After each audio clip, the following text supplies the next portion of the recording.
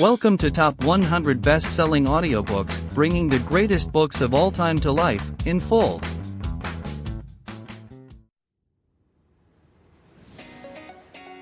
Hello dear listener. If you're here, it's probably because you're as passionate about books and the knowledge and wisdom they bring as we are. So you might also want to own this book or any other from this podcast in physical form, either to add to your personal library or to gift it to a friend. That's why we've included a link in the description, where you can get it at a discount and with shipping to almost anywhere in the world.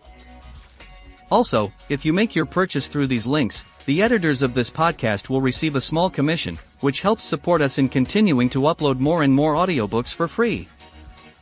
Let's make the world a better place through books, together. Pigeon Publishing House presents Life on the Mississippi. Author, Mark Twain. Preface. Before the adventures of Tom Sawyer or Huckleberry Finn, there was the river vast, dangerous, and alive. In Life on the Mississippi, published in 1883, Mark Twain returns to the water that shaped his youth and imagination. Both memoir and travelogue, this book tells the story of his early years as a steamboat pilot on the mighty Mississippi River, and of his later journey to revisit those same waters after decades away. Through vivid storytelling, Twain captures the romance, peril, and restless energy of a river that built a nation. He paints a portrait not only of America in transition from frontier to modern age, but also of himself, reflecting on the passage of time and the changing spirit of the land he once knew so well. Filled with humor, nostalgia, and keen observation, Life on the Mississippi is more than a recollection, it's a love letter to a river, a country, and a vanished way of life. Life on the Mississippi. Chapter 1. The River and Its History. The Mississippi is well worth reading about. It is not a commonplace river, but on the contrary is in all ways remarkable. Considering the Missouri its main branch, it is the longest river in the world, 4,300 miles. It seems safe to say that it is also the crookedest river in the world, since in one part of its journey it uses up 1,300 miles to cover the same ground that the crow would fly over in 675. It discharges 3 times as much water as the St. Lawrence, 25 times as much as the Rhine, and 338 times as much as the Thames.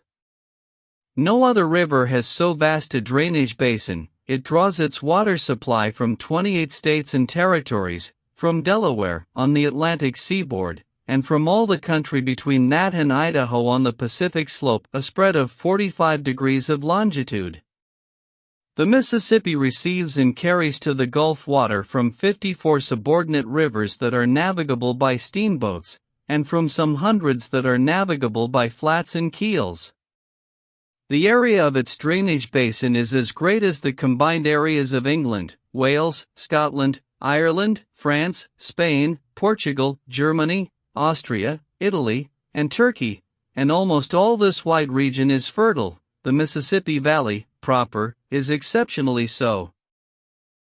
It is a remarkable river in this, that instead of widening toward its mouth, it grows narrower and deeper. From the junction of the Ohio to a point halfway down to the sea, the width averages a mile in high water, thence to the sea the width steadily diminishes, until, at the passes, above the mouth, it is but little over half a mile. At the junction of the Ohio the Mississippi's depth is 87 feet, the depth increases gradually, reaching 129 just above the mouth.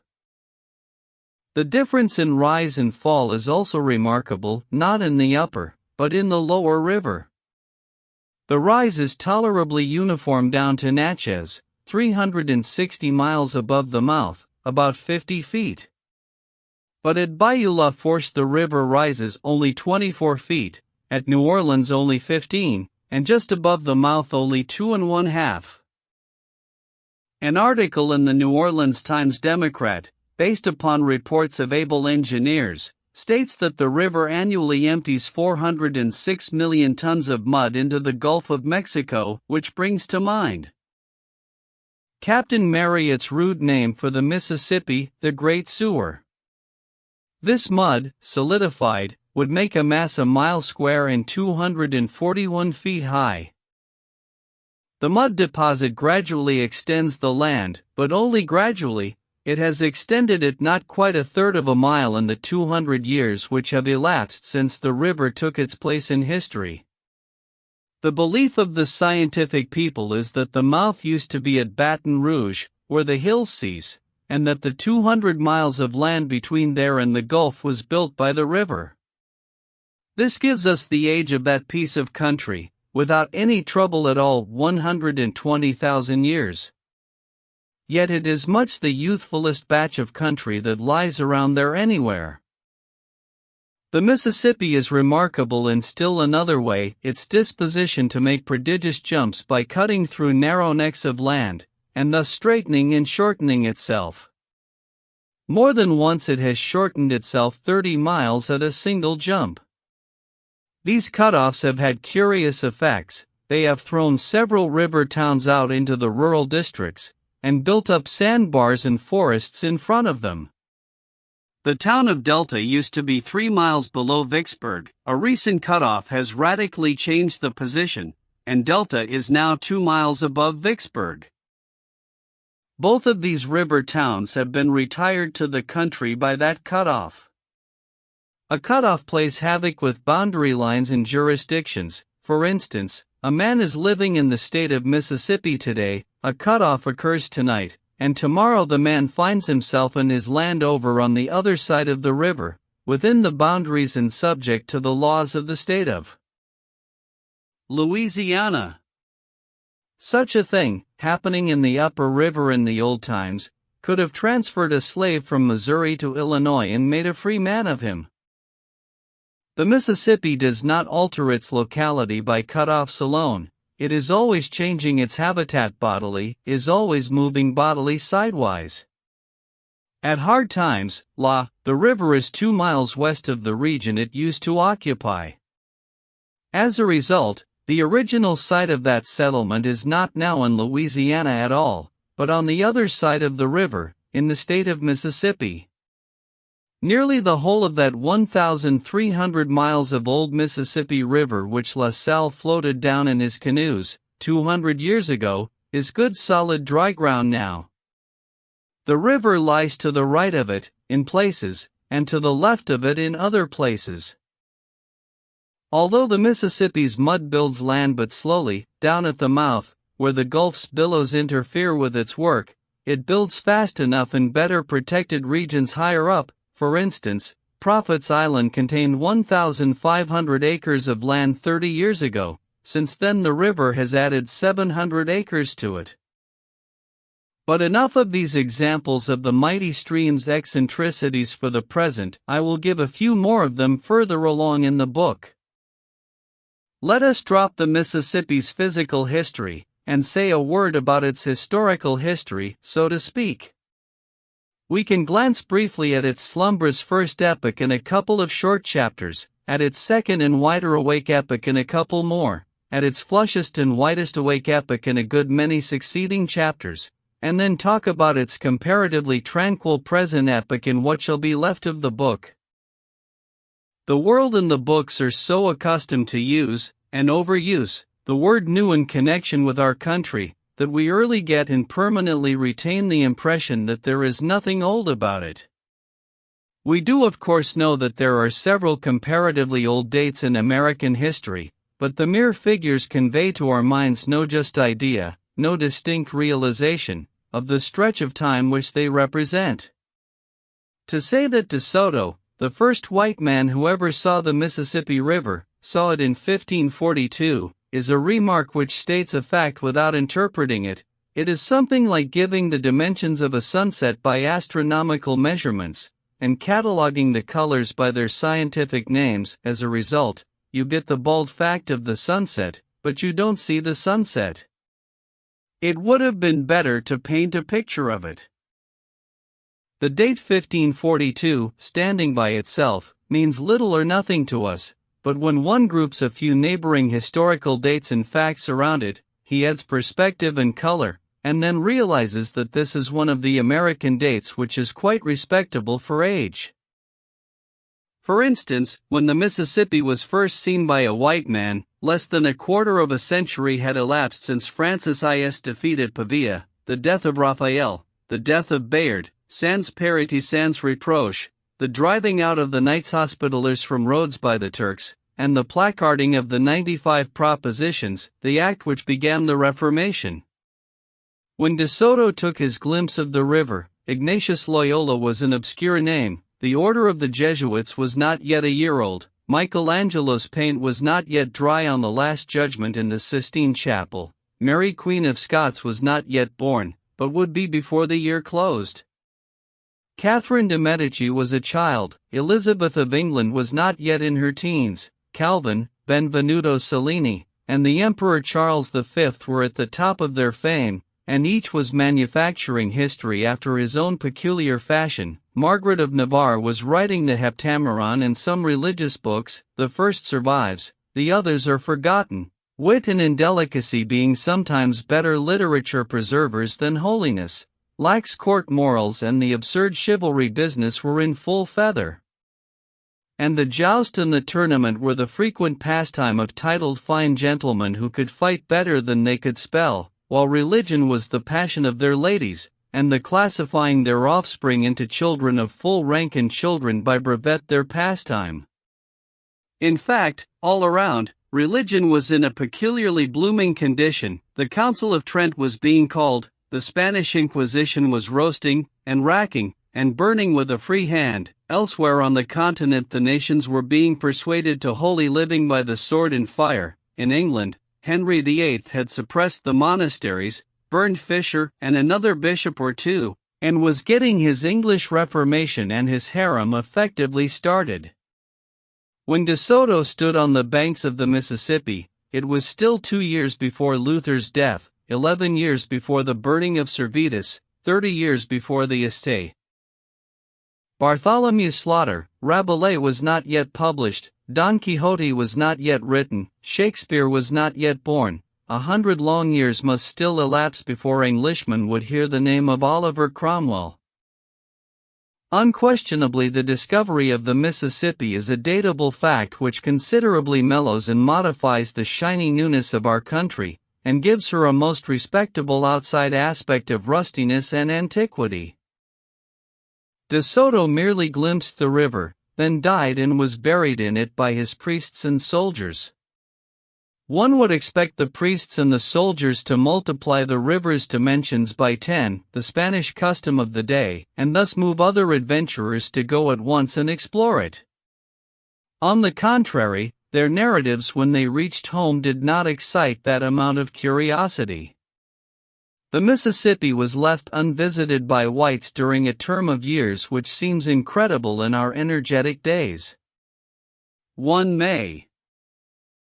Since the interval to his mind, after a fashion, by dividing it up in this way, after De Soto glimpsed the river, a fraction short of a quarter of a century elapsed, and then Shakespeare was born, lived a trifle more than half a century, then died, and when he had been in his grave considerably more than half a century, the second white man saw the Mississippi. In our day we don't allow 130 years to elapse between glimpses of a marvel. If somebody should discover a creek in the county next to the one that the North Pole is in, Europe and America would start 15 costly expeditions thither, one to explore the creek, and the other 14 to hunt for each other. For more than 150 years there had been white settlements on our Atlantic coasts. These people were in intimate communication with the Indians. In the South the Spaniards were robbing, slaughtering, enslaving, and converting them. Higher up, the English were trading beads and blankets to them for a consideration, and throwing in civilization and whiskey, for lagniappe. And in Canada the French were schooling them in a rudimentary way, missionarying among them, and drawing whole populations of them at a time to Quebec, and later to Montreal, to buy furs of them. Necessarily, then, these various clusters of whites must have heard of the great river of the far west, and indeed, they did hear of it vaguely, so vaguely and indefinitely that its course, proportions, and locality were hardly even guessable. The mere mysteriousness of the matter ought to have fired curiosity and compelled exploration, but this did not occur. Apparently nobody happened to want such a river, nobody needed it, nobody was curious about it, so, for a century and a half the Mississippi remained out of the market and undisturbed. When De Soto found it, he was not hunting for a river, and had no present occasion for one, consequently he did not value it or even take any particular notice of it. But at last La Salle the Frenchman conceived the idea of seeking out that river and exploring it. It always happens that when a man seizes upon a neglected and important idea, people inflamed with the same notion crop up all around. It happened so in this instance.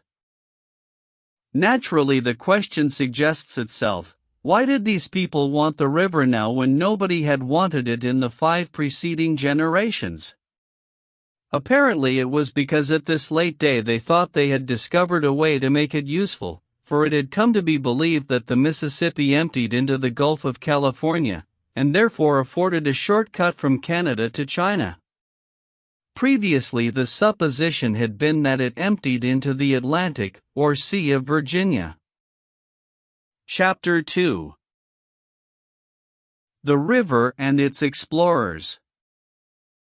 La Salle himself sued for certain high privileges, and they were graciously accorded him by Louis XIV of inflated memory. Chief among them was the privilege to explore far and wide, and build forts, and stake out continents, and hand the same over to the king, and pay the expenses himself, receiving, in return, some little advantages of one sort or another, among them the monopoly of buffalo hides. He spent several years and about all of his money in making perilous and painful trips between Montreal and a fort which he had built on the Illinois, before he at last succeeded in getting his expedition in such a shape that he could strike for the Mississippi. And meantime other parties had had better fortune. In 1673 Joliet the merchant, and Marquette the priest, crossed the country and reached the banks of the Mississippi. They went by way of the Great Lakes, and from Green Bay, in canoes, by way of Fox River in the Wisconsin. Marquette had solemnly contracted, on the Feast of the Immaculate Conception, that if the Virgin would permit him to discover the great river, he would name it Conception, in her honor. He kept his word. In that day, all explorers traveled with an outfit of priests. De Soto had 24 with him. La Salle had several, also. The expeditions were often out of meat, and scant of clothes, but they always had the furniture and other requisites for the Mass. They were always prepared, as one of the quaint chroniclers of the time phrased it, to explain hell to the salvages. On the 17th of June, 1673, the canoes of Joliet and Marquette and their 5 subordinates reached the junction of the Wisconsin with the Mississippi. Mr. Parkman says, before them a wide and rapid current coursed athwart their way, by the foot of lofty heights wrapped thick in forests. He continues, turning southward, they paddled down the stream, through a solitude unrelieved by the faintest trace of man. A big catfish collided with Marquette's canoe, and startled him, and reasonably enough, for he had been warned by the Indians that he was on a foolhardy journey, and even a fatal one, for the river contained a demon, whose roar could be heard at a great distance, and who would engulf them in the abyss where he dwelt. I have seen a Mississippi catfish that was more than 6 feet long and weighed 250 pounds, and if Marquette's fish was the fellow to that one, he had a fair right to think the river's roaring demon was come. At length the buffalo began to appear, grazing in herds on the great prairies which then bordered the river, and Marquette describes the fierce and stupid look of the old bulls as they stared at the intruders through the tangled mane which nearly blinded them. The voyagers moved cautiously, landed at night and made a fire to cook their evening meal, then extinguished it, embarked again, paddled some way farther, and anchored in the stream, keeping a man on the watch till morning. They did this day after day and night after night, and at the end of 2 weeks they had not seen a human being. The river was an awful solitude, then. And it is now, over most of its stretch. But at the close of the fortnight they one day came upon the footprints of men in the mud of the western bank, a Robinson Crusoe experience which carries an electric shiver with it yet, when one stumbles on it in print. They had been warned that the river Indians were as ferocious and pitiless as the river demon, and destroyed all comers without waiting for provocation, but no matter, Joliet and Marquette struck into the country to hunt up the proprietors of the tracks. They found them, by and by, and were hospitably received and well treated, if to be received by an Indian chief who has taken off his last rag in order to appear at his level best is to be received hospitably, and if to be treated abundantly to fish, porridge, and other game, including dog, and have these things forked into one's mouth by the unloved fingers of Indians is to be well treated. In the morning the chief and 600 of his tribesmen escorted the Frenchmen to the river and bade them a friendly farewell. On the rocks above the present city of Alton they found some rude and fantastic Indian paintings, which they describe. A short distance below a torrent of yellow mud rushed furiously athwart the calm blue current of the Mississippi, boiling and surging and sweeping in its coarse logs, branches, and uprooted trees. This was the mouth of the Missouri, that savage river, which, descending from its mad career through a vast unknown of barbarism, poured its turbid floods into the bosom of its gentle sister. By and by they passed the mouth of the Ohio, they passed canebrakes, they fought mosquitoes, they floated along, day after day, through the deep silence and loneliness of the river, drowsing in the scant shade of makeshift awnings, and broiling with the heat. They encountered and exchanged civilities with another party of Indians, and at last they reached the mouth of the Arkansas, about a month out from their starting point, where a tribe of war-whooping savages swarmed out to meet and murder them, but they appealed to the Virgin for help, so in place of a fight there was a feast, and plenty of pleasant palaver and falderall. They had proved to their satisfaction that the Mississippi did not empty into the Gulf of California, or into the Atlantic. They believed it emptied into the Gulf of Mexico. They turned back, now, and carried their great news to Canada. But belief is not proof. It was reserved for La Salle to furnish the proof. He was provokingly delayed, by one misfortune after another, but at last got his expedition under way at the end of the year 1681. In the dead of winter he and Henri de Tonty, son of Lorenzo Tonty, who invented the tontine, his lieutenant, started down the Illinois with a following of 18 Indians brought from New England, and 23 Frenchmen. They moved in procession down the surface of the frozen river, on foot, and dragging their canoes after them on sledges. At Peoria Lake they struck open water, and paddled thence to the Mississippi and turned their prows southward. They plowed through the fields of floating ice, past the mouth of the Missouri, past the mouth of the Ohio, by and by, and, gliding by the wastes of bordering swamp, landed on the 24th of February near the 3rd Chickasaw Bluffs, where they halted and built Fort Prudhomme.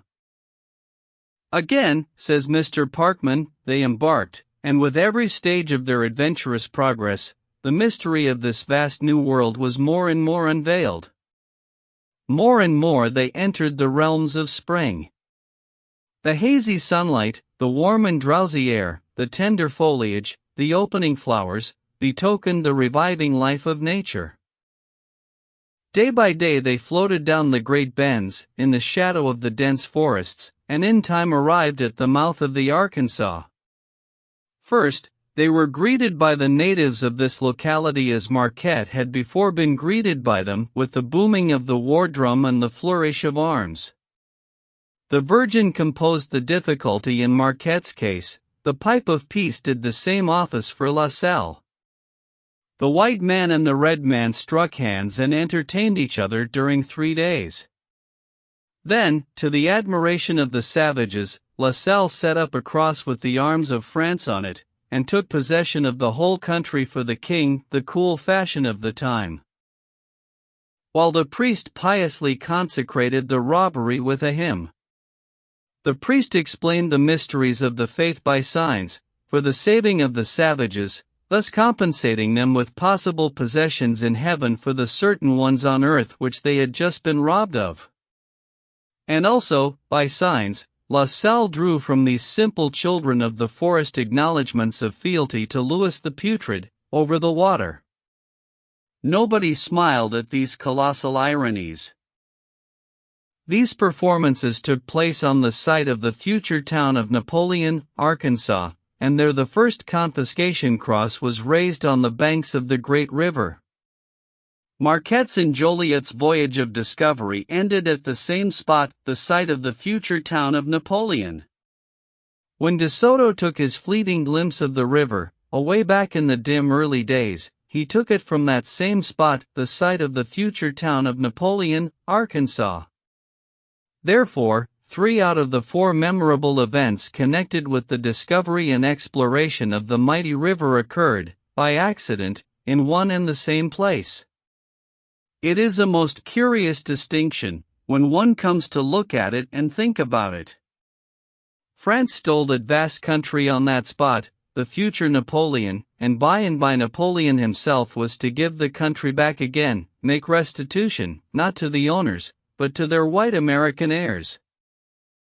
The voyagers journeyed on, touching here and there, past the sites, since become historic, of Vicksburg and Grand Gulf, and visited an imposing Indian monarch in the Techa country, whose capital city was a substantial one of sun-baked bricks mixed with straw, better houses than many that exist there now. The chief's house contained an audience room 40 feet square, and there he received Tonty in state, surrounded by 60 old men clothed in white cloaks. There was a temple in the town, with a mud wall about it ornamented with skulls of enemies sacrificed to the sun. The voyagers visited the Natchez Indians, near the site of the present city of that name, where they found a religious and political despotism, a privileged class descended from the sun, a temple, and a sacred fire. It must have been like getting home again. It was home with an advantage, in fact, for it lacked Louis XIV. A few more days swept swiftly by, and La Salle stood in the shadow of his confiscating cross, at the meeting of the waters from Delaware, and from Itasca, and from the mountain ranges close upon the Pacific, with the waters of the Gulf of Mexico, his task finished, his prodigy achieved. Mr. Parkman, in closing his fascinating narrative, thus sums up. On that day, the realm of France received on parchment a stupendous accession. The fertile plains of Texas, the vast basin of the Mississippi, from its frozen northern springs to the sultry borders of the Gulf, from the woody ridges of the Alleghanies to the bare peaks of the Rocky Mountains. A region of savannas and forests, sun-cracked deserts, and grassy prairies, watered by 1,000 rivers, ranged by 1,000 warlike tribes, passed beneath the scepter of the Sultan of Versailles, and all by virtue of a feeble human voice, inaudible at half a mile. Chapter 3. Frescoes from the Past. Apparently the river was ready for business, now. But no, the distribution of a population along its banks was as calm and deliberate and time-devouring a process as the discovery and exploration had been. 70 years elapsed, after the exploration, before the river's borders had a white population worth considering, and nearly 50 more before the river had a commerce. Between La Salle's opening of the river and the time when it may be said to have become the vehicle of anything like a regular and active commerce, 7 sovereigns had occupied the throne of England, America had become an independent nation. Louis XIV and Louis XV had rotted and died, the French monarchy had gone down in the red tempest of the Revolution, and Napoleon was a name that was beginning to be talked about. Truly, there were snails in those days. The river's earliest commerce was in great barges, keelboats, broadhorns. They floated and sailed from the upper rivers to New Orleans, changed cargoes there, and were tediously warped and pulled back by hand. A voyage down and back sometimes occupied 9 months. In time this commerce increased until it gave employment to hordes of rough and hardy men, rude, uneducated, brave, suffering terrific hardships with sailor-like stoicism, heavy drinkers, coarse frolickers and moral styes like the Natchez under the hill of that day, heavy fighters, reckless fellows, every one, elephantinely jolly, foul-witted, profane, prodigal of their money, bankrupt at the end of the trip, fond of barbaric finery, prodigious braggarts, yet, in the main, honest, trustworthy, faithful to promises and duty, and often picturesquely magnanimous. By and by the steamboat intruded. Then, for 15 or 20 years, these men continued to run their keelboats downstream, and the steamers did all of the upstream business, the keelboatmen selling their boats in New Orleans, and returning home as deck passengers in the steamers. But after a while the steamboats so increased in number and in speed that they were able to absorb the entire commerce, and then keelboating died a permanent death. The keelboatman became a deckhand, or a mate, or a pilot on the steamer, and when steamer berths were not open to him, he took a berth on a Pittsburgh coal flat, or on a pine raft constructed in the forests up toward the sources of the Mississippi.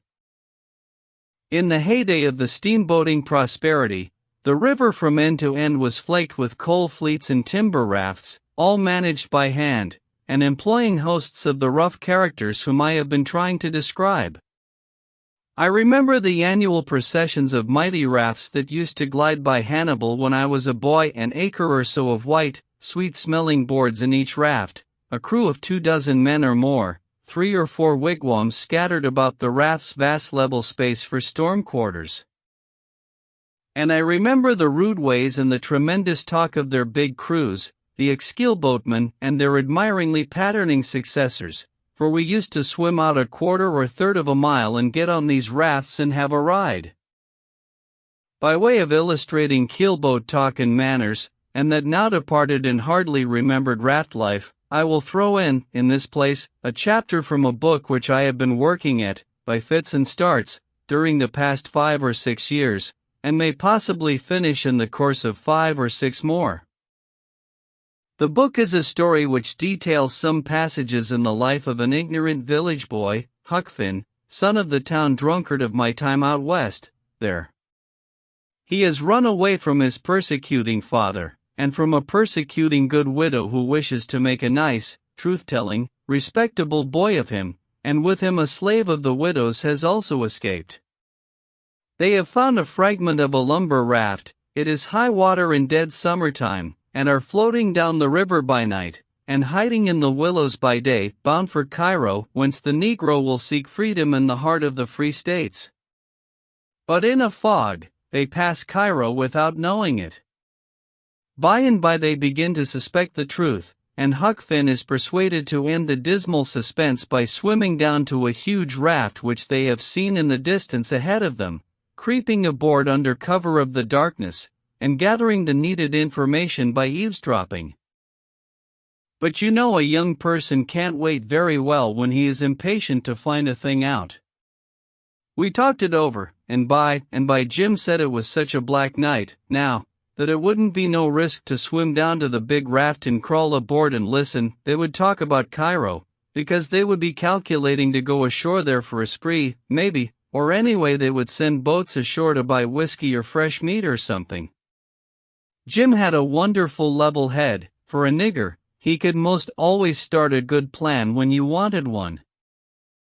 I stood up and shook my rags off and jumped into the river, and struck out for the raft's light. By and by, when I got down nearly to her, I eased up and went slow and cautious. But everything was all right, nobody at the sweeps. So I swung down along the raft till I was most abreast the campfire in the middle. Then I crawled aboard and inched along and got in amongst some bundles of shingles on the weather side of the fire. There was 13 men there, they was the watch on deck of course. And a mighty rough-looking lot, too. They had a jug, and tin cups, and they kept the jug moving. One man was singing roaring, you may say, and it wasn't a nice song, for a parlor anyway. He roared through his nose, and strung out the last word of every line very long. When he was done they all fetched a kind of Injun war whoop, and then another was sung. It begun. There was a woman in our Towden did dwell. She loved her husband dearly, but another man twice as well. Singing too, rillu, rillu, rillu, re-tu, rillu, relay.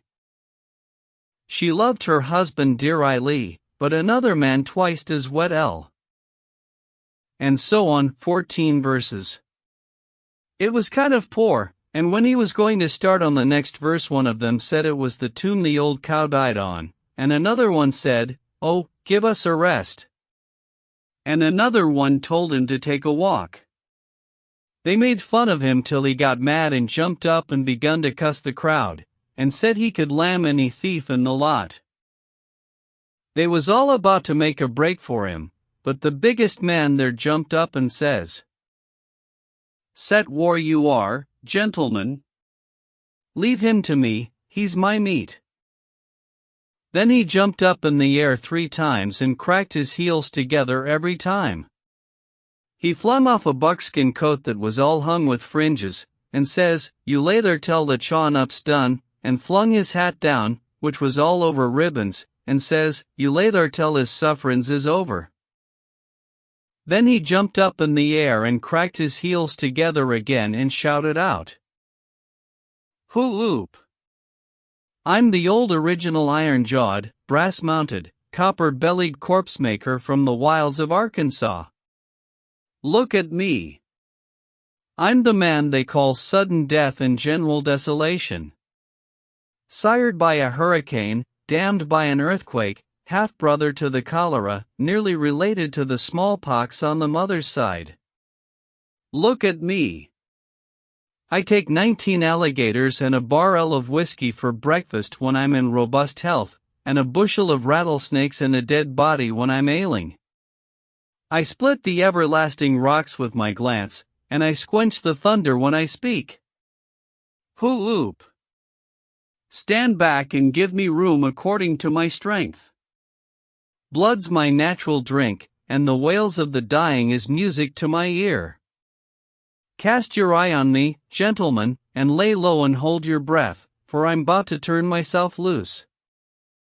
All the time he was getting this off, he was shaking his head and looking fierce, and kind of swelling around in a little circle, tucking up his wristbands, and now and then straightening up and beating his breast with his fist, saying, "Look at me, gentlemen."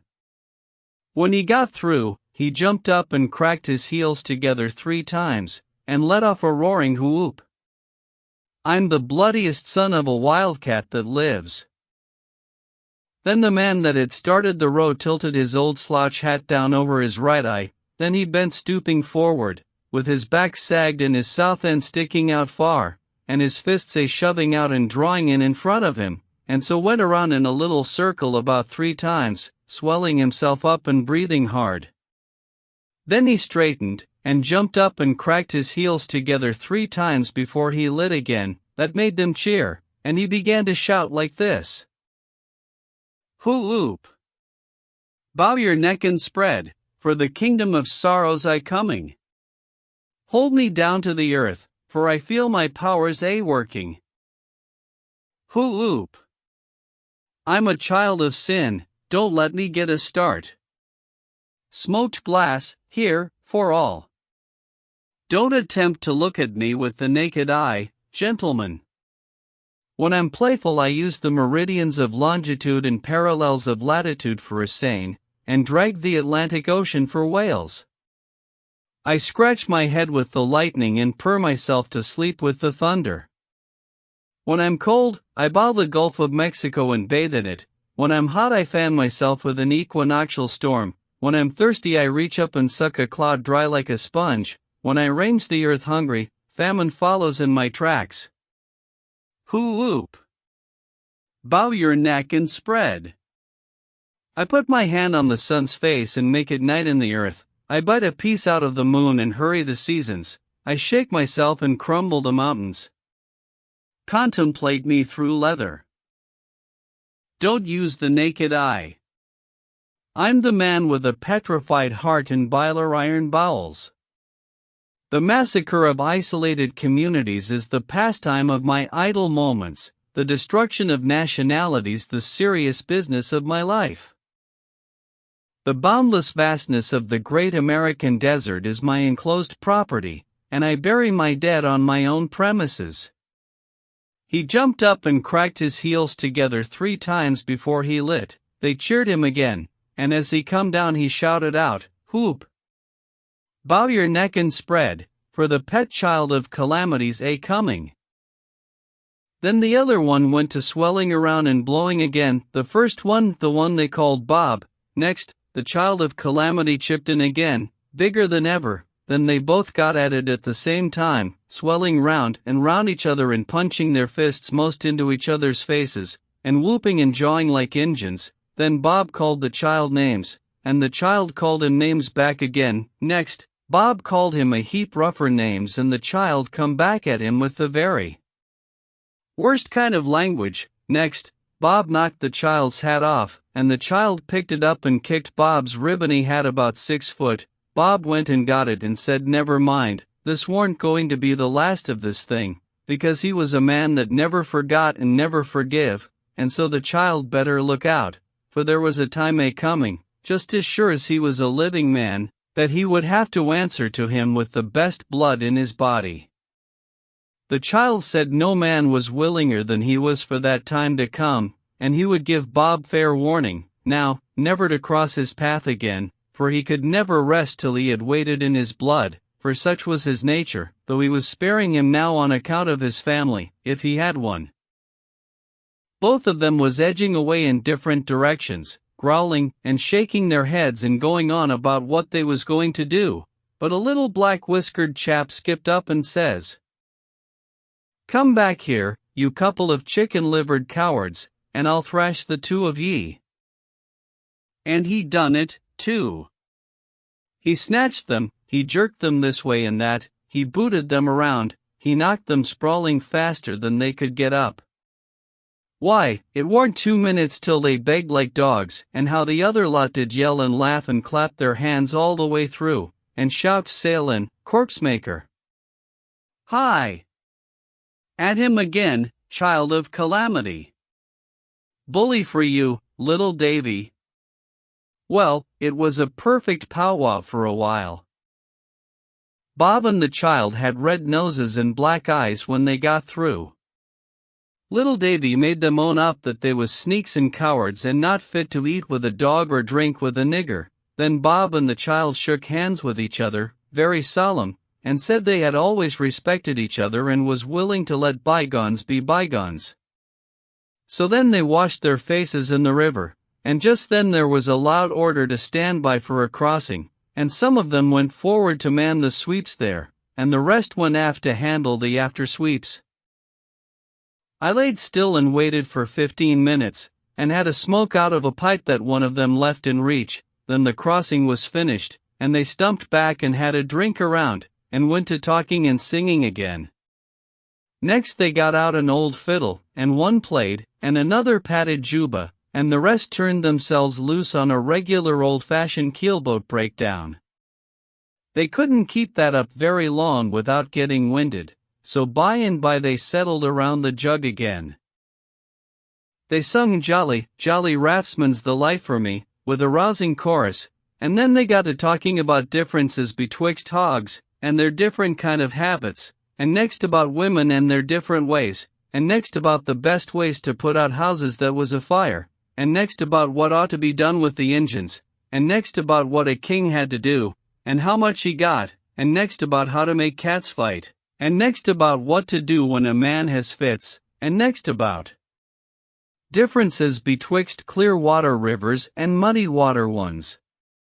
The man they called Ed said the muddy Mississippi water was wholesomer to drink than the clear water of the Ohio. He said if you let a pint of this yaller Mississippi water settle, you would have about a half to 3/4 of an inch of mud in the bottom, according to the stage of the river, and then it warn't no better than Ohio water. What you wanted to do was to keep it stirred up, and when the river was low, keep mud on hand to put in and thicken the water up the way it ought to be.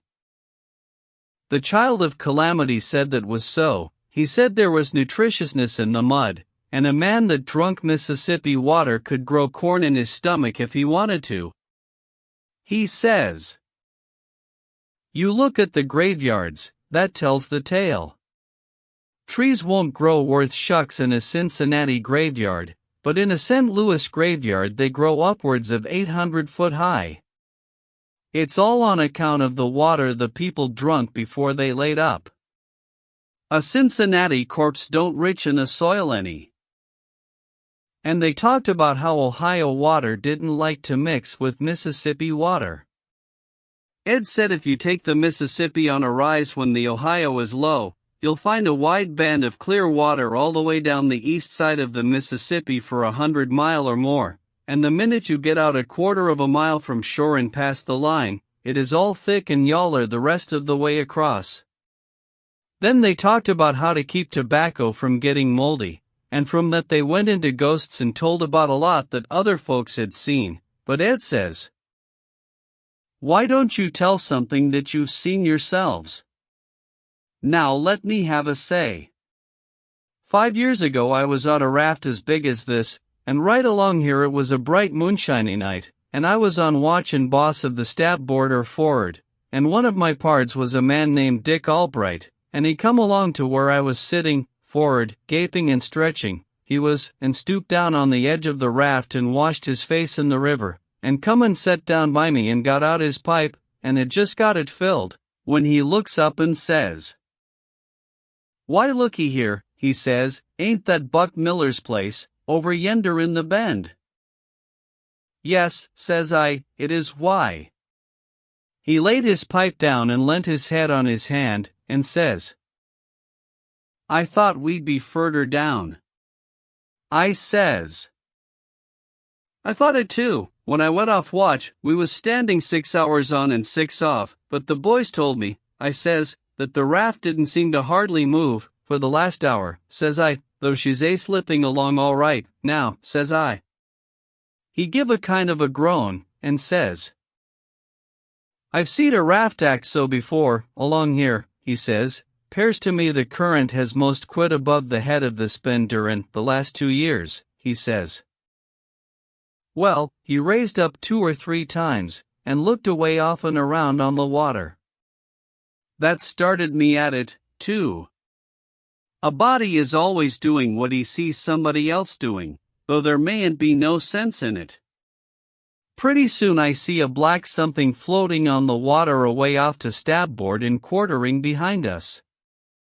I see he was looking at it, too. I says, "What's that?"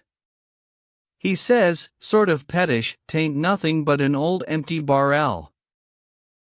"An empty barrel," says I, "why," says I, "a spyglass is a fool to your eyes.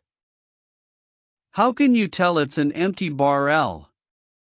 He says, "I don't know, I reckon it ain't a barrel, but I thought it might be," says he. "Yes," I says, "so it might be, and it might be anything else, too, a body can't tell nothing about it, such a distance as that," I says. We hadn't nothing else to do, so we kept on watching it. By and by I says, "Why looky here, Dick Albright, that thing's gaining on us, I believe." He never said nothing. The thing gained and gained, and I judged it must be a dog that was about tired out. Well, we swung down into the crossing, and the thing floated across the bright streak of the moonshine and, by George, it was a barrel. Says I. Dick Albright, what made you think that thing was a barrel, when it was a half a mile off, says I, says he. I don't know. Says I. You tell me, Dick Albright. He says. Well, I knowed it was a barrel, I've seen it before, lots has seen it, they says it's a hand barrel. I called the rest of the watch, and they come and stood there, and I told them what Dick said. It floated right along abreast, now, and didn't gain any more. It was about 20 foot off. Some was for having it aboard, but the rest didn't want to. Dick Albright said rafts that had fooled with it had got bad luck by it. The captain of the watch said he didn't believe in it. He said he reckoned the barrel gained on us because it was in a little better current than what we was. He said it would leave by and by. So then we went to talking about other things, and we had a song, and then a breakdown, and after that the captain of the watch called for another song, but it was clouding up, now, and the barrel stuck right there in the same place, and the song didn't seem to have much warm-up to it, somehow, and so they didn't finish it, and there weren't any cheers, but it sort of dropped flat, and nobody said anything for a minute. Then everybody tried to talk at once, and one chap got off a joke, but it warn't no use, they didn't laugh, and even the chap that made the joke didn't laugh at it, which ain't usual. We all just settled down glum, and watched the barrel, and was uneasy and uncomfortable. Well, sir, it shut down black and still, and then the wind began to moan around, and next the lightning began to play and the thunder to grumble. And pretty soon there was a regular storm, and in the middle of it a man that was running aft stumbled and fell and sprained his ankle so that he had to lay up. This made the boys shake their heads. And every time the lightning come, there was that barrel with the blue lights winking around it. We was always on the lookout for it. But by and by, toward dawn, she was gone. When the day come we couldn't see her anywhere, and we warn't sorry, neither. But next night about 9:30, when there was songs and high jinks going on, here she comes again, and took her old roost on the starboard side. There warn't no more high jinks. Everybody got solemn, nobody talked, you couldn't get anybody to do anything but set around moody and look at the barrel. It begun to cloud up again. When the watch changed, the off-watch stayed up, stead of turning in. The storm ripped and roared around all night, and in the middle of it another man tripped and sprained his ankle, and had to knock off. The barrel left toward day, and nobody see it go. Everybody was sober and down in the mouth all day. I don't mean the kind of sober that comes of leaving liquor alone, not that. They was quiet, but they all drunk more than usual, not together, but each man sidled off and took it private, by himself. After dark the off-watch didn't turn in, nobody sung, nobody talked, the boys didn't scatter around, neither, they sort of huddled together, for'ard, and for 2 hours they sat there, perfectly still, looking steady in the one direction, and heaving a sigh once in a while. And then, here comes the barrel again. She took up her old place.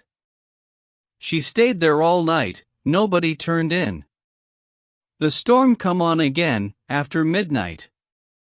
It got awful dark, the rain poured down, hail, too, the thunder boomed and roared and bellowed, the wind blowed a hurricane, and the lightning spread over everything in big sheets of glare, and showed the whole raft as plain as day, and the river lashed up white as milk as far as you could see for miles, and there was that barrel jiggering along, same as ever.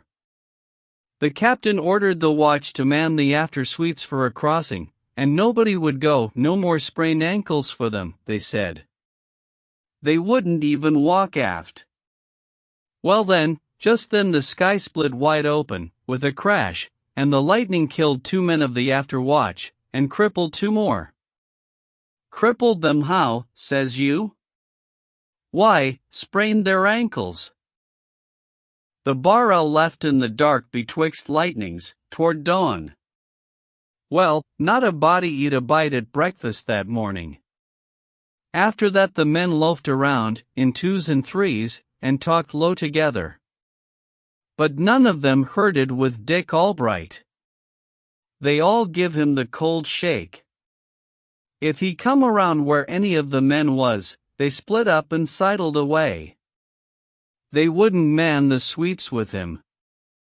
The captain had all the skiffs hauled up on the raft, alongside of his wigwam, and wouldn't let the dead men be took ashore to be planted. He didn't believe a man that got ashore would come back, and he was right.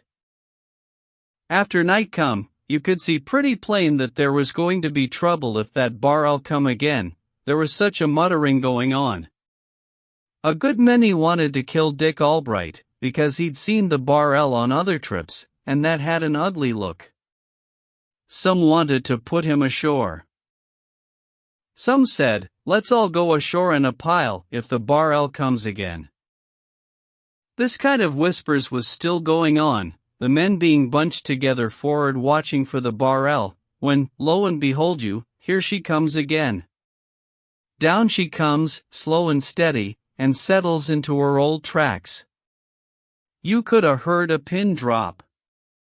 Then up comes the captain, and says, "Boys, don't be a pack of children and fools. I don't want this barrel to be dogging us all the way to Orleans, and you don't. Well, then, how's the best way to stop it?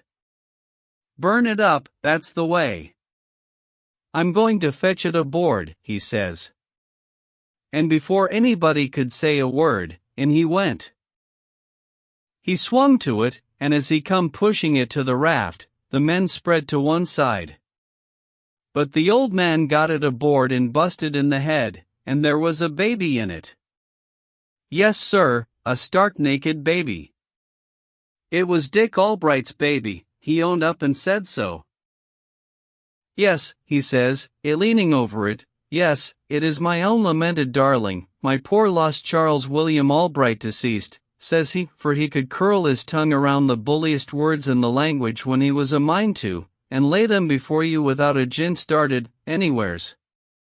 Yes, he said he used to live up at the head of this band, and one night he choked his child, which was crying, not intending to kill it, which was probably a lie, and then he was scared, and buried it in a barrel, before his wife got home, and off he went, and struck the northern trail and went to rafting, and this was the 3rd year that the barrel had chased him. He said the bad luck always begun light, and lasted till 4 men was killed, and then the barrel didn't come any more after that. He said if the men would stand it one more night and was going on like that, but the men had got enough. They started to get out a boat to take him ashore and lynch him, but he grabbed the little child all of a sudden and jumped overboard with it hugged up to his breast and shedding tears, and we never see him again in this life, poor old suffering soul, nor Charles William neither. Who was shedding tears, says Bob, was it Albright or the baby? Why, Albright, of course, didn't I tell you the baby was dead? Been dead 3 years, how could it cry? Well, never mind how it could cry, how could it keep all that time, says Davy. You answer me that. I don't know how it done it, says Ed, it done it though, that's all I know about it. Say, what did they do with the barrel, says the child of calamity. Why, they hove it overboard, and it sunk like a chunk of lead. Edward, did the child look like it was choked, says one. Did it have its hair parted, says another. What was the brand on that barrel, Eddie, says a fellow they called Bill. Have you got the papers for them statistics, Edmund, says Jimmy. Say, Edwin, was you one of the men that was killed by the lightning, says Davy. Him? Oh, no, he was both of 'em, says Bob. Then they all ha-ha'd. Say, Edward, don't you reckon you'd better take a pill?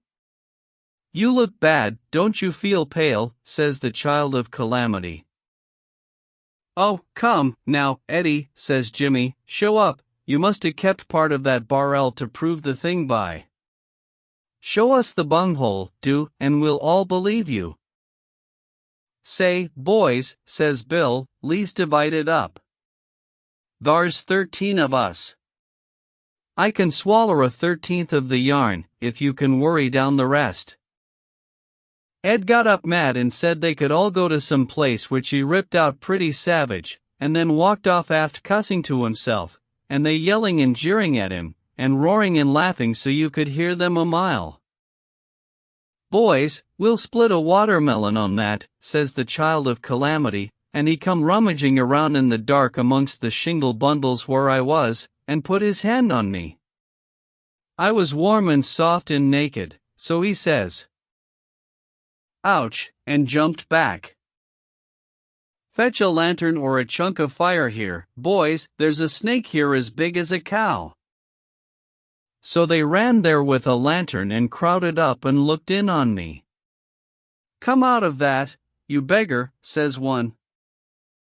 "Who are you?" says another. "What are you after here? Speak up prompt, or overboard you go. Snake him out, boys. Snatch him out by the heels." I began to beg, and crept out amongst them trembling. They looked me over, wondering, and the child of calamity says, "A cussed thief. Lend a hand and le's heave him overboard." "No," says Big Bob, "le's get out the paint pot and paint him a sky blue all over from head to heel, and then heave him over." "Good. That's it. Go for the paint, Jimmy." When the paint come, and Bob took the brush and was just going to begin, the others laughing and rubbing their hands, I begun to cry, and that sort of worked on Davy, and he says, "Vast there.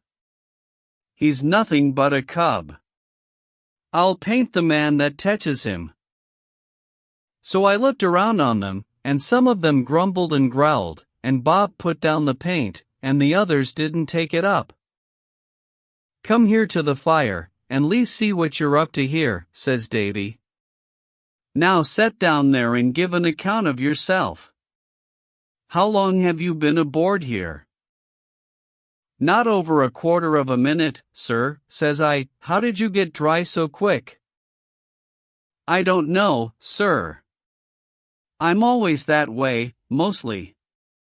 "Oh, you are you? What's your name?" I warn't going to tell my name. I didn't know what to say, so I just says, "Charles William Albright, sir." Then they roared, the whole crowd, and I was mighty glad I said that, because maybe laughing would get them in a better humor. When they got done laughing, Davy says, "It won't hardly do, Charles William. You couldn't have growed this much in 5 year, and you was a baby when you come out of the barrel, you know, and dead at that. Come, now, tell a straight story, and nobody'll hurt you, if you ain't up to anything wrong. What is your name?" "Alec Hopkins, sir." "Alec James Hopkins. Well, Alec, where did you come from, here?" "From a trading scow. She lays up the bend yonder. I was born on her. Pap has traded up and down here all his life, and he told me to swim off here, because when you went by he said he would like to get some of you to speak to a Mr. Jonas Turner, in Cairo, and tell him." "Oh, come." "Yes, sir, it's as true as the world," Pappy says. "Oh, your grandmother." They all laughed, and I tried again to talk, but they broke in on me and stopped me. "Now, looky here," says Davy, "you're scared, and so you talk wild. Honest, now, do you live in a scow, or is it a lie?" "Yes, sir, in a trading scow. She lays up at the head of the bend. But I warn't born in her. It's our first trip. Now you're talking. What did you come aboard here for? To steal? No, sir, I didn't. It was only to get a ride on the raft. All boys does that. Well, I know that. But what did you hide for? Sometimes they drive the boys off. So they do. They might steal. Looky here, if we let you off this time, will you keep out of these kind of scrapes hereafter? Deed I will, boss. You try me. All right, then. You ain't but little ways from shore. Overboard with you, and don't you make a fool of yourself another time this way. Blast it, boy, some raftsmen would rawhide you till you were black and blue. I didn't wait to kiss goodbye, but went overboard and broke for shore. When Jim come along by and by, the big raft was away out of sight around the point. I swum out and got aboard, and was mighty glad to see home again. The boy did not get the information he was after, but his adventure has furnished the glimpse of the departed raftsman and keelboatman which I desire to offer in this place. I now come to a phase of the Mississippi River life of the flush times of steamboating, which seems to me to warrant full examination, the marvelous science of piloting, as displayed there. I believe there has been nothing like it elsewhere in the world. Chapter 4. The Boy's Ambition. When I was a boy, there was but one permanent ambition among my comrades in our village too on the west bank of the Mississippi River. That was, to be a steamboatman. We had transient ambitions of other sorts, but they were only transient. When a circus came and went, it left us all burning to become clowns. The first Negro minstrel show that came to our section left us all suffering to try that kind of life. Now and then we had a hope that if we lived and were good, God would permit us to be pirates.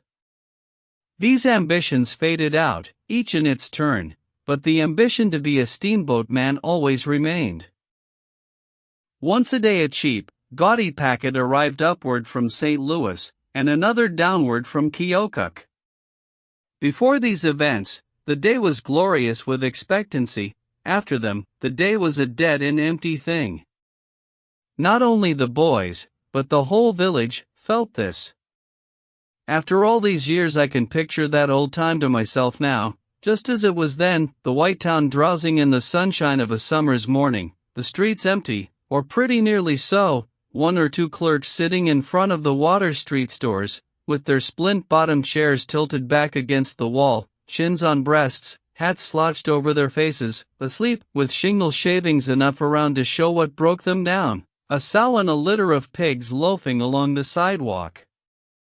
Doing a good business in watermelon rinds and seeds, 2 or 3 lonely little freight piles scattered about the levee, a pile of skids on the slope of the stone-paved wharf, and the fragrant town drunkard asleep in the shadow of them, 2 or 3 wood flats at the head of the wharf, but nobody to listen to the peaceful lapping of the wavelets against them, the great Mississippi, the majestic, the magnificent Mississippi, rolling its mile-wide tide along, shining in the sun, the dense forest away on the other side, the point above the town, and the point below, bounding the river glimpse and turning it into a sort of sea, and withal a very still and brilliant and lonely one. Presently a film of dark smoke appears above one of those remote points. Instantly a Negro drayman, famous for his quick eye and prodigious voice, lifts up the cry, "Say boat a comin'," and the scene changes.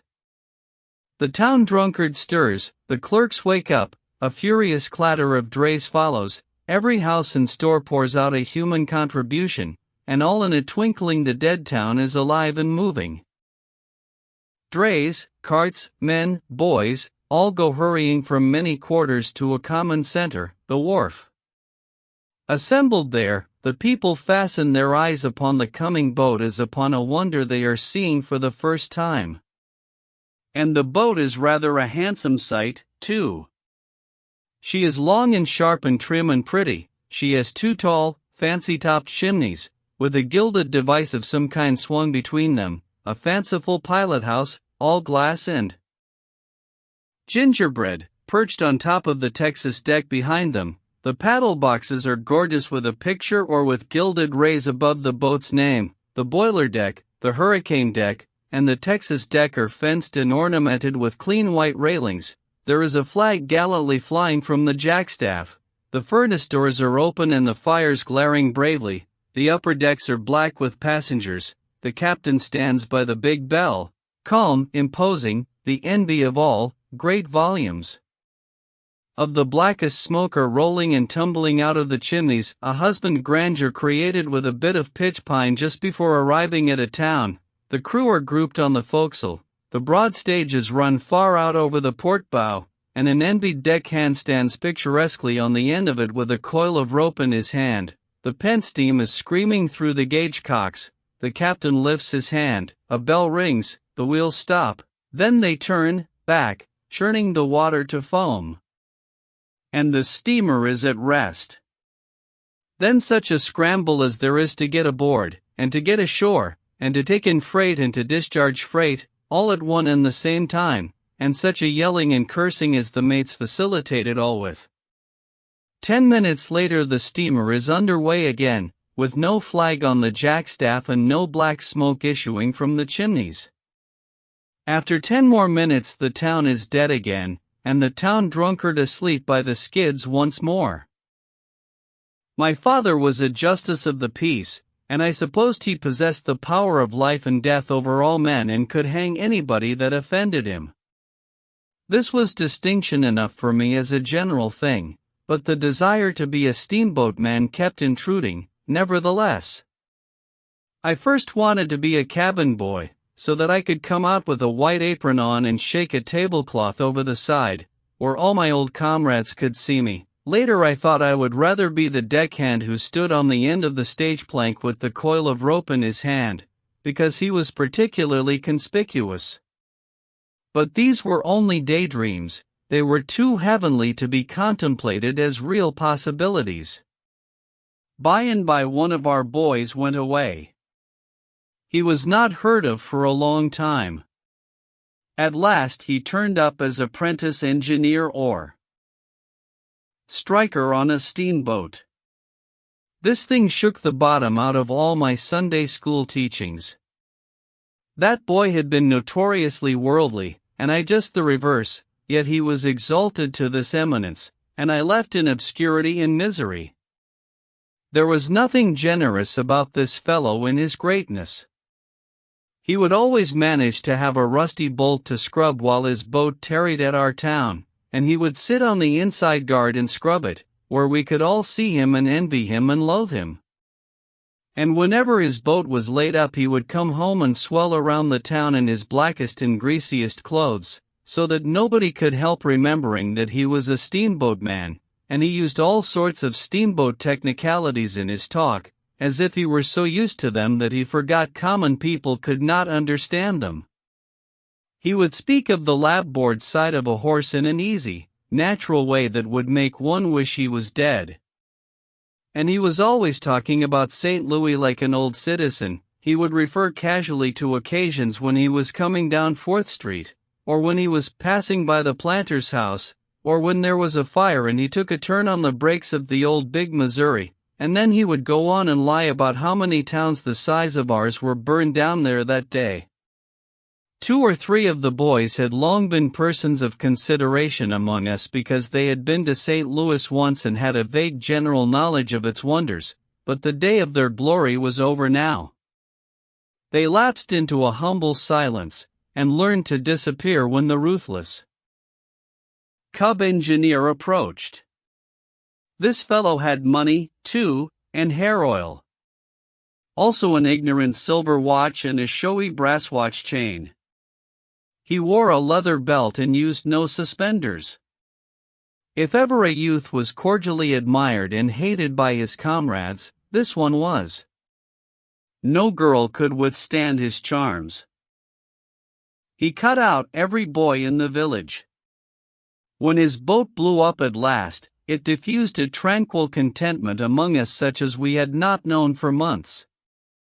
But when he came home the next week, alive, renowned, and appeared in church all battered up and bandaged, a shining hero, stared at and wondered over by everybody, it seemed to us that the partiality of Providence for an undeserving reptile had reached a point where it was open to criticism. This creature's career could produce but one result, and it speedily followed. Boy after boy managed to get on the river. The minister's son became an engineer. The doctor's and the postmaster's sons became mud clerks, the wholesale liquor dealer's son became a barkeeper on a boat, 4 sons of the chief merchant, and 2 sons of the county judge, became pilots. Pilot was the grandest position of all. The pilot, even in those days of trivial wages, had a princely salary, from $150 to $250 a month, and no board to pay. 2 months of his wages would pay a preacher's salary for a year. Now some of us were left disconsolate. We could not get on the river, at least our parents would not let us. So by and by I ran away. I said I never would come home again till I was a pilot and could come in glory. But somehow I could not manage it. I went meekly aboard a few of the boats that lay packed together like sardines at the long St. Louis wharf, and very humbly inquired for the pilots, but got only a cold shoulder and short words from mates and clerks.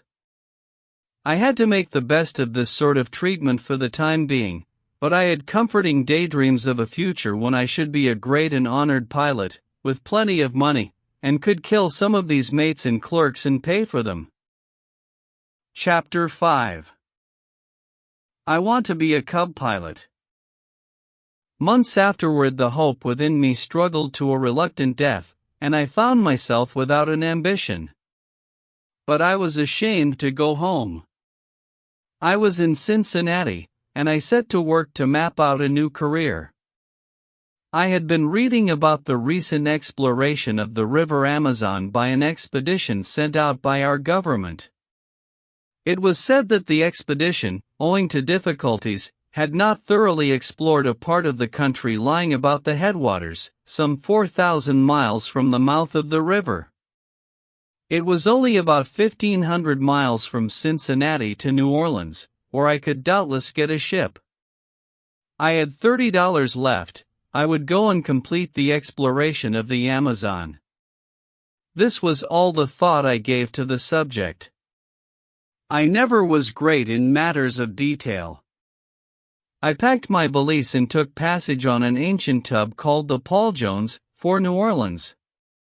For the sum of $16 I had the scarred and tarnished splendors of her main saloon principally to myself, for she was not a creature to attract the eye of wiser travelers. When we presently got underway and went poking down the broad Ohio, I became a new being, and the subject of my own admiration. I was a traveler. A word never had tasted so good in my mouth before. I had an exultant sense of being bound for mysterious lands and distant climes which I never have felt in so uplifting a degree since. I was in such a glorified condition that all ignoble feelings departed out of me, and I was able to look down and pity the untraveled with a compassion that had hardly a trace of contempt in it. Still, when we stopped at villages and woodyards, I could not help lolling carelessly upon the railings of the boiler deck to enjoy the envy of the country boys on the bank. If they did not seem to discover me, I presently sneezed to attract their attention, or moved to a position where they could not help seeing me. And as soon as I knew they saw me I gaped and stretched, and gave other signs of being mightily bored with traveling. I kept my hat off all the time, and stayed where the wind and the sun could strike me, because I wanted to get the bronzed and weather-beaten look of an old traveler. Before the second day was half gone, I experienced a joy which filled me with the purest gratitude, for I saw that the skin had begun to blister and peel off my face and neck. I wished that the boys and girls at home could see me now. We reached Louisville in time, at least the neighborhood of it. We stuck hard and fast on the rocks in the middle of the river, and lay there 4 days. I was now beginning to feel a strong sense of being a part of the boat's family, a sort of infant son to the captain and younger brother to the officers. There is no estimating the pride I took in this grandeur, or the affection that began to swell and grow in me for those people. I could not know how the lordly steamboatman scorns that sort of presumption in a mere landsman. I particularly longed to acquire the least trifle of notice from the big stormy mate, and I was on the alert for an opportunity to do him a service to that end. It came at last. The riotous powwow of setting a spar was going on down on the forecastle, and I went down there and stood around in the way, or mostly skipping out of it, till the mate suddenly roared a general order for somebody to bring him a capstan bar. I sprang to his side and said, "Tell me where it is, I'll fetch it." If a rag-picker had offered to do a diplomatic service for the Emperor of Russia, the monarch could not have been more astounded than the mate was. He even stopped swearing. He stood and stared down at me. It took him 10 seconds to scrape his disjointed remains together again. Then he said impressively, "Well, if this don't beat hell," and turned to his work with the air of a man who had been confronted with a problem too abstruse for solution. I crept away, and courted solitude for the rest of the day. I did not go to dinner. I stayed away from supper until everybody else had finished. I did not feel so much like a member of the boat's family now as before. However, my spirits returned, in installments, as we pursued our way down the river. I was sorry I hated the mate so, because it was not in human nature not to admire him. He was huge and muscular, his face was bearded and whiskered all over. He had a red woman and a blue woman tattooed on his right arm, one on each side of a blue anchor with a red rope to it, and in the matter of profanity he was sublime. When he was getting out cargo at a landing, I was always where I could see and hear. He felt all the majesty of his great position, and made the world feel it, too. When he gave even the simplest order, he discharged it like a blast of lightning, and sent a long, reverberating peal of profanity thundering after it. I could not help contrasting the way in which the average landsman would give an order with the mate's way of doing it. If the landsman should wish the gangplank moved a foot farther forward, he would probably say, "James, or William, one of you push that plank forward, please, but put the mate in his place," and he would roar out, "Here, now, start that gangplank for'ard. Lively, now! What are you about? Snatch it! Snatch it! There! There! Aft again! Aft again! Don't you hear me? Dash it to dash! Are you going to sleep over it? Vast heaving! Vast heaving, I tell you! Going to heave it clear astern? Where are you going with that barrel? For'ard with it, for I make you swallow it, you split between a tired mud turtle and a crippled hearse horse. I wished I could talk like that. When the soreness of my adventure with the mate had somewhat worn off, I began timidly to make up to the humblest official connected with the boat, the night watchman. He snubbed my advances at first, but I presently ventured to offer him a new chalk pipe, and that softened him. So he allowed me to sit with him by the big bell on the hurricane deck, and in time he melted into conversation. He could not well have helped it. I hung with such homage on his words and so plainly showed that I felt honored by his notice.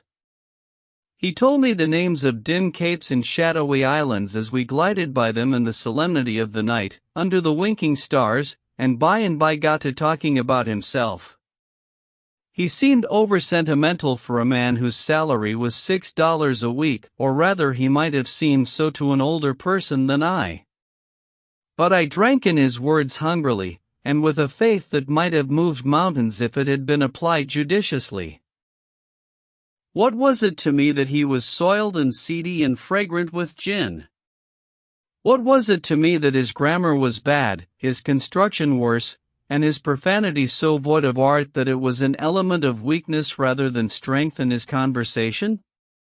He was a wronged man, a man who had seen trouble, and that was enough for me. As he mellowed into his plaintive history, his tears dripped upon the lantern in his lap, and I cried, too, from sympathy. He said he was the son of an English nobleman, either an earl or an alderman, he could not remember which, but believed was both. His father, the nobleman, loved him, but his mother hated him from the cradle, and so while he was still a little boy he was sent to one of them old, ancient colleges, he couldn't remember which, and by his father died and his mother seized the property and shook him, as he phrased it.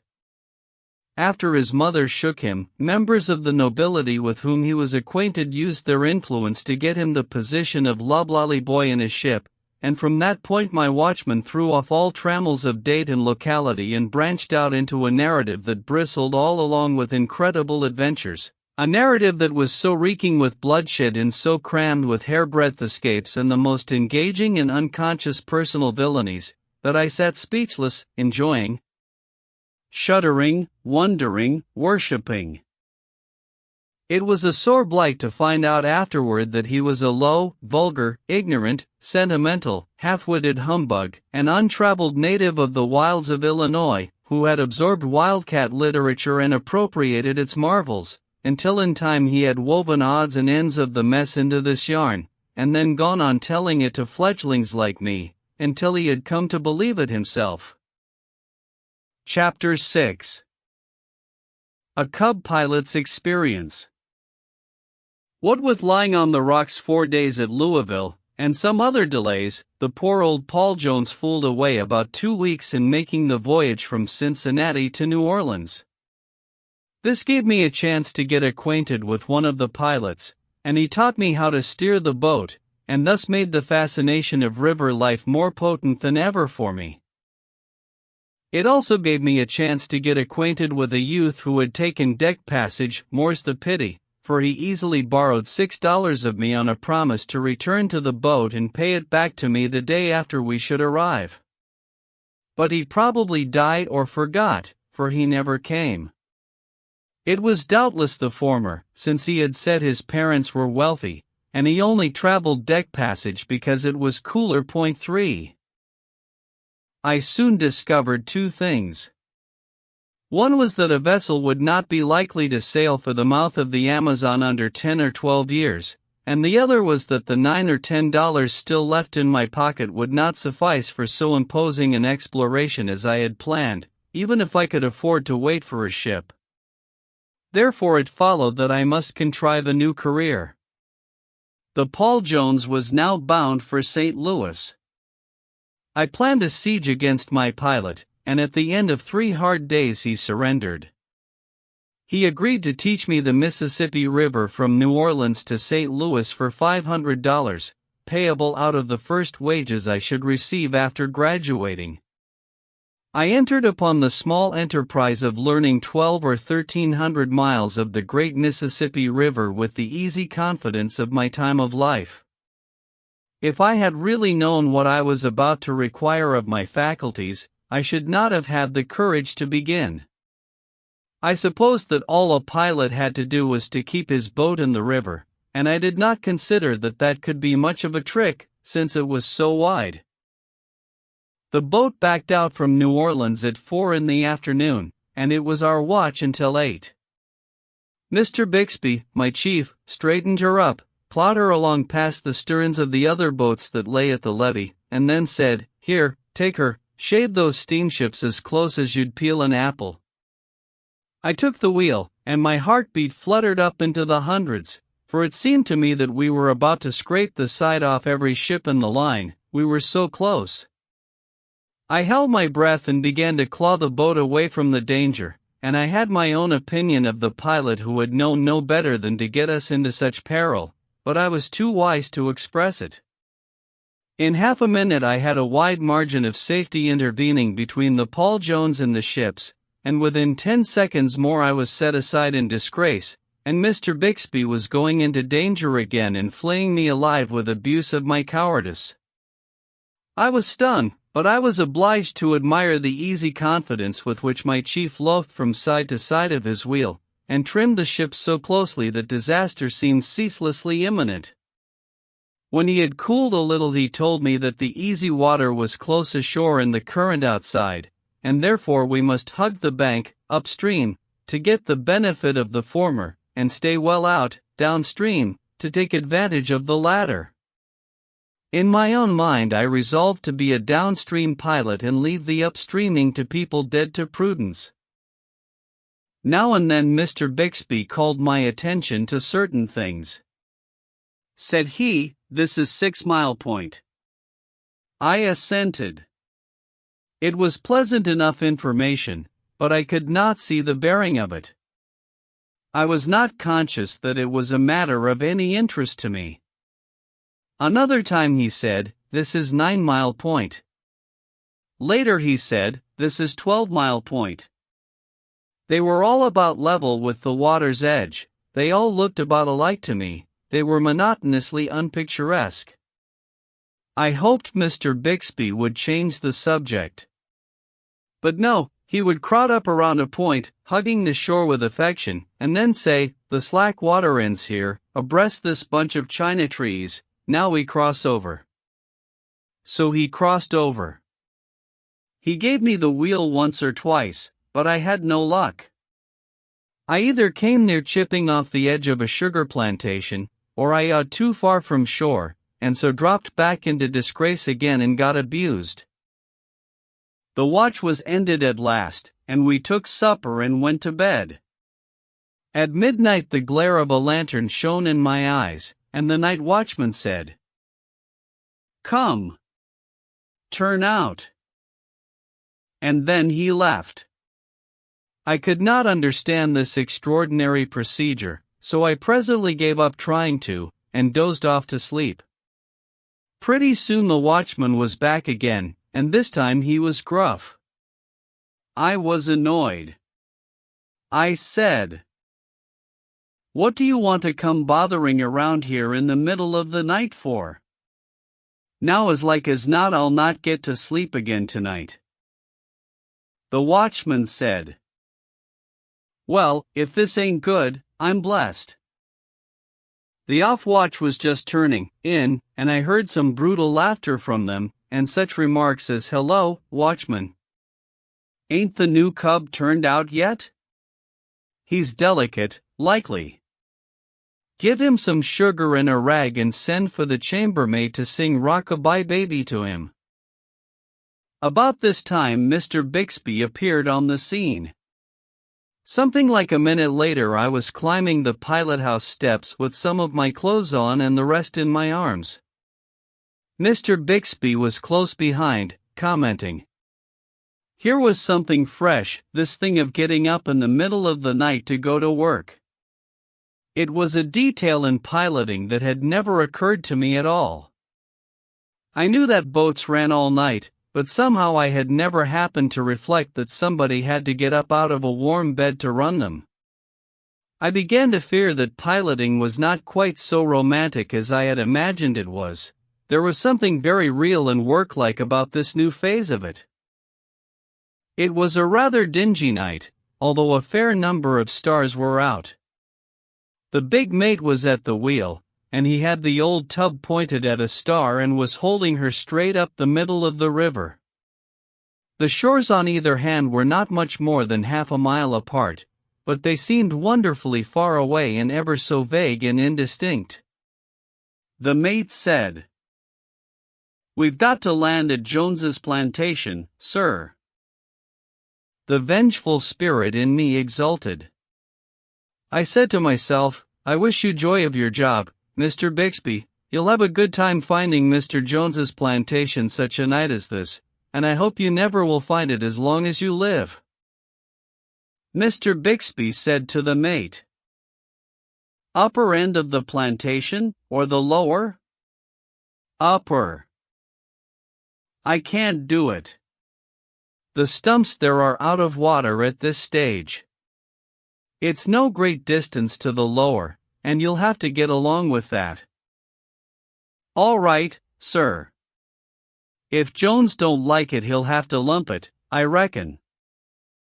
And then the mate left. My exultation began to cool and my wonder to come up. Here was a man who not only proposed to find this plantation on such a night, but to find either end of it you preferred. I dreadfully wanted to ask a question, but I was carrying about as many short answers as my cargo room would admit of, so I held my peace. All I desired to ask Mr. Bixby was the simple question whether he was ass enough to really imagine he was going to find that plantation on a night when all plantations were exactly alike and all the same color. But I held in.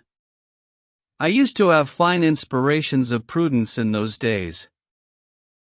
Mr. Bixby made for the shore and soon was scraping it, just the same as if it had been daylight. And not only that, but singing. Father in heaven, the day is declining, etc. It seemed to me that I had put my life in the keeping of a peculiarly reckless outcast. Presently he turned on me and said, "What's the name of the first point above New Orleans?" I was gratified to be able to answer promptly, and I did. I said I didn't know. Don't know? This manner jolted me. I was down at the foot again, in a moment. But I had to say just what I had said before. "Well, you're a smart one," said Mr. Bixby. "What's the name of the next point?" Once more I didn't know. "Well, this beats anything. Tell me the name of any point or place I told you." I studied a while and decided that I couldn't. "Look here. What do you start out from, above 12 Mile Point, to cross over?" I don't know." You don't know," mimicking my drawling manner of speech. "What do you know?" I nothing, for certain." "By the great Caesar's ghost, I believe you. You're the stupidest dunderhead I ever saw or ever heard of, so help me Moses. The idea of you being a pilot, you. Why, you don't know enough to pilot a cow down a lane." Oh, but his wrath was up. He was a nervous man, and he shuffled from one side of his wheel to the other as if the floor was hot. He would boil a while to himself, and then overflow and scold me again. "Look here. What do you suppose I told you the names of those points for?" I tremblingly considered a moment, and then the devil of temptation provoked me to say, "Well, to be entertaining," I thought. This was a red rag to the bull. He raged and stormed so, he was crossing the river at the time, that I judge it made him blind, because he ran over the steering oar of a trading scow. Of course the traders sent up a volley of red-hot profanity. Never was a man so grateful as Mr. Bixby was, because he was brim-full, and here were subjects who would talk back. He threw open a window, thrust his head out, and such an eruption followed as I never had heard before.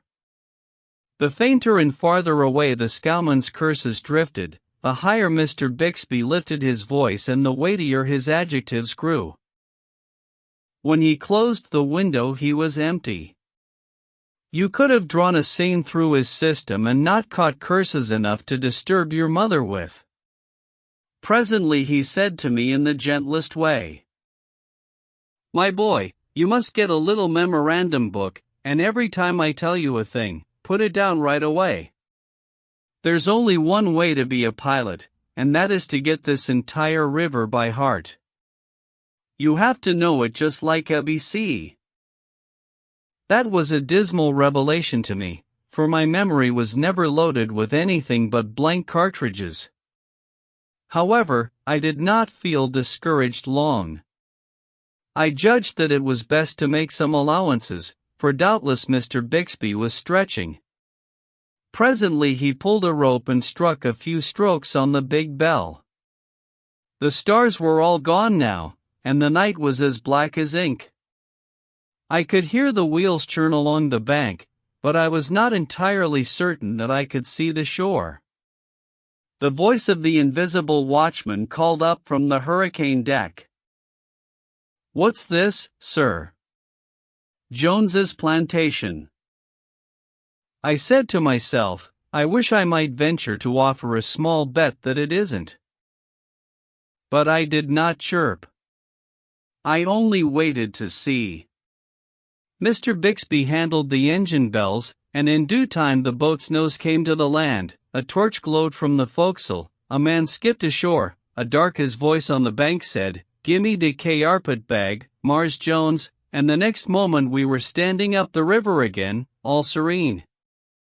I reflected deeply a while, and then said, but not aloud, well, the finding of that plantation was the luckiest accident that ever happened, but it couldn't happen again in 100 years. And I fully believed it was an accident, too.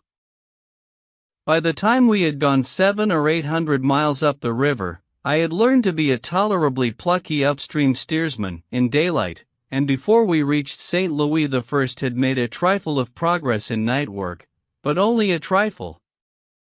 I had a notebook that fairly bristled with the names of towns. Points, bars, islands, bends, reaches, etc., but the information was to be found only in the notebook, none of it was in my head. It made my heart ache to think I had only got half of the river set down, for as our watch was 4 hours off and 4 hours on, day and night, there was a long 4-hour gap in my book for every time I had slept since the voyage began. My chief was presently hired to go on a big New Orleans boat, and I packed my satchel and went with him. She was a grand affair. When I stood in her pilot house I was so far above the water that I seemed perched on a mountain, and her deck stretched so far away, fore and aft, below me, that I wondered how I could ever have considered the little Paul Jones a large craft. There were other differences, too. The Paul Jones's pilot house was a cheap, dingy, battered rattletrap, cramped for room, but here was a sumptuous glass temple, room enough to have a dance in, showy red and gold window curtains, an imposing sofa, leather cushions and a back to the high bench where visiting pilots sit, to spin yarns and look at the river, bright, fanciful cuspidors instead of a broad wooden box filled with sawdust, nice new oilcloth on the floor, a hospitable big stove for winter, a wheel as high as my head.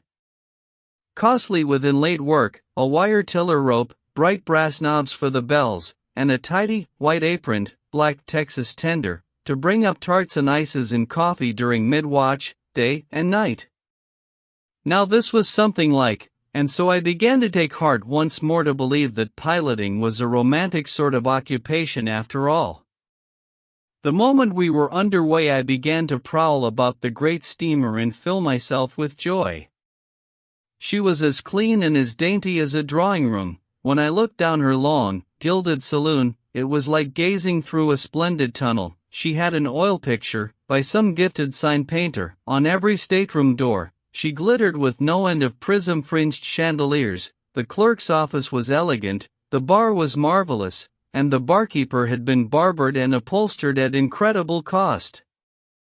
The boiler deck, i.e., the second story of the boat, so to speak, was as spacious as a church, it seemed to me, so with the forecastle, and there was no pitiful handful of deckhands, firemen, and roustabouts down there, but a whole battalion of men. The fires were fiercely glaring from a long row of furnaces, and over them were 8 huge boilers. This was unutterable pomp. The mighty engines, but enough of this. I had never felt so fine before. And when I found that the regiment of natty servants respectfully served me, my satisfaction was complete. Chapter 7. A Daring Deed. When I returned to the pilot house, St. Louis was gone and I was lost.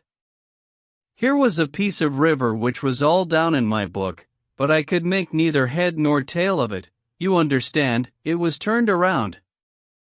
I had seen it when coming upstream, but I had never faced about to see how it looked when it was behind me. My heart broke again, for it was plain that I had got to learn this troublesome river both ways. The pilot house was full of pilots, going down to look at the river.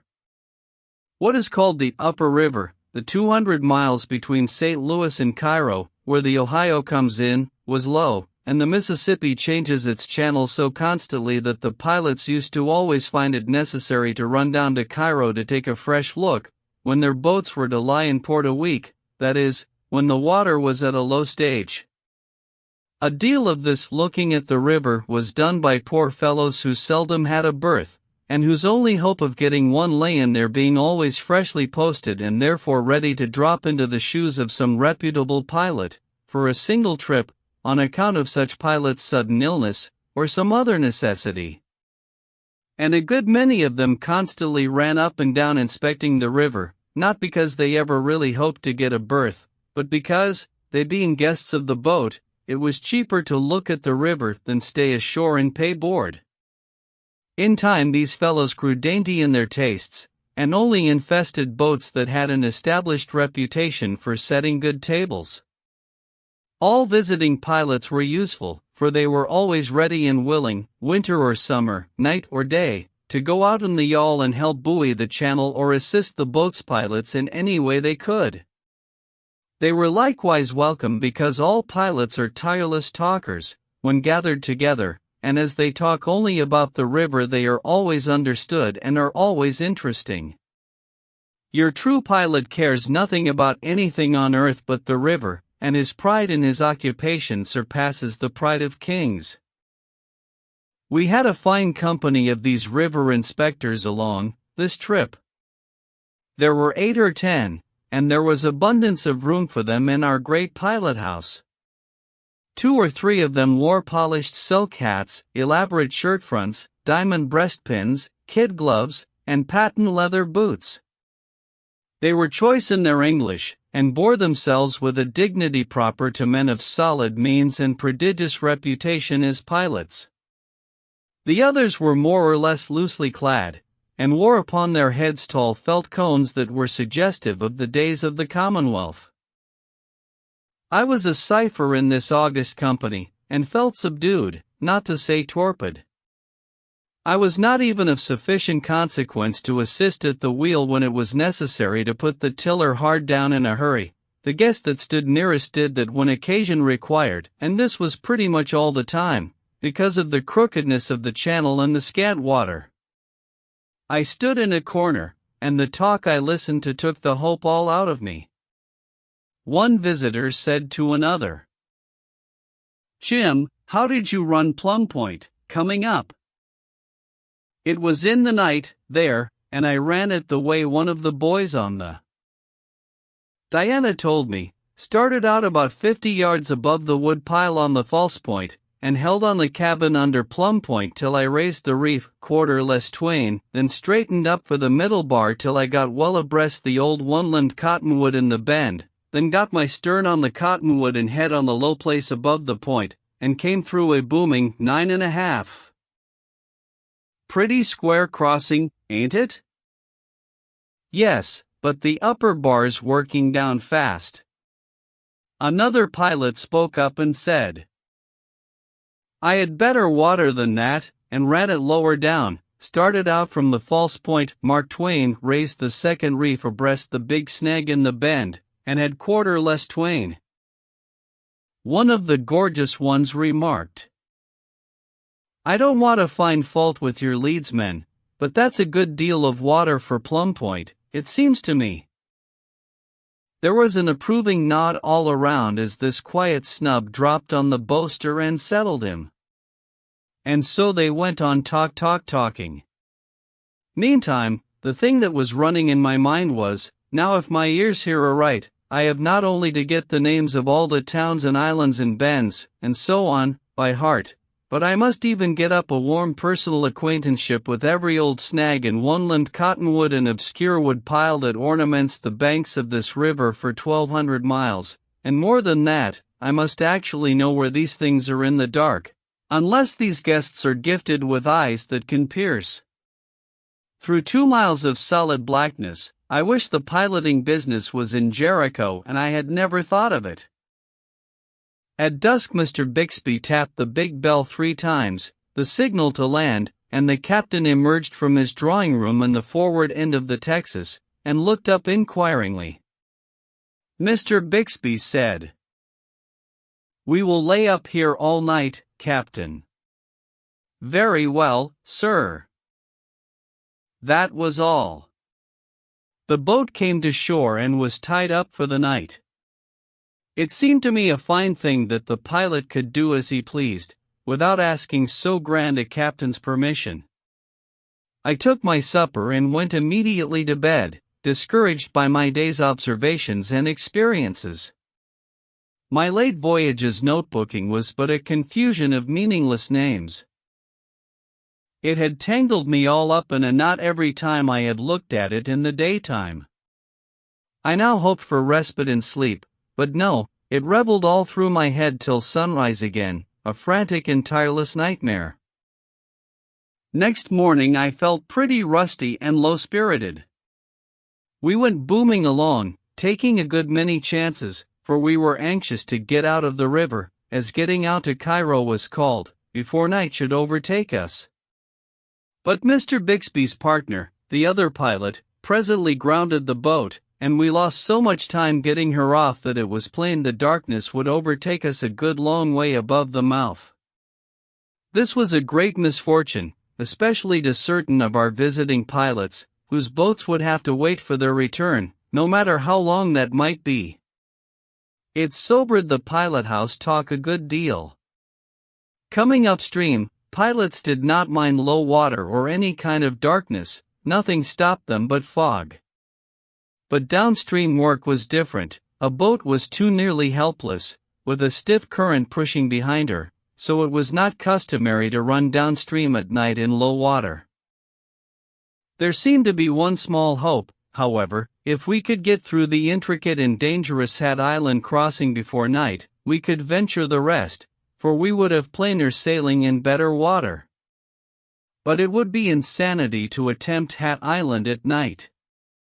So there was a deal of looking at watches all the rest of the day, and a constant ciphering upon the speed we were making. Hat Island was the eternal subject. Sometimes hope was high and sometimes we were delayed in a bad crossing, and down it went again. For hours all hands lay under the burden of this suppressed excitement. It was even communicated to me, and I got to feeling so solicitous about Hat Island, and under such an awful pressure of responsibility, that I wished I might have 5 minutes on shore to draw a good, full relieving breath, and start over again. We were standing no regular watches. Each of our pilots ran such portions of the river as he had run when coming upstream, because of his greater familiarity with it, but both remained in the pilot house constantly. An hour before sunset, Mr. Bixby took the wheel and Mr. W. stepped aside. For the next 30 minutes every man held his watch in his hand and was restless, silent, and uneasy. At last somebody said, with a doomful sigh, "Well, yonder's Hat Island, and we can't make it." All the watches closed with a snap. Everybody sighed and muttered something about its being too bad, if we could only have got here half an hour sooner, and the place was thick with the atmosphere of disappointment. Some started to go out, but loitered, hearing no bell tap to land. The sun dipped behind the horizon, the boat went on. Inquiring looks passed from one guest to another, and one who had his hand on the doorknob and had turned it, waited, then presently took away his hand and let the knob turn back again. We bore steadily down the bend. More looks were exchanged, and nods of surprised admiration, but no words. Insensibly the men drew together behind Mr. Bixby, as the sky darkened and one or two dim stars came out. The dead silence and sense of waiting became oppressive. Mr. Bixby pulled the cord, and two deep, mellow notes from the big bell floated off on the night. Then a pause, and one more note was struck. The watchman's voice followed, from the hurricane deck. Labboard lead, there. Stabboard lead. The cries of the leadsmen began to rise out of the distance, and were gruffly repeated by the word passers on the hurricane deck. Mark 3. Mark 3. Quarter less 3. Half Twain. Quarter Twain. Mark Twain. Quarterless. Mr. Bixby pulled two bell ropes, and was answered by faint ginglings far below in the engine room, and our speed slackened. The steam began to whistle through the gauge cocks. The cries of the leadsmen went on, and it is a weird sound, always, in the night. Every pilot in the lot was watching now, with fixed eyes, and talking under his breath. Nobody was calm and easy but Mr. Bixby. He would put his wheel down and stand on a spoke, and as the steamer swung into her, to me, utterly invisible marks, for we seemed to be in the midst of a wide and gloomy sea, he would meet and fasten her there. Out of the murmur of half-audible talk, one caught a coherent sentence now and then, such as, "There, she's over the first reef all right." After a pause, another subdued voice. "Her stern's coming down just exactly right, by George. Now she's in the marks, over she goes." Somebody else muttered, "Oh, it was done beautiful, beautiful." Now the engines were stopped altogether, and we drifted with the current. Not that I could see the boat drift, for I could not, the stars being all gone by this time. This drifting was the dismalest work, it held one's heart still. Presently I discovered a blacker gloom than that which surrounded us. It was the head of the island. We were closing right down upon it. We entered its deeper shadow, and so imminent seemed the peril that I was likely to suffocate, and I had the strongest impulse to do something, anything, to save the vessel. But still Mr. Bixby stood by his wheel, silent, intent as a cat, and all the pilots stood shoulder to shoulder at his back. "She'll not make it," somebody whispered. The water grew shoaler and shoaler, by the leadsman's cries, till it was down to 8.5 EIGHT feet. EIGHT feet. 7 and. Mr. Bixby said warningly through his speaking tube to the engineer, "Stand by, now." Aye, sir." 7.5. 7 feet. 6 and. We touched bottom. Instantly Mr. Bixby set a lot of bells ringing, shouted through the tube, "Now, let her have it every ounce you've got," then to his partner, "Put her hard down. Snatch her. Snatch her." The boat rasped and ground her way through the sand, hung upon the apex of disaster a single tremendous instant, and then over she went. And such a shout as went up at Mr. Bixby's back never loosened the roof of a pilot house before. There was no more trouble after that. Mr. Bixby was a hero that night, and it was some little time, too, before his exploits ceased to be talked about by rivermen. Fully to realize the marvelous precision required in laying the great steamer in her marks in that murky waste of water, one should know that not only must she pick her intricate way through snags and blind reefs, and then shave the head of the island so closely as to brush the overhanging foliage with her stern, But at one place she must pass almost within arm's reach of a sunken and invisible wreck that would snatch the hull timbers from under her if she should strike it, and destroy $250,000 worth of steamboat and cargo in 5 minutes, and maybe 150 human lives into the bargain. The last remark I heard that night was a compliment to Mr. Bixby, uttered in soliloquy and with unction by one of our guests. He said, "By the shadow of death, but he's a lightning pilot." Chapter 8. Perplexing Lessons. At the end of what seemed a tedious while, I had managed to pack my head full of islands, towns, bars, points, and bends, and a curiously inanimate mass of lumber it was, too. However, inasmuch as I could shut my eyes and reel off a good long string of these names without leaving out more than 10 miles of river in every 50, I began to feel that I could take a boat down to New Orleans if I could make her skip those little gaps. But of course my complacency could hardly get start enough to lift my nose a trifle into the air, before Mr. Bixby would think of something to fetch it down again. One day he turned on me suddenly with this settler. "What is the shape of Walnut Bend?" He might as well have asked me my grandmother's opinion of protoplasm. I reflected respectfully, and then said I didn't know it had any particular shape. My gunpowdery chief went off with a bang, of course, and then went on loading and firing until he was out of adjectives. I had learned long ago that he only carried just so many rounds of ammunition, and was sure to subside into a very placable and even remorseful old smoothbore as soon as they were all gone. That word old is merely affectionate. He was not more than 34. I waited. By and by he said, "My boy, you've got to know the shape of the river perfectly. It is all there is left to steer by on a very dark night. Everything else is blotted out and gone. But mind you, it hasn't the same shape in the night that it has in the daytime. How on earth am I ever going to learn it, then? How do you follow a hall at home in the dark? Because you know the shape of it. You can't see it.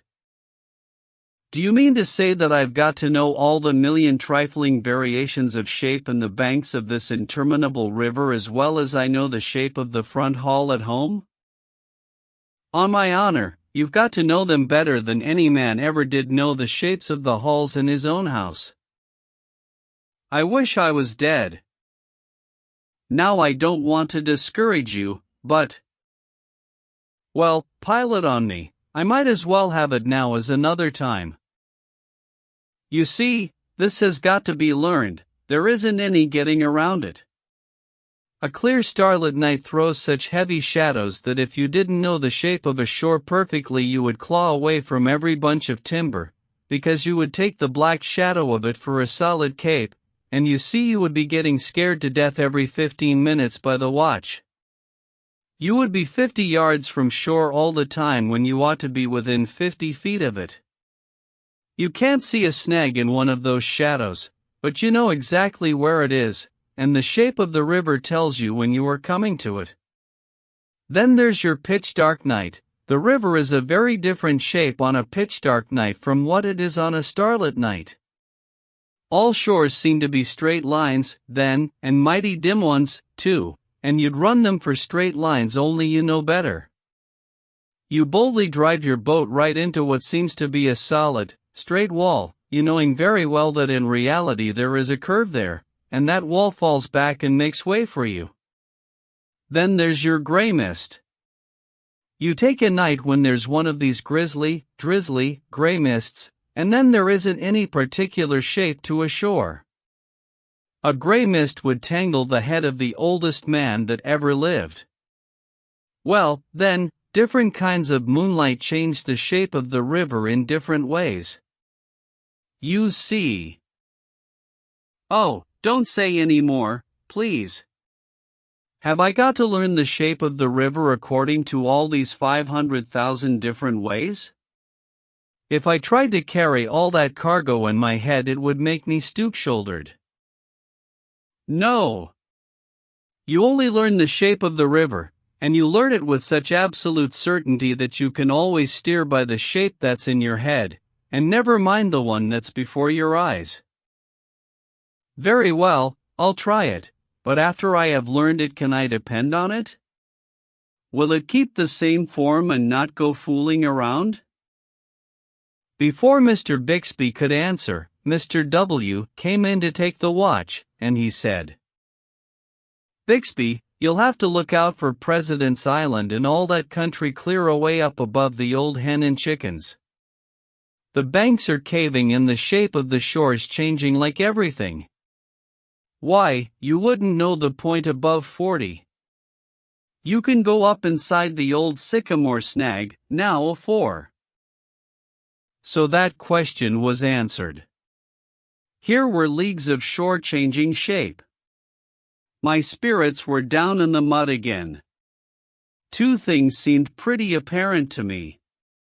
One was, that in order to be a pilot a man had to learn more than any one man ought to be allowed to know, and the other was, that he must learn it all over again in a different way every 24 hours. That night we had the watch until 12. Now it was an ancient river custom for the two pilots to chat a bit when the watch changed. While the relieving pilot put on his gloves and lit his cigar, his partner, the retiring pilot, would say something like this: "I judge the upper bar is making down a little at Hales Point, had quarter Twain with the lower lead and Mark Twain 5 with the other. Yes, I thought it was making down a little, last trip. Meet any boats?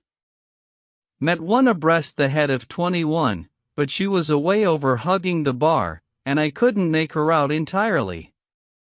I took her for the sunny south, hadn't any skylights forward of the chimneys."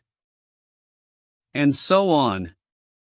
And as the relieving pilot took the wheel, his partner 6 would mention that we were in such and such a bend, and say we were abreast of such and such a man's woodyard or plantation. This was courtesy, I supposed it was necessity. But Mr. W. came on watch full 12 minutes late on this particular night, a tremendous breach of etiquette. In fact, it is the unpardonable sin among pilots. So Mr. Bixby gave him no greeting whatever, but simply surrendered the wheel and marched out of the pilot house without a word.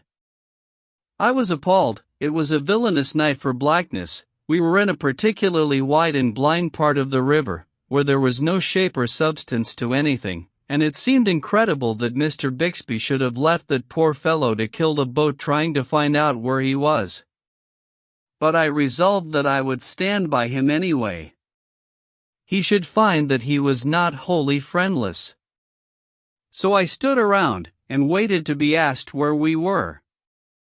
But Mr. W. plunged on serenely through the solid firmament of black cats that stood for an atmosphere, and never opened his mouth. Here is a proud devil, thought I, here is a limb of Satan that would rather send us all to destruction than put himself under obligations to me, because I am not yet one of the salt of the earth and privileged to snub captains and lord it over everything dead and alive in a steamboat. I presently climbed up on the bench. I did not think it was safe to go to sleep while this lunatic was on watch. However, I must have gone to sleep in the course of time, because the next thing I was aware of was the fact that day was breaking, Mr. W. gone, and Mr. Bixby at the wheel again. So it was 4 o'clock and all well. But me, I felt like a skinful of dry bones and all of them trying to ache at once. Mr. Bixby asked me what I had stayed up there for. I confessed that it was to do Mr. W. a benevolence, tell him where he was. It took 5 minutes for the entire preposterousness of the thing to filter into Mr. Bixby's system, and then I judge it filled him nearly up to the chin, because he paid me a compliment and not much of a one either. He said, "Well, taking you by and large, you do seem to be more different kinds of an ass than any creature I ever saw before." What did you suppose he wanted to know for? I said I thought it might be a convenience to him. Convenience. D-Nation. Didn't I tell you that a man's got to know the river in the night the same as he'd know his own front hall? Well, I can follow the front hall in the dark if I know it is the front hall, but suppose you set me down in the middle of it in the dark and not tell me which hall it is, how am I to know? Well, you've got to, on the river. All right. Then I'm glad I never said anything to Mr. W. I should say so. Why, he'd have slammed you through the window and utterly ruined $100 worth of window sash and stuff. I was glad this damage had been saved, for it would have made me unpopular with the owners. They always hated anybody who had the name of being careless and injuring things. I went to work now to learn the shape of the river, and of all the eluding and ungraspable objects that ever I tried to get mind or hands on, that was the chief. I would fasten my eyes upon a sharp, wooded point that projected far into the river some miles ahead of me, and go to laboriously photographing its shape upon my brain, and just as I was beginning to succeed to my satisfaction, we would draw up toward it and the exasperating thing would begin to melt away and fold back into the bank. If there had been a conspicuous dead tree standing upon the very point of the cape, I would find that tree inconspicuously merged into the general forest, and occupying the middle of a straight shore, when I got abreast of it. No prominent hill would stick to its shape long enough for me to make up my mind what its form really was, but it was as dissolving and changeful as if it had been a mountain of butter in the hottest corner of the tropics. Nothing ever had the same shape when I was coming downstream that it had borne when I went up. I mentioned these little difficulties to Mr. Bixby. He said, "That's the very main virtue of the thing. If the shapes didn't change every 3 seconds, they wouldn't be of any use. Take this place where we are now, for instance. As long as that hill over yonder is only one hill, I can boom right along the way I'm going, but the moment it splits at the top and forms a V, I know I've got to scratch to starboard in a hurry, or I'll bang this boat's brains out against a rock, and then the moment one of the prongs of the V swings behind the other, I've got to waltz to larboard again, or I'll have a misunderstanding with a snag that would snatch the keelson out of this steamboat as neatly as if it were a sliver in your hand. If that hill didn't change its shape on bad nights, there would be an awful steamboat graveyard around here inside of a year." It was plain that I had to learn the shape of the river in all the different ways that could be thought of: upside down, wrong end first, inside out, fore and aft, and thwartships, and then know what to do on gray nights when it hadn't any shape at all. So I set about it. In the course of time I began to get the best of this naughty lesson, and my self-complacency moved to the front once more. Mr. Bixby was all fixed, and ready to start it to the rear again. He opened on me after this fashion. "How much water did we have in the middle crossing at Hole in the Wall, trip before last?" I considered this an outrage. I said, "Every trip, down and up, the leadsmen are singing through that tangled place for 3/4 of an hour on a stretch. How do you reckon I can remember such a mess as that?" "My boy, you've got to remember it. You've got to remember the exact spot and the exact marks the boat lay in when we had the shoalest water, in every one of the 500 shoal places between St. Louis and New Orleans, and you mustn't get the shoal soundings and marks of one trip mixed up with the shoal soundings and marks of another, either, for they're not often twice alike. You must keep them separate." When I came to myself again, I said, "When I get so that I can do that, I'll be able to raise the dead, and then I won't have to pilot a steamboat to make a living. I want to retire from this business. I want a slush bucket and a brush. I'm only fit for a roustabout. I haven't got brains enough to be a pilot, and if I had I wouldn't have strength enough to carry them around, unless I went on crutches. Now drop that.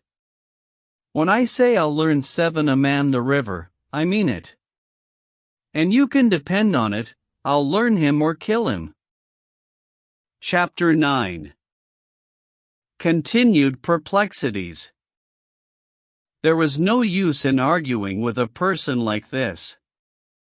I promptly put such a strain on my memory that by and by even the shoal water and the countless crossing marks began to stay with me. But the result was just the same. I never could more than get one naughty thing learned before another presented itself. Now I had often seen pilots gazing at the water and pretending to read it as if it were a book, but it was a book that told me nothing.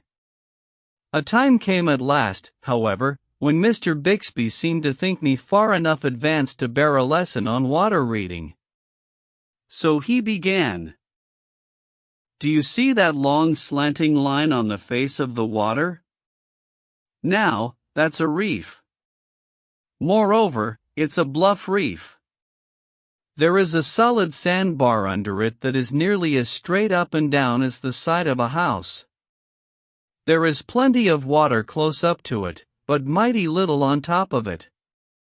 If you were to hit it, you would knock the boat's brains out. Do you see where the line fringes out at the upper end and begins to fade away? Yes, sir. Well, that is a low place, that is the head of the reef. You can climb over there and not hurt anything. Cross over, now, and follow along close under the reef. Easy water there, not much current. I followed the reef along till I approached the fringed end. Then Mr. Bixby said, "Now get ready. Wait till I give the word. She won't want to mount the reef, a boat hates shoal water. Stand by, wait, keep her well in hand. Now cramp her down. Snatch her. Snatch her." He seized the other side of the wheel and helped to spin it around until it was hard down, and then we held it so. The boat resisted, and refused to answer for a while, and next she came surging to starboard, mounted the reef, and sent a long, angry ridge of water foaming away from her bows. Now watch her like a cat, or she'll get away from you. When she fights strong and the tiller slips a little, in a jerky, greasy sort of way, let up on her a trifle. It is the way she tells you at night that the water is too shoal, but keep edging her up, little by little, toward the point. You are well up on the bar, now. There is a bar under every point, because the water that comes down around it forms an eddy and allows the sediment to sink. Do you see those fine lines on the face of the water that branch out like the ribs of a fan? Well, those are little reefs. You want to just miss the ends of them, but run them pretty close. Now look out, look out. Don't you crowd that slick, greasy-looking place. There ain't 9 feet there, she won't stand it. She begins to smell it. Look sharp, I tell you.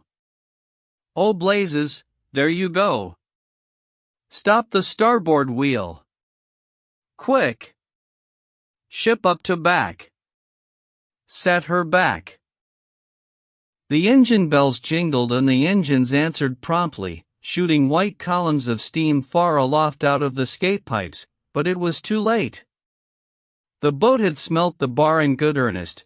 The foamy ridges that radiated from her bows suddenly disappeared, a great dead swell came rolling forward and swept ahead of her, she careened far over to larboard, and went tearing away toward the other shore as if she were about scared to death. We were a good mile from where we ought to have been when we finally got the upper hand of her again. During the afternoon watch the next day, Mr. Bixby asked me if I knew how to run the next few miles.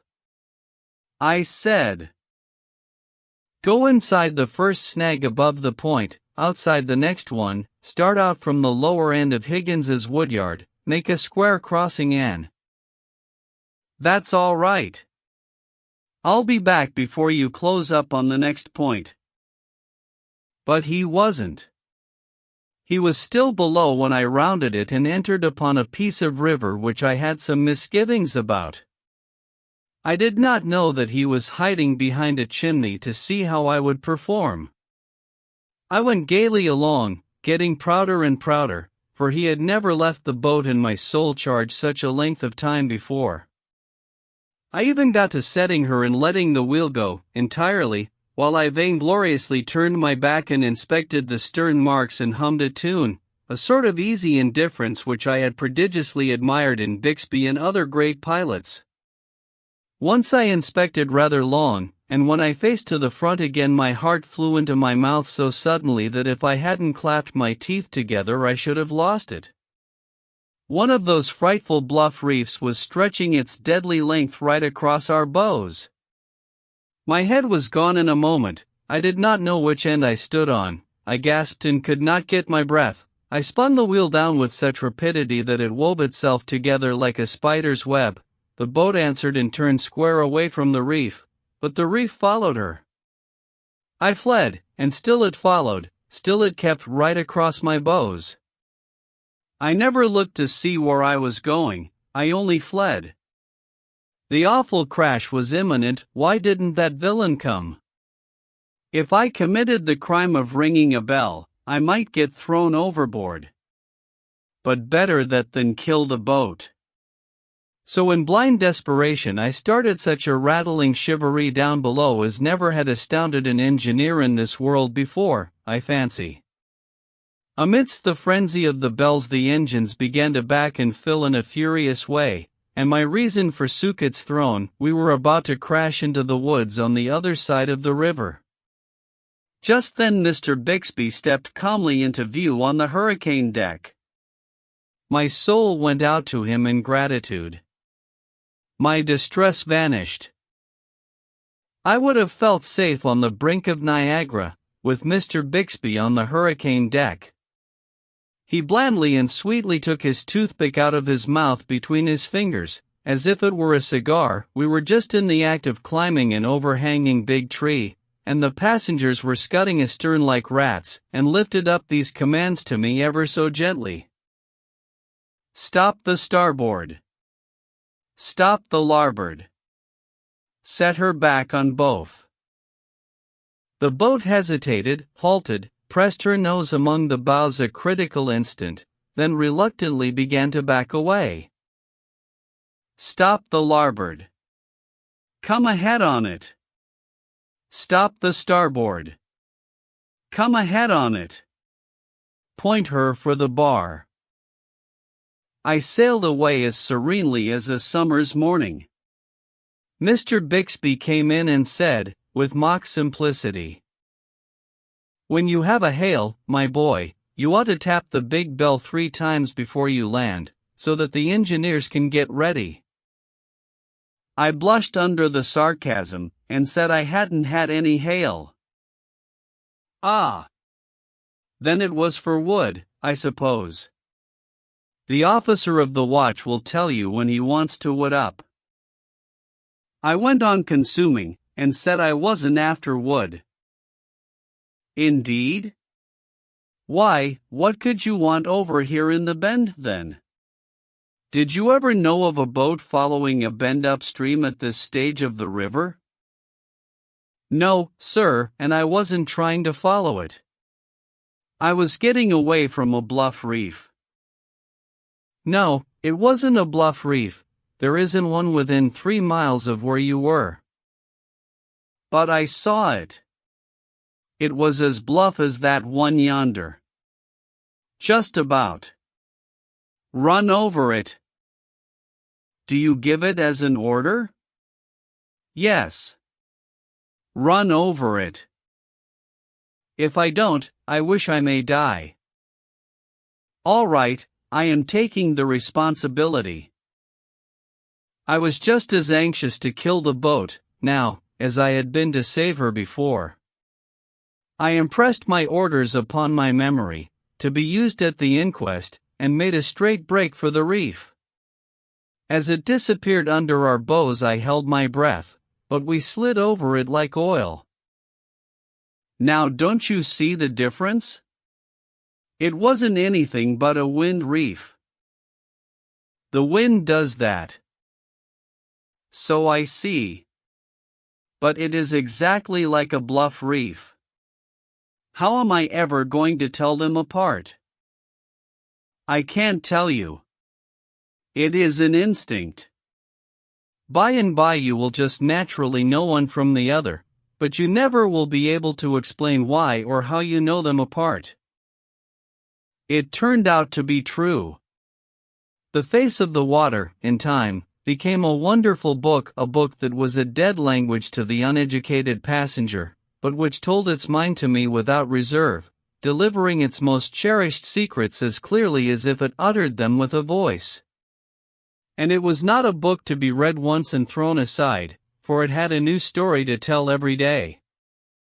Throughout the long 1,200 miles there was never a page that was void of interest, never one that you could leave unread without loss, never one that you would want to skip, thinking you could find higher enjoyment in some other thing.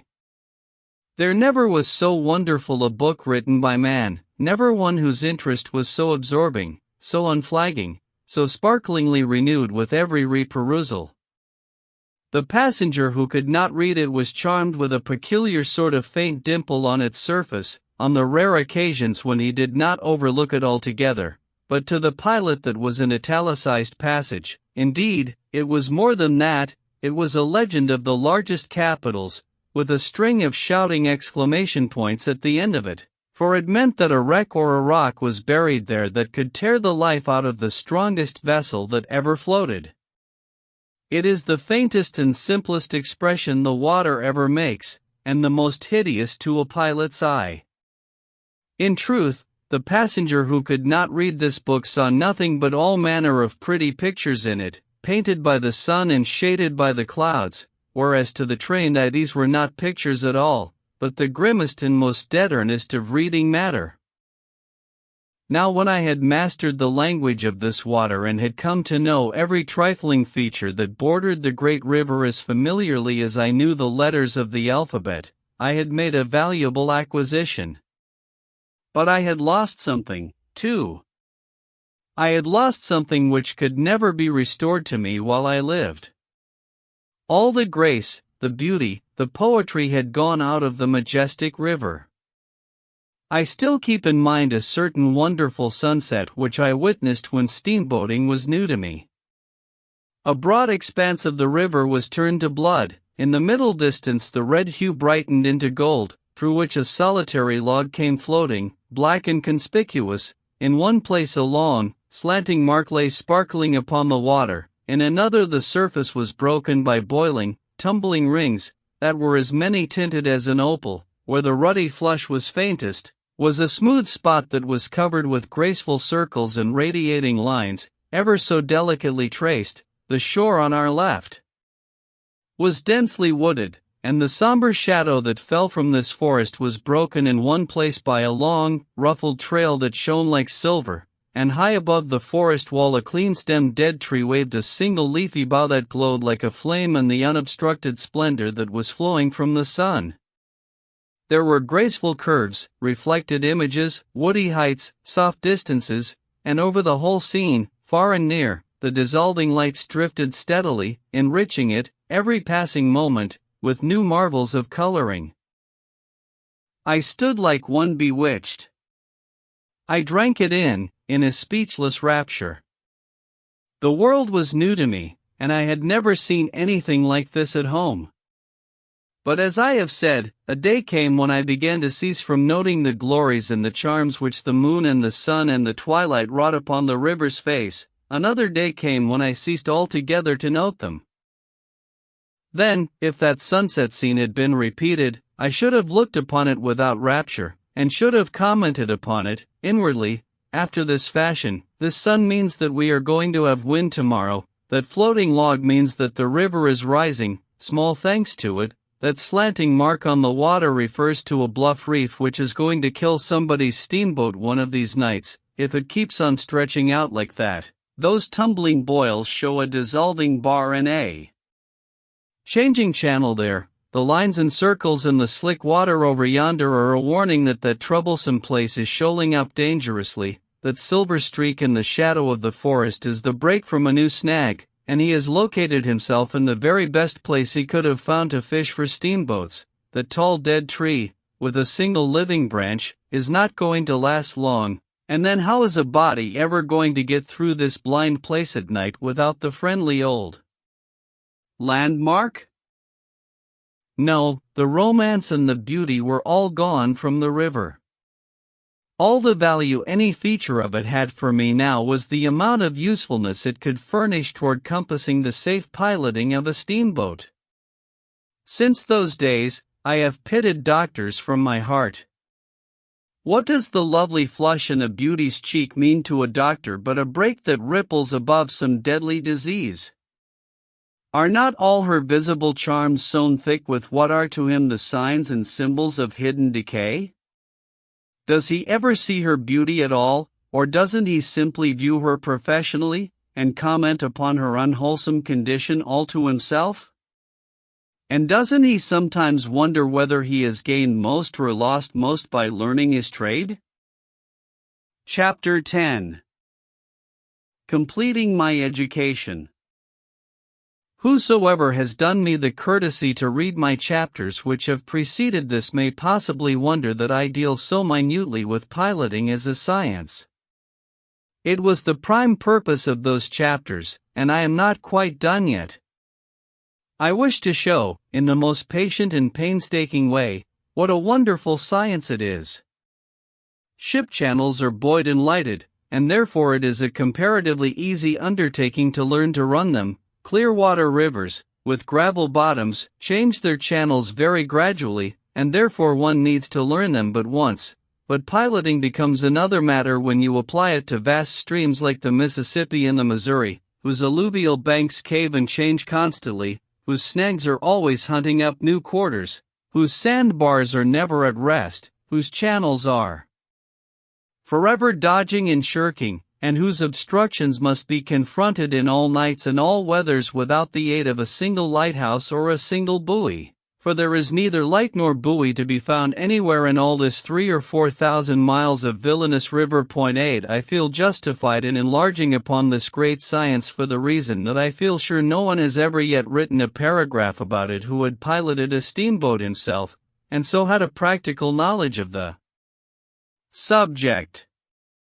If the theme were hackneyed, I should be obliged to deal gently with the reader, but since it is wholly new, I have felt at liberty to take up a considerable degree of room with it.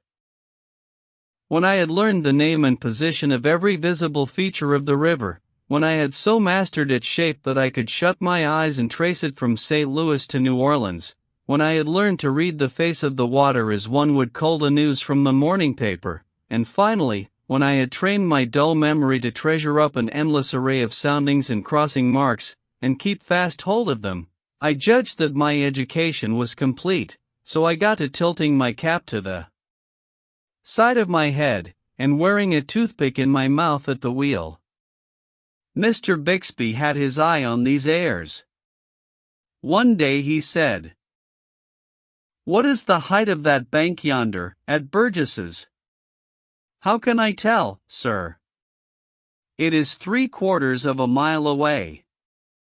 "Very poor, very poor." "Take the glass."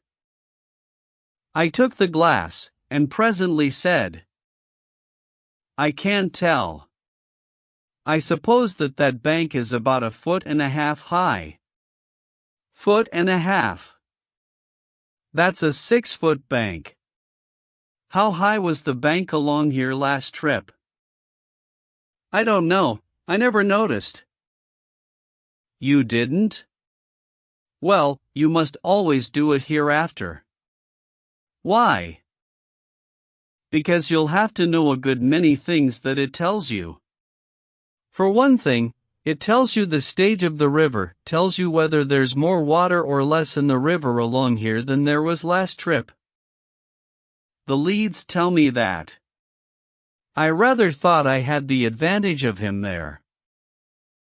Yes, but suppose the leads lie? The bank would tell you so, and then you'd stir those leadsmen up a bit. There was a 10-foot bank here last trip, and there is only a 6-foot bank now. What does that signify? That the river is 4 feet higher than it was last trip. Very good. Is the river rising or falling? Rising. No, it ain't. I guess I am right, sir. Yonder is some driftwood floating down the stream. A rise starts the driftwood, but then it keeps on floating a while after the river is done rising. Now the bank will tell you about this. Wait till you come to a place where it shelves a little. Now here, do you see this narrow belt of fine sediment? That was deposited while the water was higher. You see the driftwood begins to strand, too. The bank helps in other ways. Do you see that stump on the false point? Aye, sir. Well, the water is just up to the roots of it. You must make a note of that. Why? Because that means that there's 7 feet in the chute of 103. But 103 is a long way up the river yet. That's where the benefit of the bank comes in. There is water enough in 103 now, yet there may not be by the time we get there, but the bank will keep us posted all along. You don't run close chutes on a falling river, upstream, and there are precious few of them that you are allowed to run at all downstream. There's a law of the United States against it. The river may be rising by the time we get to 103, and in that case we'll run it. We are drawing how much? 6 feet aft, 6.5 forward. Well, you do seem to know something. But what I particularly want to know is, if I have got to keep up an everlasting measuring of the banks of this river, 1,200 miles, month in and month out? Of course. My emotions were too deep for words for a while. Presently I said, and how about these chutes? Are there many of them? I should say so. I fancy we shan't run any of the river this trip as you've ever seen it run before, so to speak. If the river begins to rise again, we'll go up behind bars that you've always seen standing out of the river, high and dry like the roof of a house. We'll cut across low places that you've never noticed at all, right through the middle of bars that cover 300 acres of river. We'll creep through cracks where you've always thought was solid land. We'll dart through the woods and leave 25 miles of river off to one side. We'll see the hindside of every island between New Orleans and Cairo.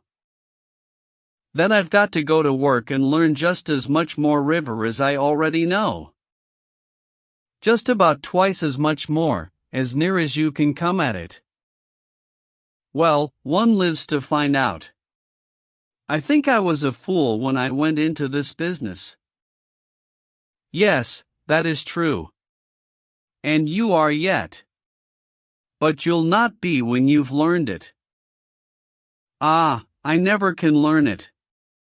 I will see that you do. By and by I ventured again. Have I got to learn all this thing just as I know the rest of the river, shapes and all, and so I can run it at night? Yes. And you've got to have good fair marks from one end of the river to the other. That will help the bank tell you when there is water enough in each of these countless places, like that stump, you know.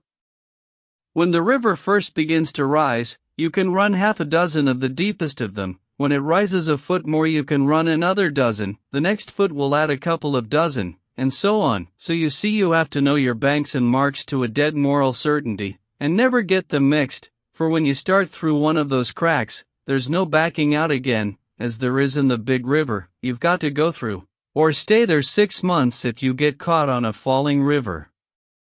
There are about 50 of these cracks which you can't run at all except when the river is brim full and over the banks. This new lesson is a cheerful prospect. Cheerful enough. And mind what I've just told you, when you start into one of those places you've got to go through. They are too narrow to turn around in, too crooked to back out of, and the shoal water is always up at the head, never elsewhere. And the head of them is always likely to be filling up, little by little, so that the marks you reckon their depth by, this season, may not answer for next. Learn a new set, then, every year? Exactly. Cramp her up to the bar. What are you standing up through the middle of the river for? The next few months showed me strange things. On the same day that we held the conversation above narrated, we met a great rise coming down the river. The whole vast face of the stream was black with drifting dead logs, broken boughs, and great trees that had caved in and been washed away.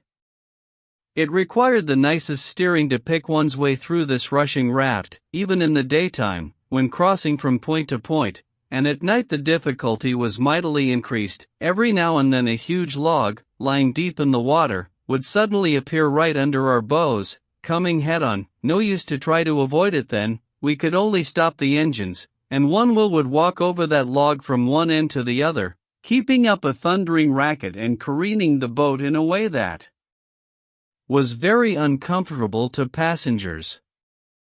Now and then we would hit one of these sunken logs a rattling bang, dead in the center, with a full head of steam, and it would stun the boat as if she had hit a continent.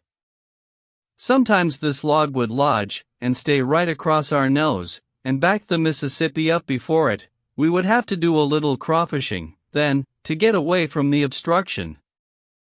We often hit white logs, in the dark, for we could not see them till we were right on them, but a black log is a pretty distinct object at night. A white snag is an ugly customer when the daylight is gone.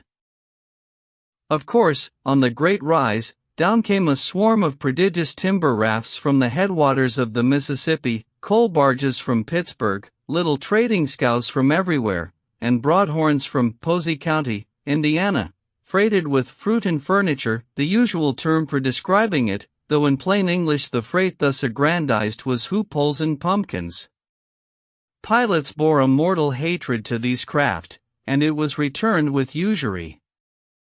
The law required all such helpless traders to keep a light burning, but it was a law that was often broken.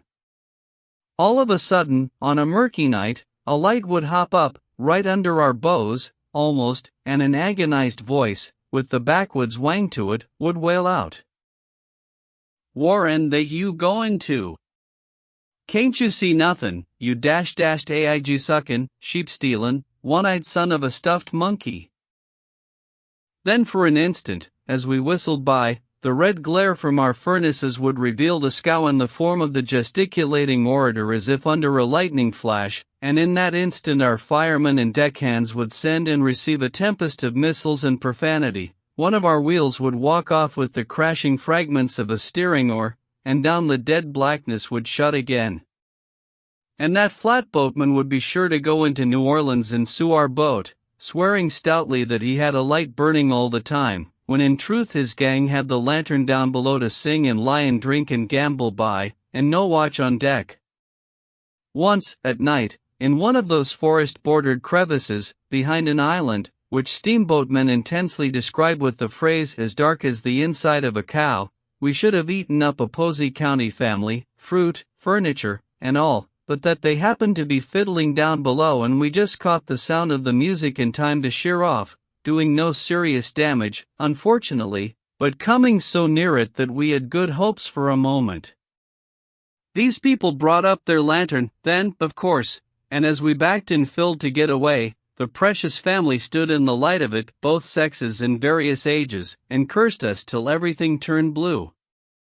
Once a coal boatman sent a bullet through our pilot-house, when we borrowed a steering oar of him in a very narrow place. Chapter 11. The River Rises. During this big rise, these small fry craft were an intolerable nuisance. We were running chute after chute, a new world to me, and if there was a particularly cramped place in a chute, we would be pretty sure to meet a broadhorn there, and if he failed to be there, we would find him in a still worse locality, namely, the head of the chute, on the shoal water. And then there would be no end of profane cordialities exchanged. Sometimes, in the big river, when we would be feeling our way cautiously along through a fog, the deep hush would suddenly be broken by yells and a clamor of tin pans, and all in an instant, a log raft would appear vaguely through the webby veil, close upon us, and then we did not wait to swap knives, but snatched our engine bells out by the roots and piled on all the steam we had, to scramble out of the way. One doesn't hit a rock or a solid log raft with a steamboat when he can get excused. You will hardly believe it, but many steamboat clerks always carried a large assortment of religious tracts with them in those old departed steamboating days. Indeed they did. 20 times a day we would be cramping up around a bar, while a string of these small fry rascals were drifting down into the head of the bend away above and beyond us a couple of miles. Now a skiff would dart away from one of them, and come fighting its laborious way across the desert of water. It would ease all, in the shadow of our forecastle, and the panting oarsman would shout "Gimme a popper," as the skiff drifted swiftly astern. The clerk would throw over a file of New Orleans journals. If these were picked up without comment, you might notice that now a dozen other skiffs had been drifting down upon us without saying anything. You understand, they had been waiting to see how number one was going to fare.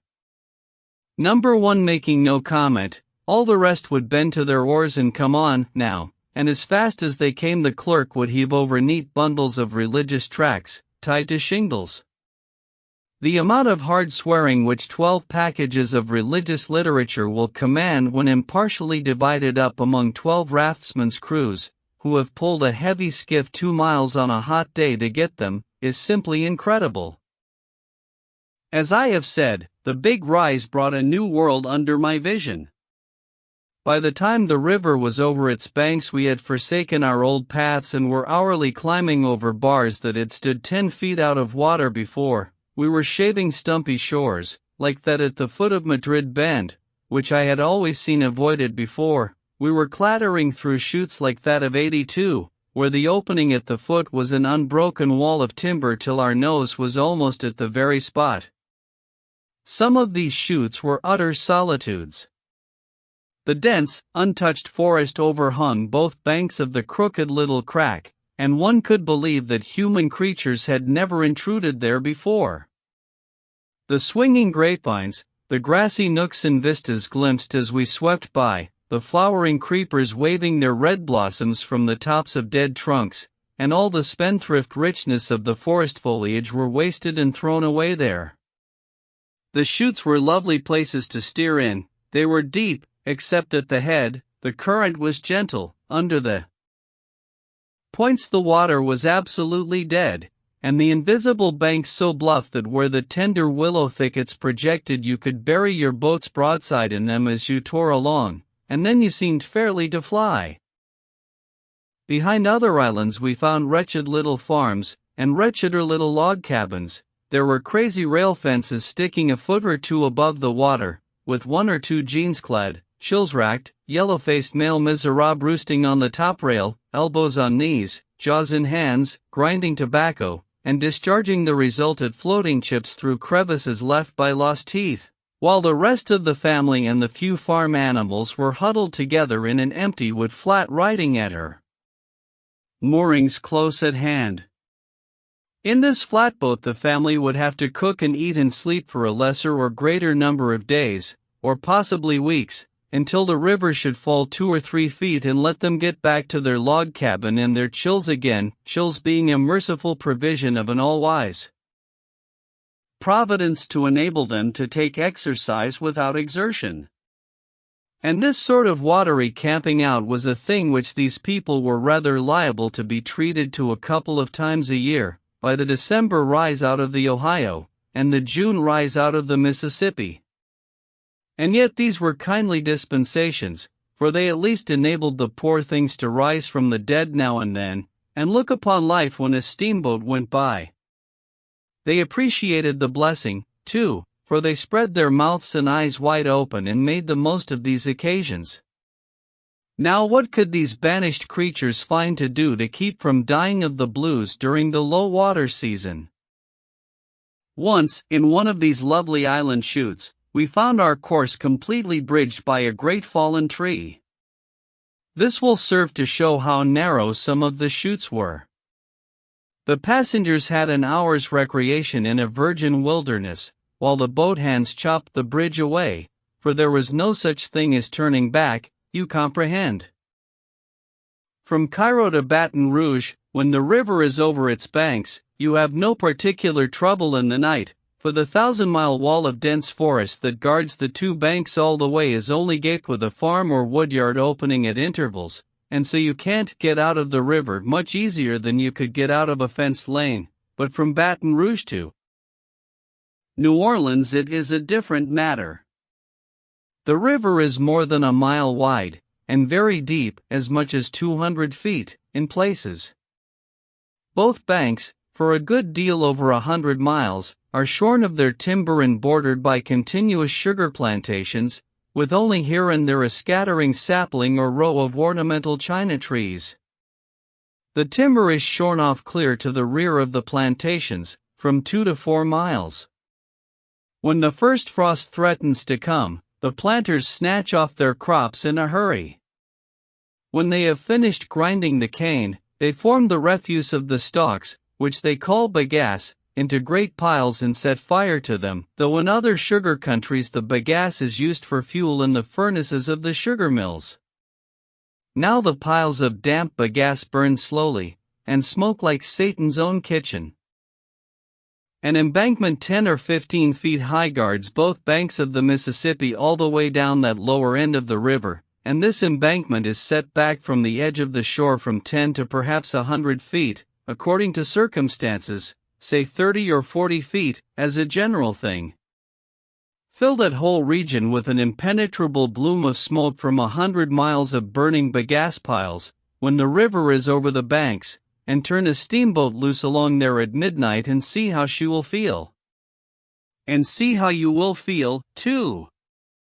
You find yourself away out in the midst of a vague dim sea that is shoreless, that fades out and loses itself in the murky distances, for you cannot discern the thin rib of embankment, and you are always imagining you see a straggling tree when you don't.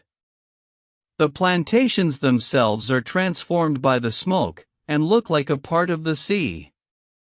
All through your watch you are tortured with the exquisite misery of uncertainty. You hope you are keeping in the river, but you do not know. All that you are sure about is that you are likely to be within 6 feet of the bank in destruction, when you think you are a good half-mile from shore. And you are sure, also, that if you chance suddenly to fetch up against the embankment and topple your chimneys overboard, you will have the small comfort of knowing that it is about what you were expecting to do.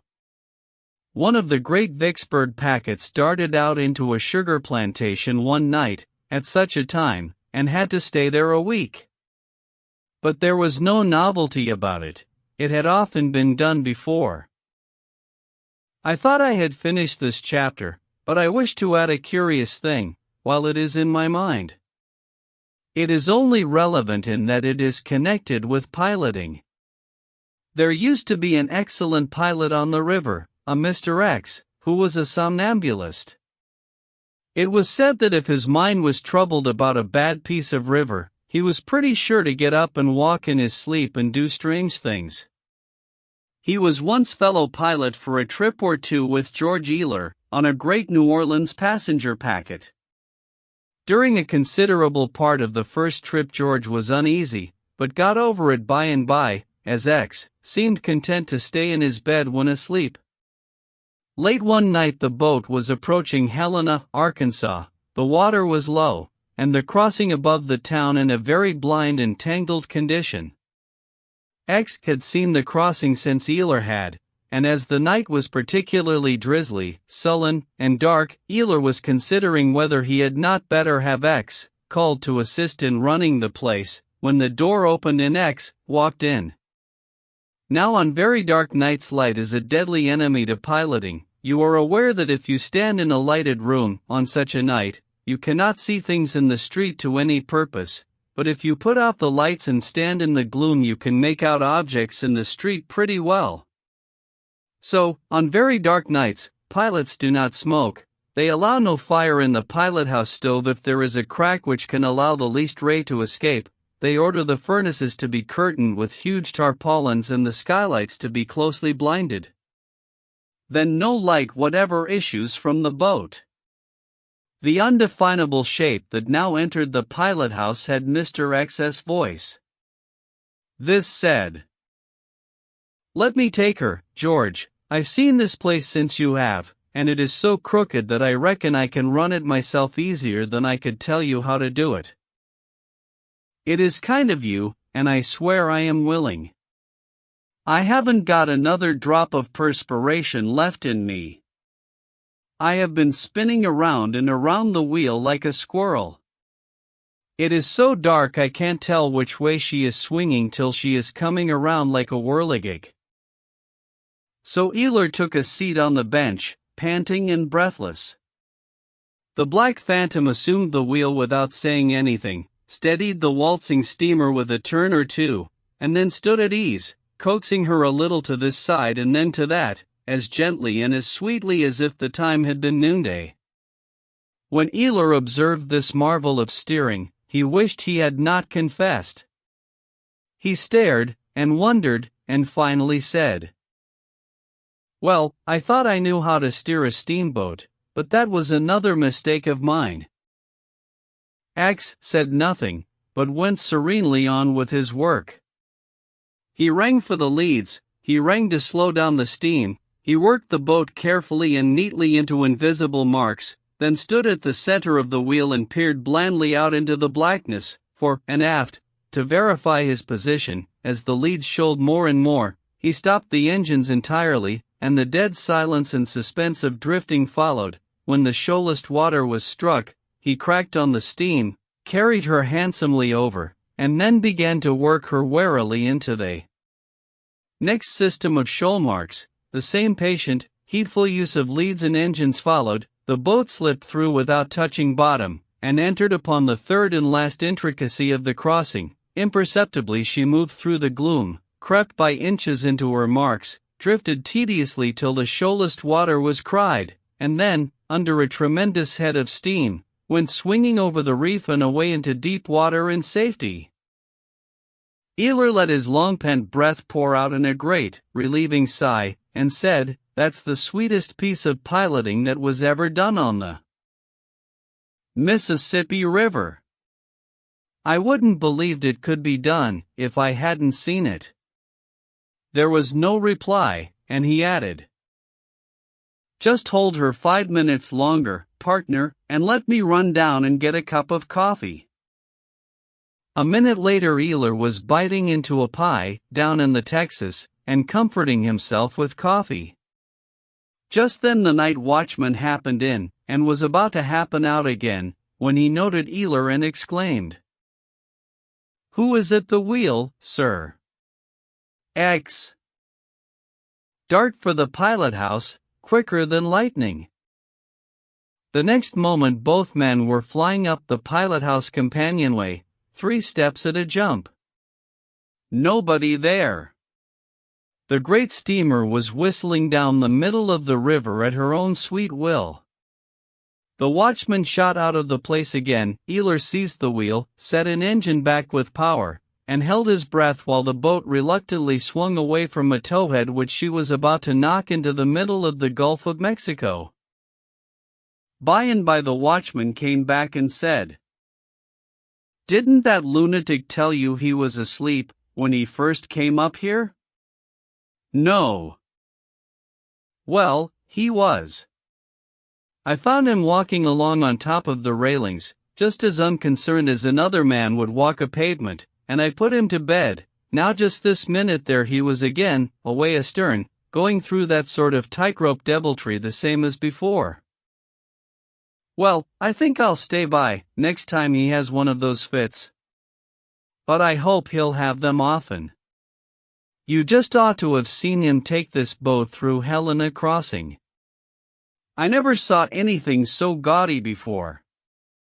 And if he can do such gold leaf, kid glove, diamond breastpin piloting when he is sound asleep, what couldn't he do if he was dead?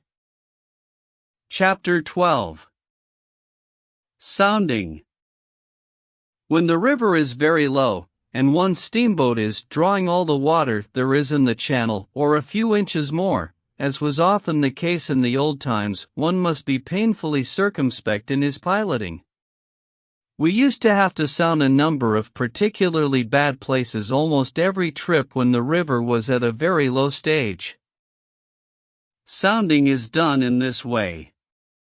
The boat ties up at the shore, just above the shoal crossing. The pilot not on watch takes his cub or steersman and a picked crew of men, sometimes an officer also, and goes out in the yawl, provided the boat has not that rare and sumptuous luxury a regularly devised sounding boat, and proceeds to hunt for the best water, the pilot on duty watching his movements through a spyglass, meantime, and in some instances assisting by signals of the boat's whistle, signifying try higher up or try lower down, for the surface of the water, like an oil painting, is more expressive and intelligible when inspected from a little distance than very close at hand.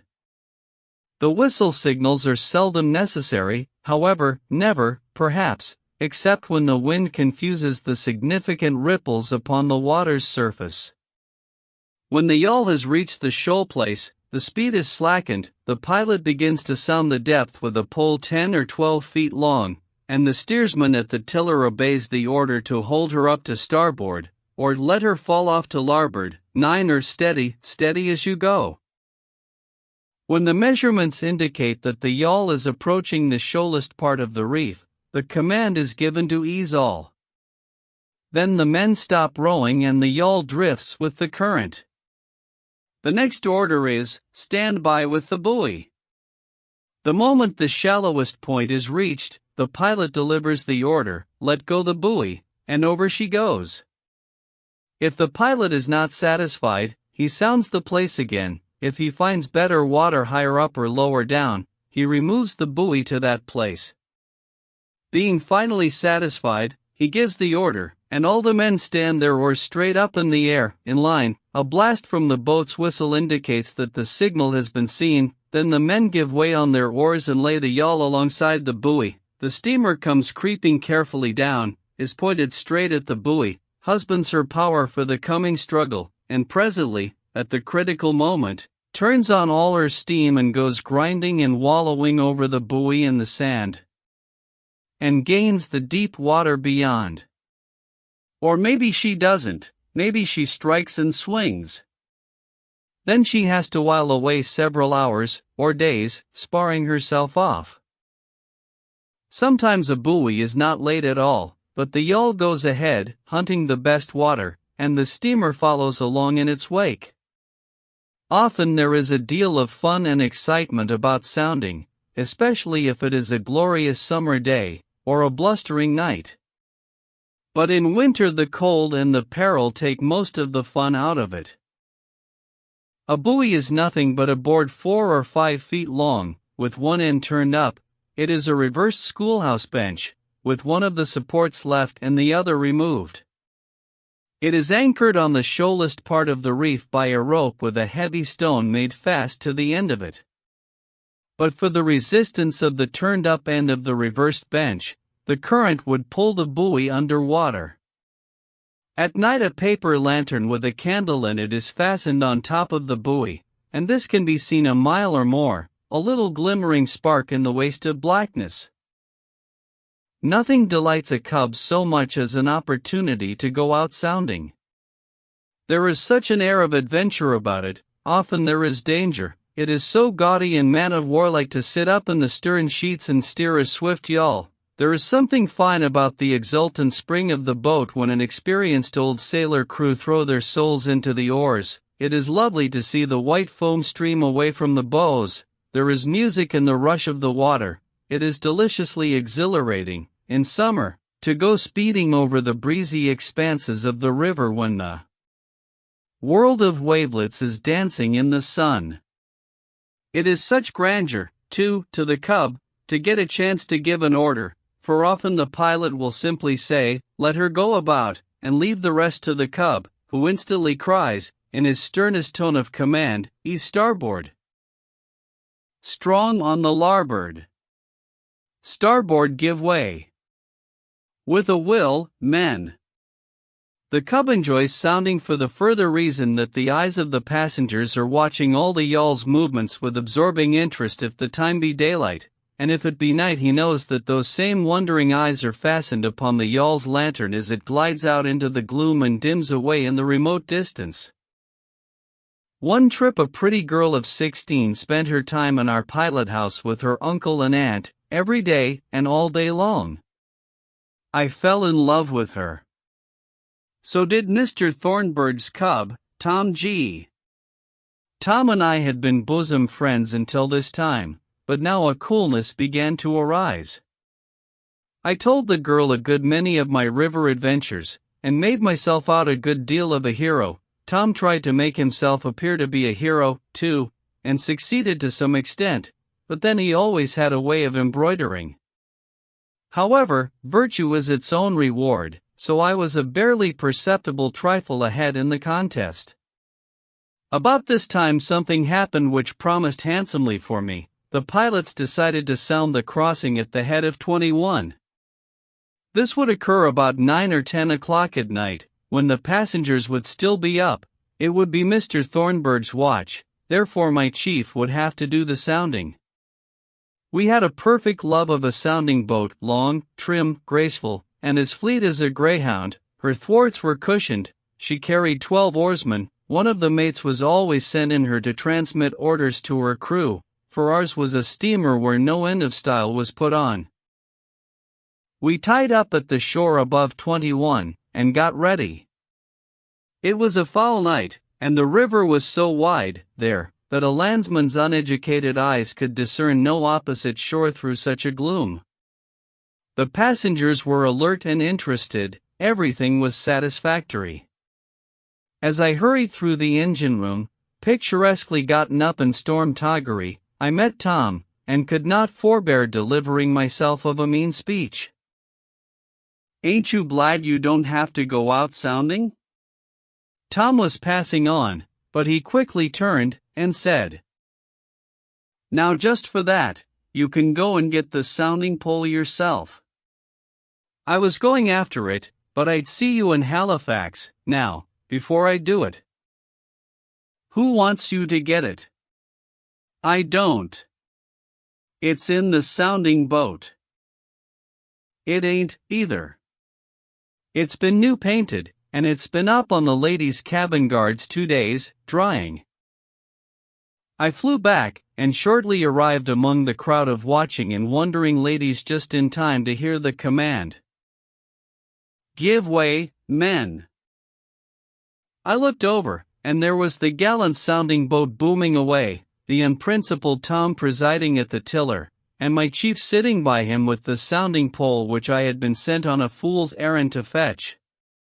Then that young girl said to me, "Oh, how awful to have to go out in that little boat on such a night. Do you think there is any danger?" I would rather have been stabbed. I went off, full of venom, to help in the pilot house. By and by the boat's lantern disappeared, and after an interval a wee spark glimmered upon the face of the water a mile away. Mr.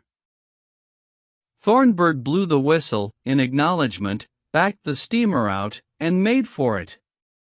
We flew along for a while, then slackened steam and went cautiously gliding toward the spark. Presently Mr. Thornburg exclaimed, "Hello, the buoy lantern's out." He stopped the engines.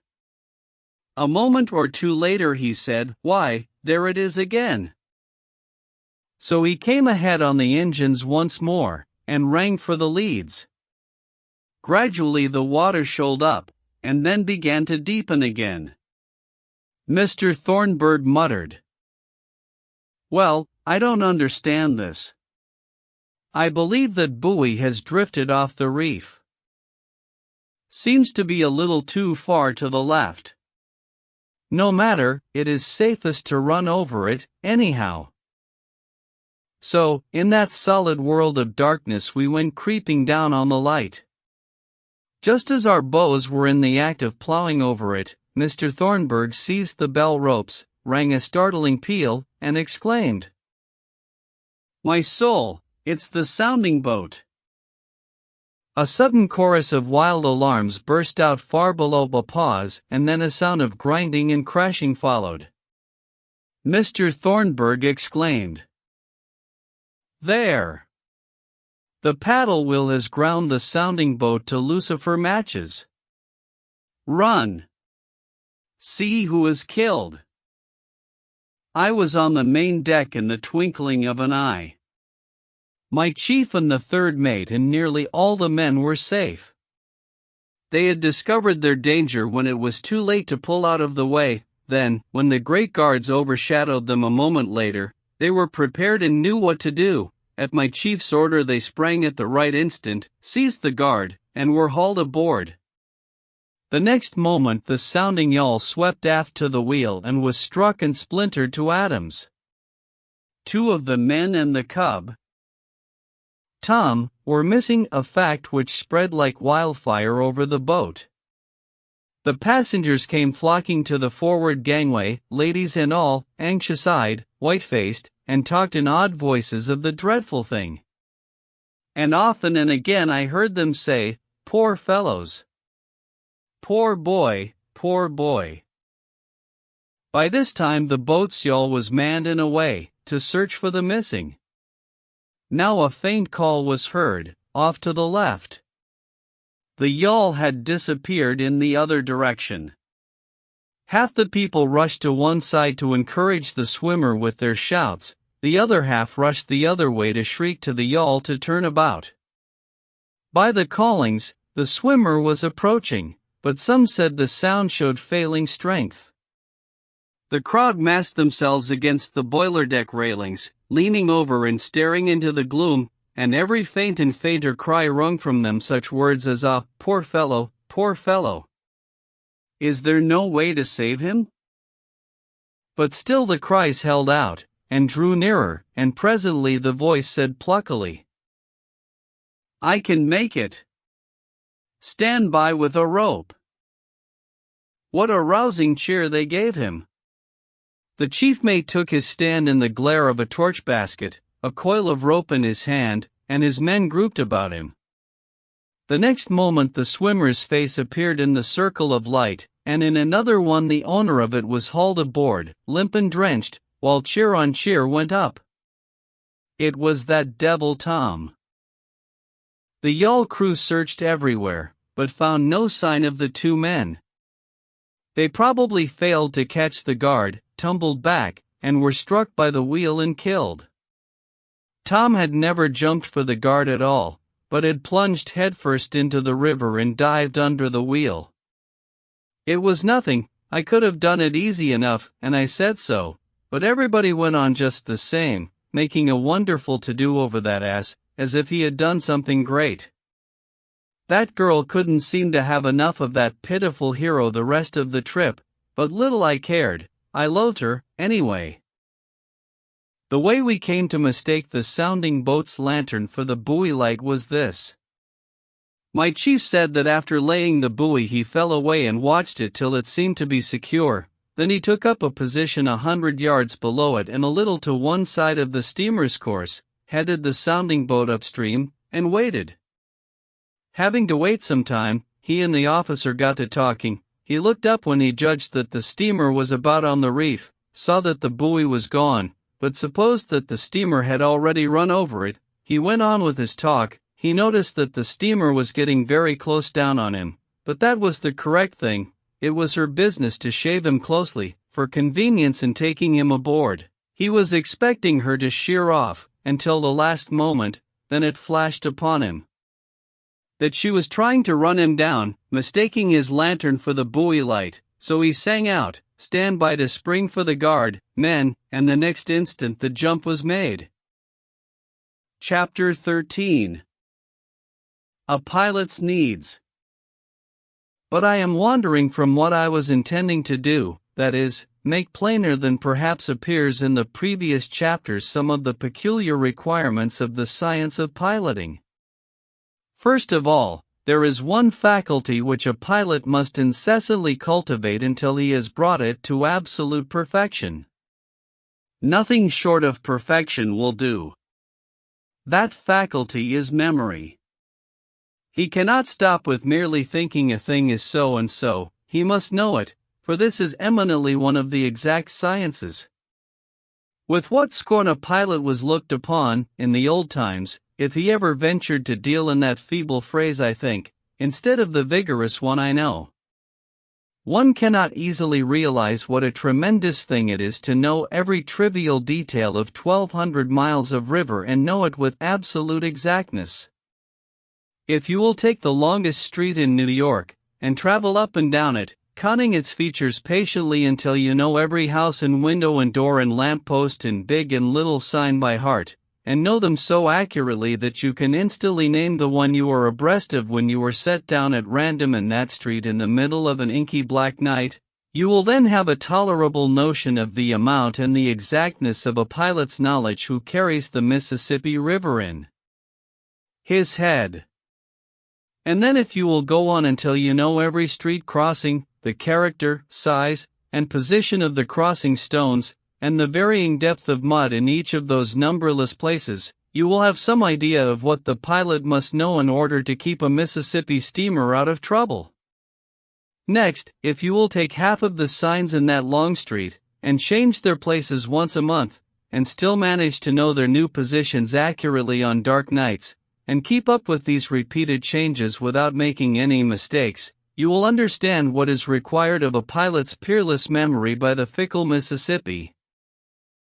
I think a pilot's memory is about the most wonderful thing in the world. To know the Old and New Testaments by heart, and be able to recite them glibly, forward or backward, or begin at random anywhere in the book and recite both ways and never trip or make a mistake, is no extravagant mass of knowledge, and no marvelous facility, compared to a pilot's vast knowledge of the Mississippi and his marvelous facility in the handling of it. I make this comparison deliberately, and believe I am not expanding the truth when I do it. Many will think my figure too strong, but pilots will not. And how easily and comfortably the pilot's memory does its work, how placidly effortless is its way, how unconsciously it lays up its vast stores, hour by hour, day by day, and never loses or mislays a single valuable package of them all. Take an instance. Let a leadsman cry, "Half Twain! Half Twain! Half Twain! Half Twain! Half Twain," until it becomes as monotonous as the ticking of a clock. Let conversation be going on all the time, and the pilot be doing his share of the talking, and no longer consciously listening to the leadsman, and in the midst of this endless string of half-twains let a single quarter twain be interjected, without emphasis, and then the half-twain cry go on again, just as before. 2 or 3 weeks later that pilot can describe with precision the boat's position in the river when that quarter twain was uttered, and give you such a lot of head marks, stern marks, and side marks to guide you, that you ought to be able to take the boat there and put her in that same spot again yourself. The cry of quarter twain did not really take his mind from his talk, but his trained faculties instantly photographed the bearings, noted the change of depth, and laid up the important details for future reference without requiring any assistance from him in the matter. If you were walking and talking with a friend, and another friend at your side kept up a monotonous repetition of the vowel sound A for a couple of blocks, and then in the midst interjected an R, thus A, R, etc., and gave the R no emphasis, you would not be able to state, 2 or 3 weeks afterward, that the R had been put in, nor be able to tell what objects you were passing at the moment it was done. But you could if your memory had been patiently and laboriously trained to do that sort of thing mechanically. Give a man a tolerably fair memory to start with, and piloting will develop it into a very colossus of capability. But only in the matters it is daily drilled in. A time would come when the man's faculties could not help noticing landmarks and soundings, and his memory could not help holding on to them with the grip of a vice. But if you asked that same man at noon what he had had for breakfast, it would be 10 chances to 1 that he could not tell you. Astonishing things can be done with the human memory if you will devote it faithfully to one particular line of business.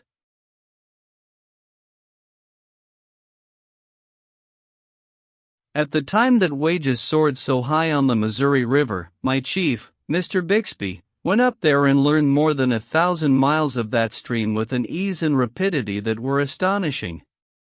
When he had seen each division once in the daytime and once at night, his education was so nearly complete that he took out a daylight license. A few trips later he took out a full license, and went to piloting day and night, and he ranked A1, too. Mr. Bixby placed me as steersman for a while under a pilot whose feats of memory were a constant marvel to me. However, his memory was born in him, I think, not built. For instance, somebody would mention a name. Instantly Mr. Brown would break in. Oh, I knew him. Sallow-faced, red-headed fellow, with a little scar on the side of his throat, like a splinter under the flesh. He was only in the Southern trade 6 months. That was 13 years ago. I made a trip with him. There was 5 feet in the upper river then. The Henry Blake grounded at the foot of Tower Island drawing 4.5. The George Eliot unshipped her rudder on the wreck of the Sunflower. Why, the Sunflower didn't sink until. I know when she sunk. It was 3 years before that. On the 2nd of December, Asa Hardy was captain of her, and his brother John was first clerk, and it was his first trip in her, too. Tom Jones told me these things a week afterward in New Orleans. He was first mate of the Sunflower. Captain Hardy stuck a nail in his foot the 6th of July of the next year, and died of the lockjaw on the 15th. His brother John died 2 years after, 3rd of March erysipelas. I never saw either of the Hardys. They were Allegheny River men, but people who knew them told me all these things. And they said Captain Hardy wore yarn socks winter and summer just the same. And his first wife's name was Jane Shook. She was from New England, and his second one died in a lunatic asylum. It was in the blood. She was from Lexington, Kentucky. Name was Horton before she was married. And so on. By the hour, the man's tongue would go. He could not forget anything. It was simply impossible. The most trivial details remained as distinct and luminous in his head, after they had lain there for years, as the most memorable events. His was not simply a pilot's memory, its grasp was universal. If he were talking about a trifling letter he had received 7 years before, he was pretty sure to deliver you the entire screed from memory. And then, without observing that he was departing from the true line of his talk, he was more than likely to hurl in a long-drawn parenthetical biography of the writer of that letter, and you were lucky indeed if he did not take up that writer's relatives, one by one, and give you their biographies, too. Such a memory as that is a great misfortune. To it, all occurrences are of the same size. Its possessor cannot distinguish an interesting circumstance from an uninteresting one. As a talker, he is bound to clog his narrative with tiresome details and make himself an insufferable bore. Moreover, he cannot stick to his subject. He picks up every little grain of memory he discerns in his way, and so is led aside. Mr. Brown would start out with the honest intention of telling you a vastly funny anecdote about a dog. He would be so full of laugh that he could hardly begin, then his memory would start with the dog's breed and personal appearance, drift into a history of his owner, of his owner's family, with descriptions of weddings and burials that had occurred in it, together with recitals of congratulatory verses and obituary poetry provoked by the same. Then this memory would recollect that one of these events occurred during the celebrated hard winter of such and such a year, and a minute description of that winter would follow, along with the names of people who were frozen to death, and statistics showing the high figures which pork and hay went up to. Pork and hay would suggest corn and fodder would suggest cows and horses would suggest the circus and certain celebrated bareback riders. The transition from the circus to the menagerie was easy and natural, from the elephant to equatorial Africa was but a step, then of course the heathen savages would suggest religion, and at the end of 3 or 4 hours' tedious jaw, the watch would change, and Brown would go out of the pilot house muttering extracts from sermons he had heard years before about the efficacy of prayer as a means of grace. And the original first mention would be all you had learned about that dog, after all this waiting and hungering. A pilot must have a memory, but there are 2 higher qualities which he must also have. He must have good and quick judgment and decision, and a cool, calm courage that no peril can shake. Give a man the merest trifle of pluck to start with, and by the time he become a pilot he cannot be unmanned by any danger a steamboat can get into, but one cannot quite say the same for judgment. Judgment is a matter of brains, and a man must start with a good stock of that article or he will never succeed as a pilot. The growth of courage in the pilot house is steady all the time, but it does not reach a high and satisfactory condition until some time after the young pilot has been standing his own watch, alone and under the staggering weight of all the responsibilities connected with the position. When an apprentice has become pretty thoroughly acquainted with the river, he goes clattering along so fearlessly with his steamboat, night or day, that he presently begins to imagine that it is his courage that animates him. But the first time the pilot steps out and leaves him to his own devices he finds out it was the other man's. He discovers that the article has been left out of his own cargo altogether.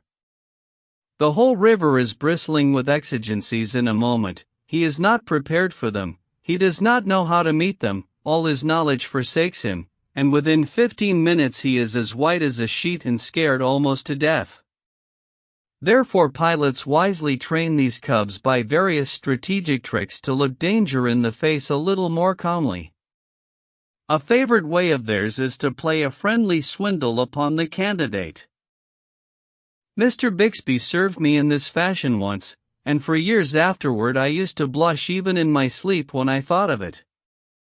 I had become a good steersman, so good, indeed, that I had all the work to do on our watch, night and day. Mr. Bixby seldom made a suggestion to me, all he ever did was to take the wheel on particularly bad nights or in particularly bad crossings, land the boat when she needed to be landed, play gentleman of leisure 9/10 of the watch, and collect the wages. The lower river was about bank full, and if anybody had questioned my ability to run any crossing between Cairo and New Orleans without help or instruction, I should have felt irreparably hurt. The idea of being afraid of any crossing in the lot, in the daytime, was a thing too preposterous for contemplation. Well, one matchless summer's day I was bowling down the bend above Island 66, brimful of self-conceit and carrying my nose as high as a giraffe's, when Mr. Bixby said, "I am going below a while. I suppose you know the next crossing?" This was almost an affront. It was about the plainest and simplest crossing in the whole river. One couldn't come to any harm, whether he ran it right or not, and as for depth, there never had been any bottom there. I knew all this, perfectly well.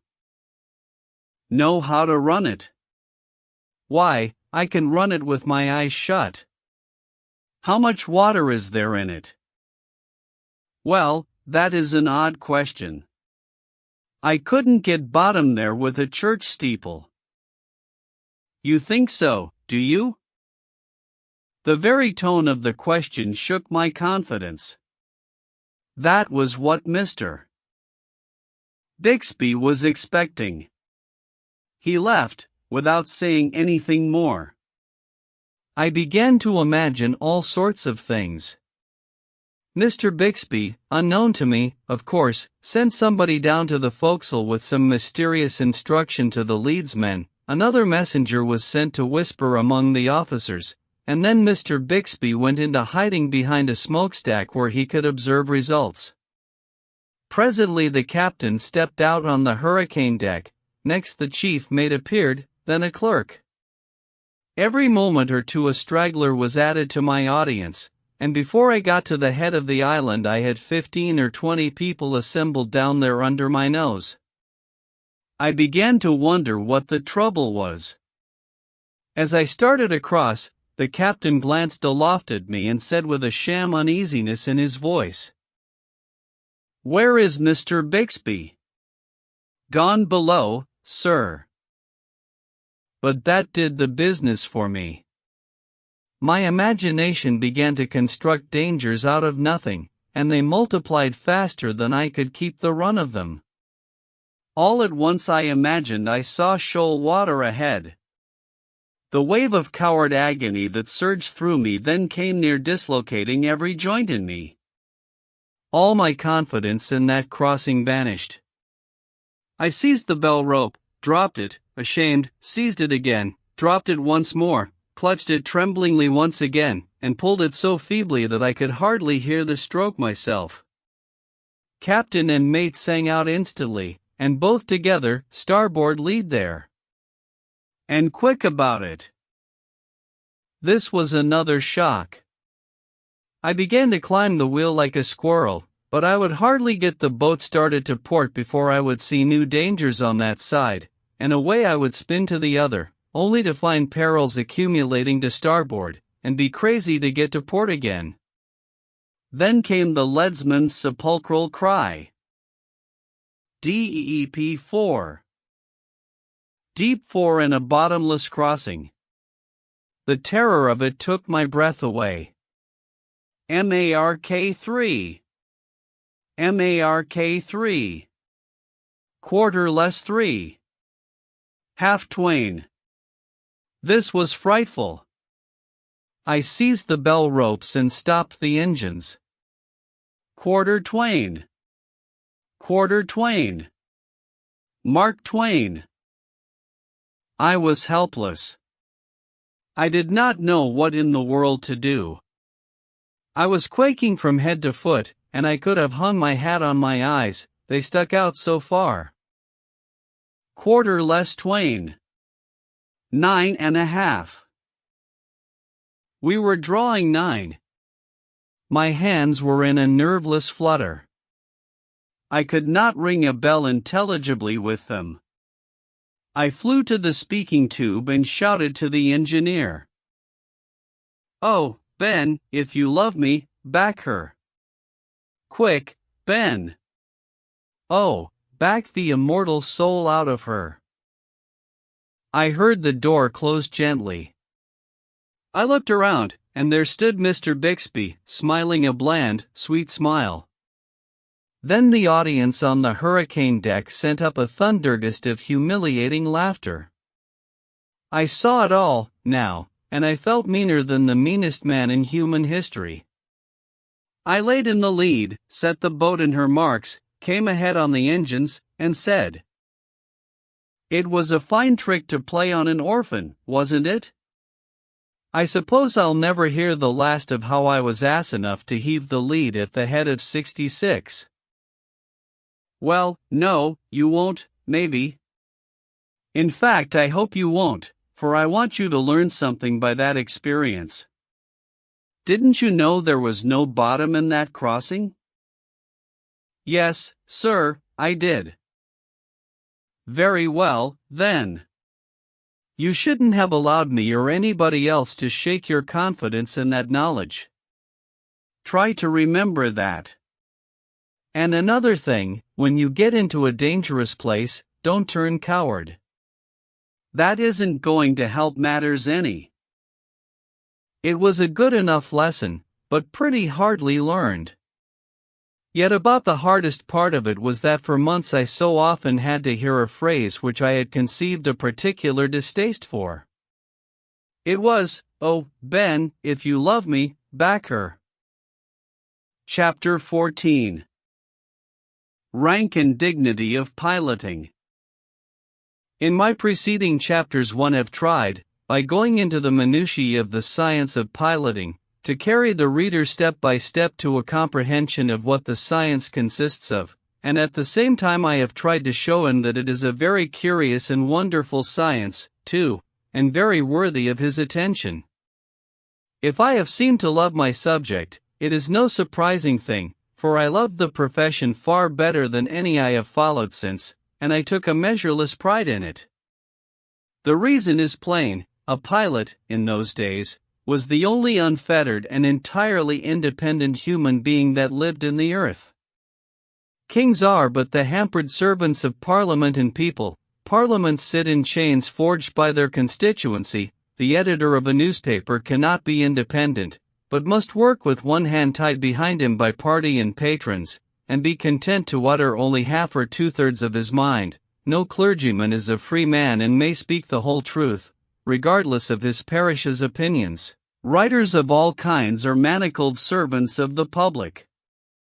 We write frankly and fearlessly, but then we modify before we print. In truth, every man and woman and child has a master, and worries and frets in servitude, but in the day I write of, the Mississippi pilot had none. The captain could stand upon the hurricane deck, in the pomp of a very brief authority, and give him 5 or 6 orders while the vessel backed into the stream, and then that skipper's reign was over. The moment that the boat was under way in the river, she was under the sole and unquestioned control of the pilot. He could do with her exactly as he pleased, run her when and whither he chose, and tie her up to the bank whenever his judgment said that that course was best. His movements were entirely free, he consulted no one, he received commands from nobody, he promptly resented even the merest suggestions. Indeed, the law of the United States forbade him to listen to commands or suggestions, rightly considering that the pilot necessarily knew better how to handle the boat than anybody could tell him. So here was the novelty of a king without a keeper, an absolute monarch who was absolute in sober truth and not by a fiction of words. I have seen a boy of 18 taking a great steamer serenely into what seemed almost certain destruction, and the aged captain standing mutely by, filled with apprehension but powerless to interfere. His interference, in that particular instance, might have been an excellent thing, but to permit it would have been to establish a most pernicious precedent. It will easily be guessed, considering the pilot's boundless authority, that he was a great personage in the old steamboating days. He was treated with marked courtesy by the captain and with marked deference by all the officers and servants, and this deferential spirit was quickly communicated to the passengers, too. I think pilots were about the only people I ever knew who failed to show, in some degree, embarrassment in the presence of traveling foreign princes. But then, people in one's own grade of life are not usually embarrassing objects.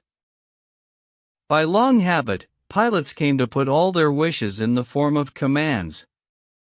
It gravels me, to this day, to put my will in the weak shape of a request, instead of launching it in the crisp language of an order.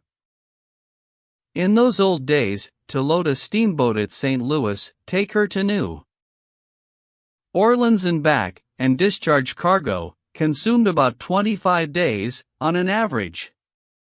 7 or 8 of these days the boat spent at the wharves of St. Louis and New Orleans, and every soul on board was hard at work, except the 2 pilots. They did nothing but play gentlemen uptown, and received the same wages for it as if they had been on duty. The moment the boat touched the wharf at either city, they were ashore, and they were not likely to be seen again till the last bell was ringing and everything in readiness for another voyage. When a captain got hold of a pilot of particularly high reputation, he took pains to keep him. When wages were $400 a month on the upper Mississippi, I have known a captain to keep such a pilot in idleness, under full pay, 3 months at a time, while the river was frozen up. And one must remember that in those cheap times $400 was a salary of almost inconceivable splendor. Few men on shore got such pay as that, and when they did they were mightily looked up to. When pilots from either end of the river wandered into our small Missouri village, they were sought by the best and the fairest, and treated with exalted respect. Lying in port under wages was a thing which many pilots greatly enjoyed and appreciated, especially if they belonged in the Missouri River in the heyday of that trade, Kansas times, and got $900 a trip, which was equivalent to about $1,800 a month. Here is a conversation of that day.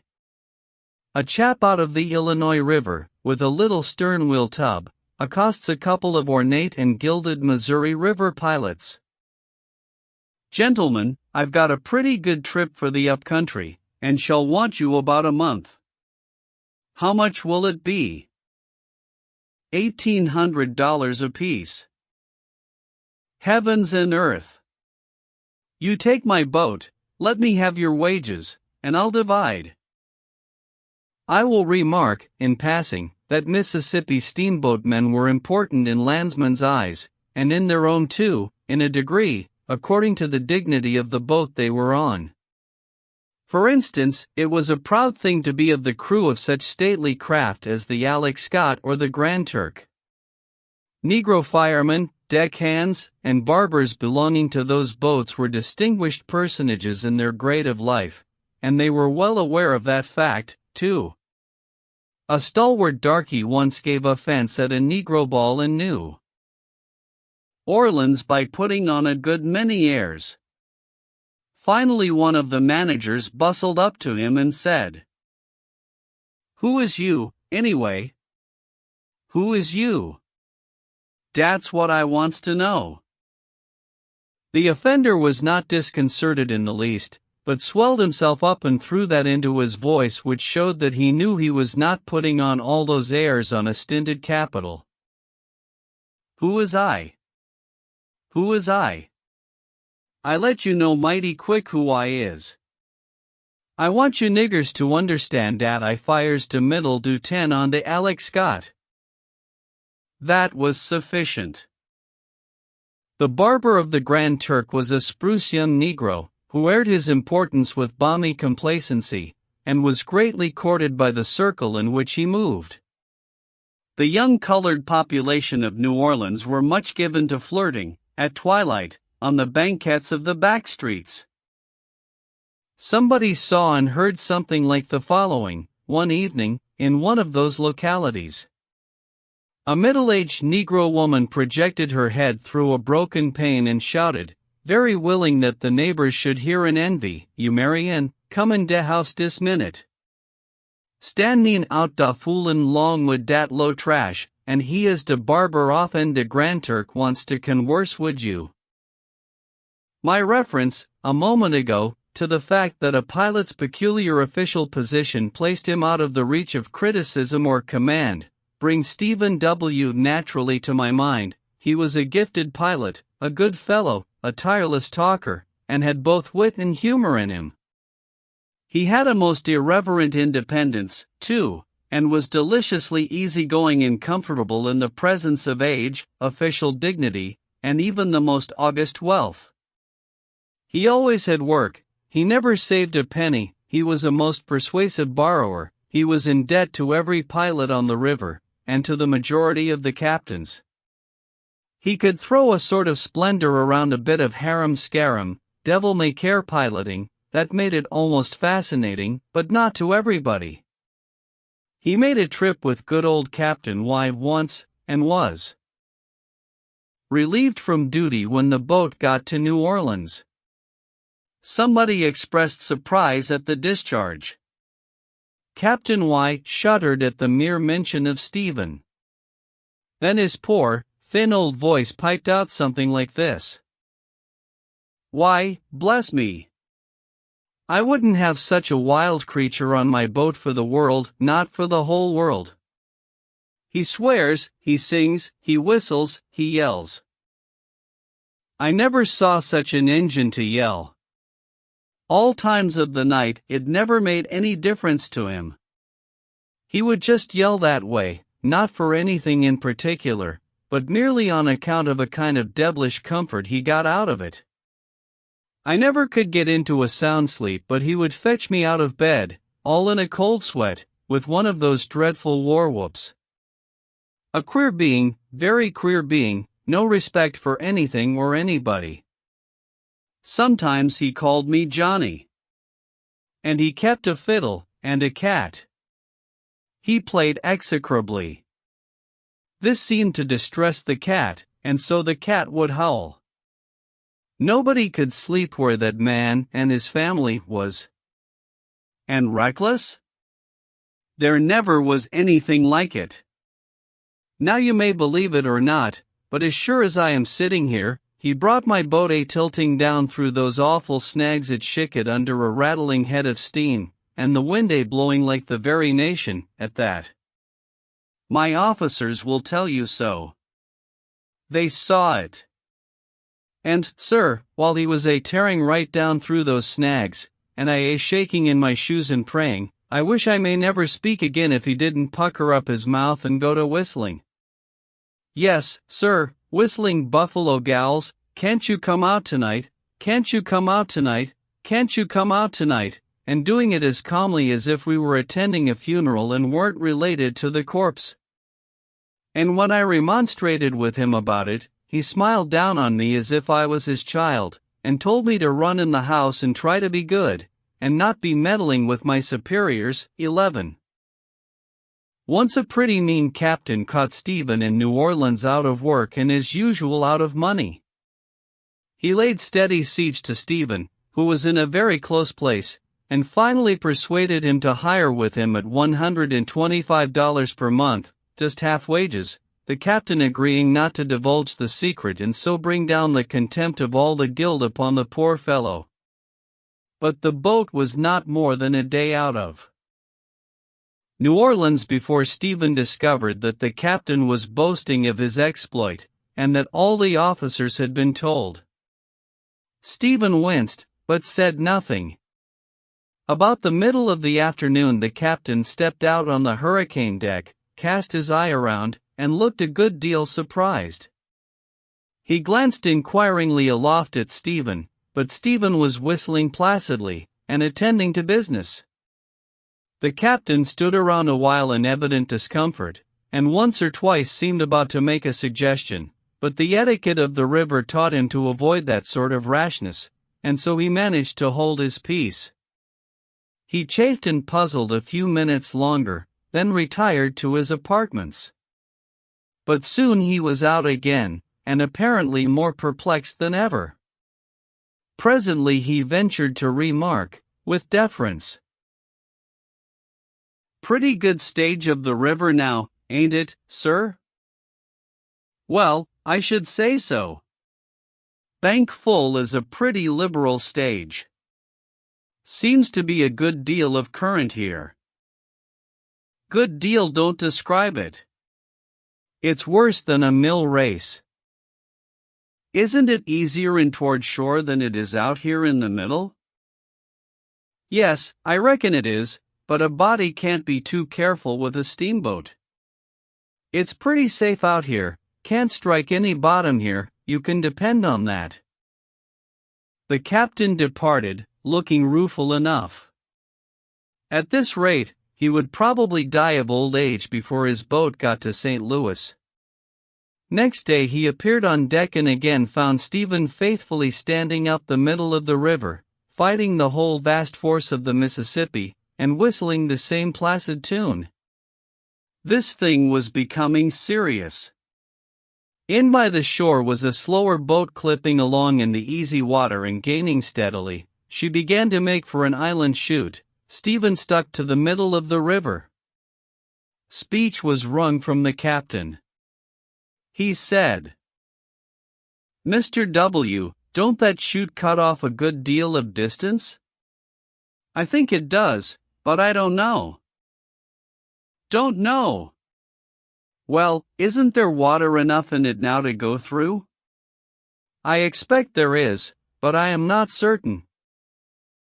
"Upon my word, this is odd. Why, those pilots on that boat yonder are going to try it." "Do you mean to say that you don't know as much as they do?" "They? Why, they are $250 pilots." "But don't you be uneasy, I know as much as any man can afford to know for $125.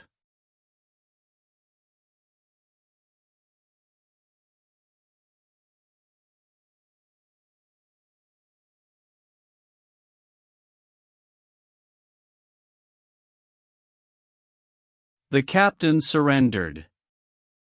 5 minutes later, Stephen was bowling through the chute and showing the rival boat a $250 pair of heels. Chapter 15. The Pilot's Monopoly. One day, on board the Alex Scott, my chief, Mr. Bixby, was crawling carefully through a close place at Cat Island, both leads going, and everybody holding his breath. The captain, a nervous, apprehensive man, kept still as long as he could, but finally broke down and shouted from the hurricane deck, "For gracious sake, give her steam, Mr. Bixby. Give her steam. She'll never raise the reef on this headway." For all the effect that was produced upon Mr. Bixby, one would have supposed that no remark had been made. But 5 minutes later, when the danger was past and the leads laid in, he burst instantly into a consuming fury, and gave the captain the most admirable cursing I ever listened to.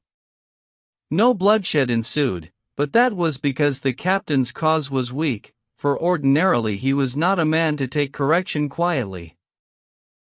Having now set forth in detail the nature of the science of piloting, and likewise described the rank which the pilot held among the fraternity of steamboatmen, this seems a fitting place to say a few words about an organization which the pilots once formed for the protection of their guild. It was curious and noteworthy in this, that it was perhaps the compactest, the completest, and the strongest commercial organization ever formed among men. For a long time wages had been $250 a month, but curiously enough, as steamboats multiplied and business increased, the wages began to fall little by little. It was easy to discover the reason of this. Too many pilots were being made.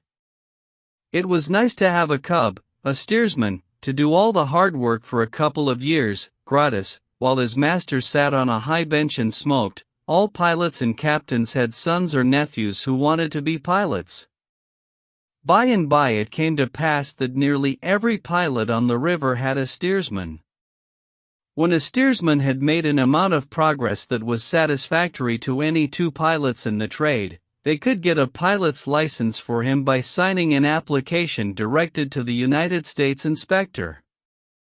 Nothing further was needed, usually no questions were asked, no proofs of capacity required.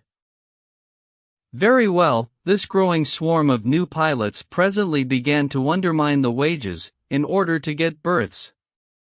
Too late apparently, the knights of the tiller perceived their mistake. Plainly, something had to be done, and quickly, but what was to be the needful thing? A close organization. Nothing else would answer. To compass this seemed an impossibility, so it was talked, and then dropped.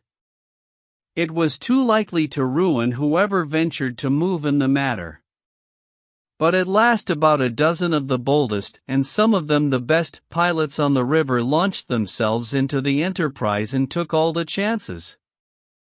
They got a special charter from the legislature, with large powers, under the name of the Pilots' Benevolent Association, elected their officers, completed their organization, contributed capital, put association wages up to $250 at once, and then retired to their homes, for they were promptly discharged from employment. But there were 2 or 3 unnoticed trifles in their bylaws which had the seeds of propagation in them. For instance, all idle members of the association, in good standing, were entitled to a pension of $25 per month. This began to bring in one straggler after another from the ranks of the new-fledged pilots, in the dull, summer season. Better have $25 than starve. The initiation fee was only $12, and no dues required from the unemployed. Also, the widows of deceased members in good standing could draw $25 per month, and a certain sum for each of their children. Also, the said deceased would be buried at the association's expense. These things resurrected all the superannuated and forgotten pilots in the Mississippi Valley. They came from farms, they came from interior villages, they came from everywhere. They came on crutches, on drays, in ambulances, anyway, so they got there. They paid in their $12, and straightway began to draw out $25 a month and calculate their burial bills. By and by, all the useless, helpless pilots, and a dozen first-class ones, were in the association, and 9/10 of the best pilots out of it and laughing at it. It was the laughingstock of the whole river. Everybody joked about the bylaw requiring members to pay 10% of their wages, every month, into the treasury for the support of the association, whereas all the members were outcast and tabooed, and no one would employ them. Everybody was derisively grateful to the association for taking all the worthless pilots out of the way and leaving the whole field to the excellent and the deserving, and everybody was not only jocularly grateful for that, but for a result which naturally followed, namely, the gradual advance of wages as the busy season approached. Wages had gone up from the low figure of $100 a month to $125 and in some cases to $150. And it was great fun to enlarge upon the fact that this charming thing had been accomplished by a body of men not one of whom received a particle of benefit from it. Some of the jokers used to call at the association rooms and have a good time chaffing the members and offering them the charity of taking them as steersmen for a trip, so that they could see what the forgotten river looked like. However, the association was content, or at least it gave no sign to the contrary. Now and then it captured a pilot who was out of luck, and added him to its list, and these later additions were very valuable, for they were good pilots. The incompetent ones had all been absorbed before.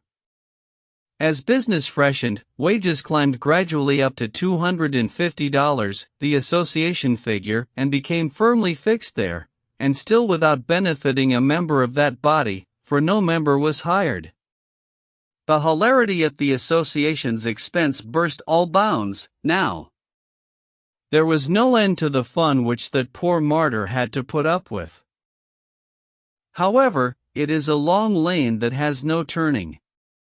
Winter approached, business doubled and trebled, and an avalanche of Missouri, Illinois, and upper Mississippi River boats came pouring down to take a chance in the New Orleans trade. All of a sudden, pilots were in great demand, and were correspondingly scarce. The time for revenge was come.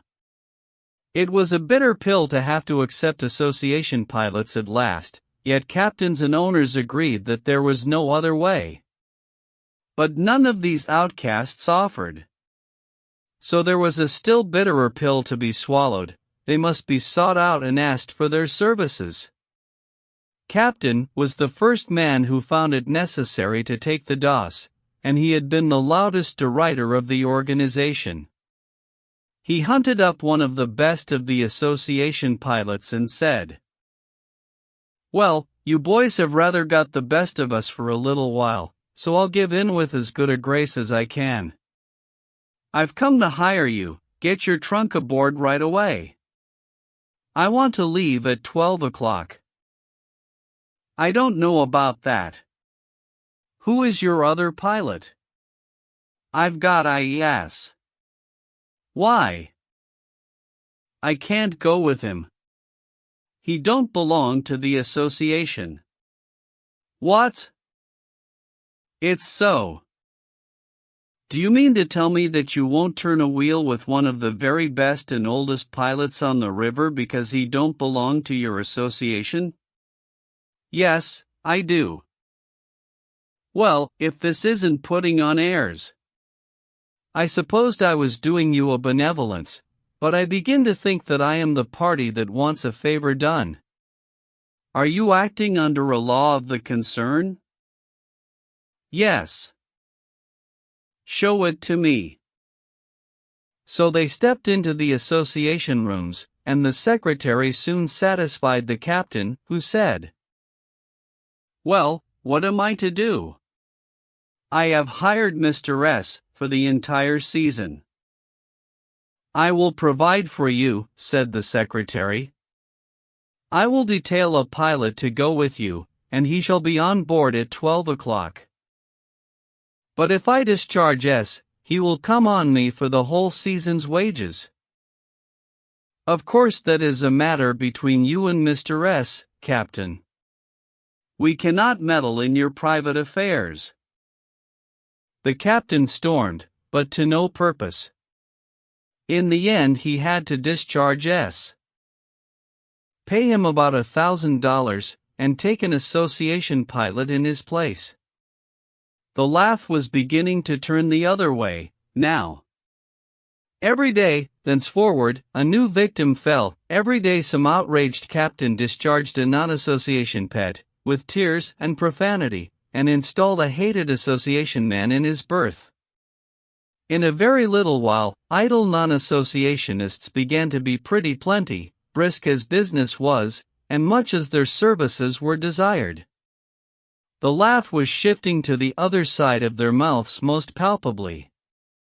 These victims, together with the captains and owners, presently ceased to laugh altogether, and began to rage about the revenge they would take when the passing business spurt was over.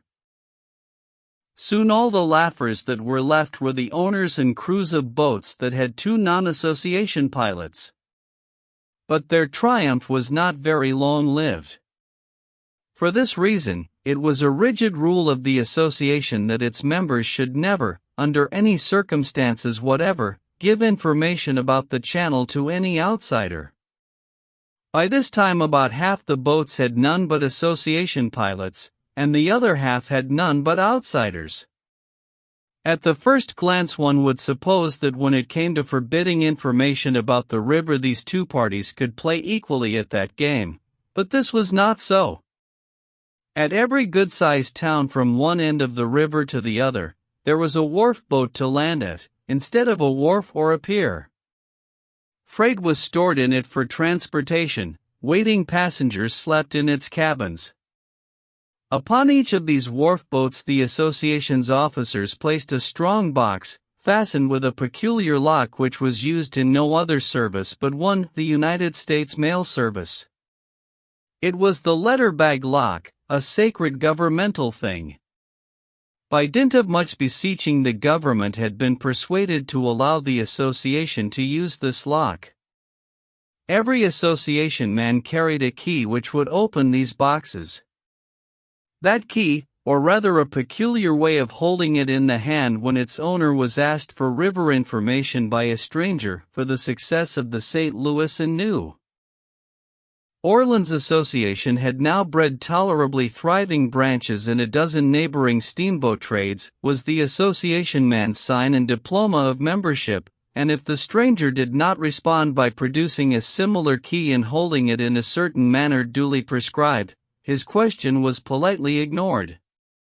From the association's secretary each member received a package of more or less gorgeous blanks, printed like a billhead, on handsome paper, properly ruled in columns. A billhead worded something like this: Steamer Great Republic.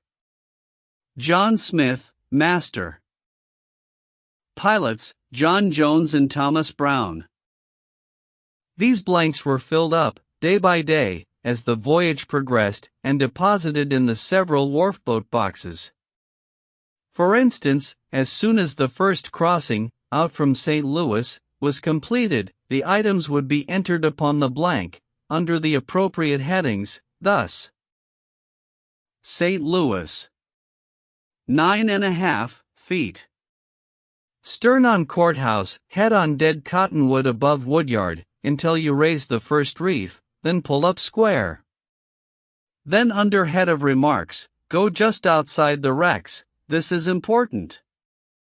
New snag just where you straighten down, go above it. The pilot who deposited that blank in the Cairo box, after adding to it the details of every crossing all the way down from St. Louis, took out and read half a dozen fresh reports, from upward-bound steamers, concerning the river between Cairo and Memphis, posted himself thoroughly, returned them to the box, and went back aboard his boat again so armed against accident that he could not possibly get his boat into trouble without bringing the most ingenious carelessness to his aid. Imagine the benefits of so admirable a system in a piece of river 12 or 1300 miles long, whose channel was shifting every day.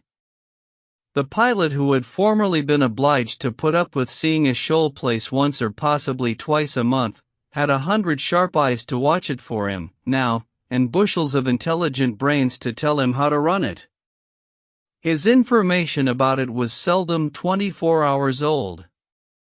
If the reports in the last box chanced to leave any misgivings on his mind concerning a treacherous crossing, he had his remedy. He blew his steam whistle in a peculiar way as soon as he saw a boat approaching. The signal was answered in a peculiar way if that boat's pilots were association men, and then the two steamers ranged alongside and all uncertainties were swept away by fresh information furnished to the inquirer by word of mouth and in minute detail. The first thing a pilot did when he reached New Orleans or St. Louis was to take his final and elaborate report to the association parlors and hang it up there, after which he was free to visit his family. In these parlors a crowd was always gathered together, discussing changes in the channel, and the moment there was a fresh arrival, everybody stopped talking till this witness had told the newest news and settled the latest uncertainty. Other craftsmen can sink the shop, sometimes, and interest themselves in other matters. Not so with a pilot. He must devote himself wholly to his profession and talk of nothing else, for it would be small gain to be perfect one day and imperfect the next. He has no time or words to waste if he would keep posted. But the outsiders had a hard time of it. No particular place to meet and exchange information, no wharfboat reports, none but chance and unsatisfactory ways of getting news. The consequence was that a man sometimes had to run 500 miles of river on information that was a week or 10 days old. At a fair stage of the river that might have answered, but when the dead low water came it was destructive. Now came another perfectly logical result. The outsiders began to ground steamboats, sink them, and get into all sorts of trouble, whereas accidents seemed to keep entirely away from the association men. Wherefore even the owners and captains of boats furnished exclusively with outsiders, and previously considered to be wholly independent of the association and free to comfort themselves with brag and laughter, began to feel pretty uncomfortable. Still, they made a show of keeping up the brag, until one black day when every captain of the lot was formally ordered to immediately discharge his outsiders and take association pilots in their stead. And who was it that had the dashing presumption to do that? Alas, it came from a power behind the throne that was greater than the throne itself. It was the underwriters. It was no time to swap knives. Every outsider had to take his trunk ashore at once. Of course, it was supposed that there was collusion between the association and the underwriters, but this was not so. The latter had come to comprehend the excellence of the report system of the association and the safety it secured, and so they had made their decision among themselves and upon plain business principles. There was weeping and wailing and gnashing of teeth in the camp of the outsiders now. But no matter, there was but one course for them to pursue, and they pursued it. They came forward in couples and groups, and proffered their $12 and asked for membership. They were surprised to learn that several new bylaws had been long ago added. For instance, the initiation fee had been raised to $50, that some must be tendered, and also 10% of the wages which the applicant had received each and every month since the founding of the association. In many cases this amounted to $300 or $400. Still, the association would not entertain the application until the money was present. Even then a single adverse vote killed the application. Every member had to vote yes or no in person and before witnesses, so it took weeks to decide a candidacy, because many pilots were so long absent on voyages. However, the repentant sinners scraped their savings together, and one, by our tedious voting process, they were added to the fold. A time came, at last, when only about 10 remained outside. They said they would starve before they would apply. They remained idle a long while, because of course nobody could venture to employ them. By and by the association published the fact that upon a certain date the wages would be raised to $500 per month. All the branch associations had grown strong, now, and the Red River one had advanced wages to $700 a month. Reluctantly the 10 outsiders yielded, in view of these things, and made application.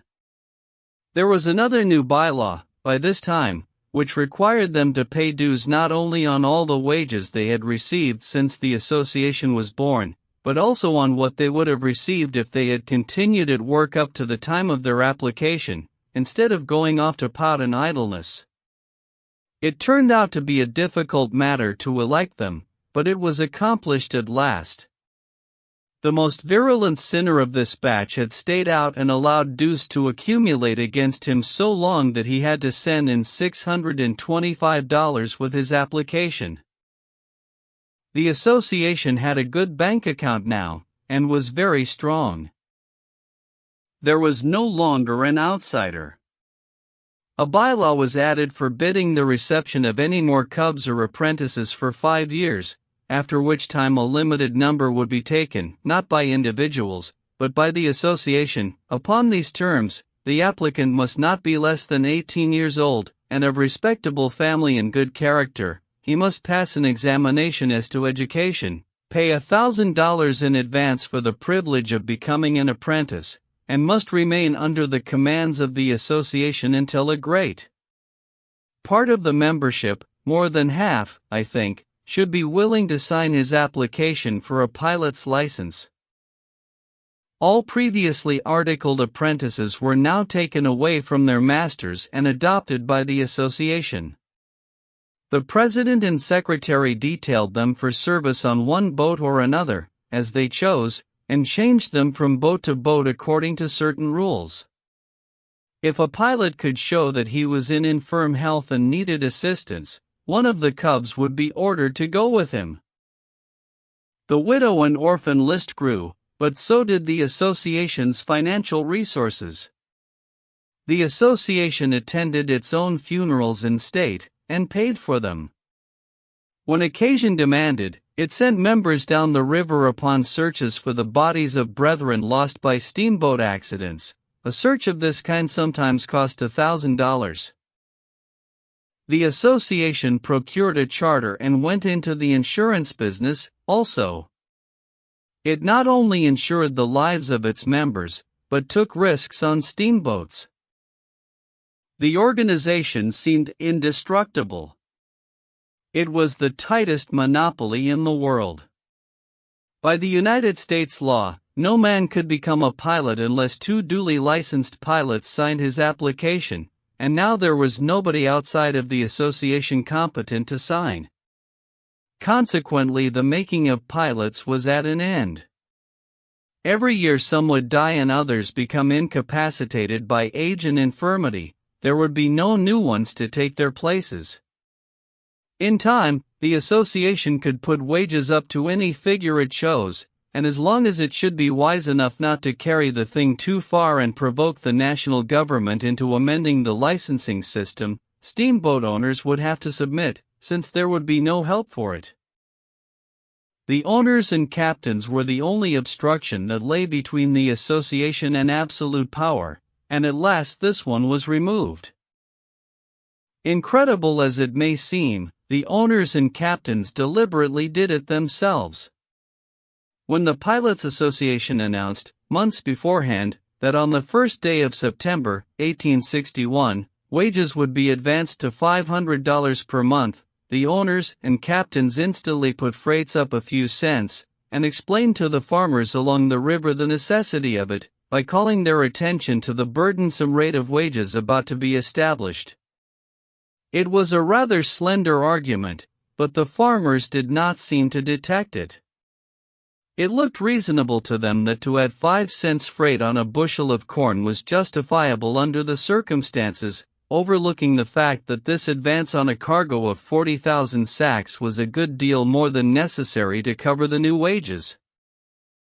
So, straightway the captains and owners got up an association of their own, and proposed to put captains' wages up to $500, too, and move for another advance in freights. It was a novel idea, but of course an effect which had been produced once could be produced again. The new association decreed, for this was before all the outsiders had been taken into the Pilots Association, that if any captain employed a non-association pilot, he should be forced to discharge him, and also pay a fine of $500.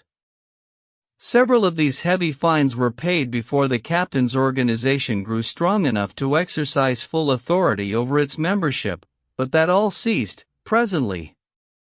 The captains tried to get the pilots to decree that no member of their corporation should serve under a non-association captain, but this proposition was declined.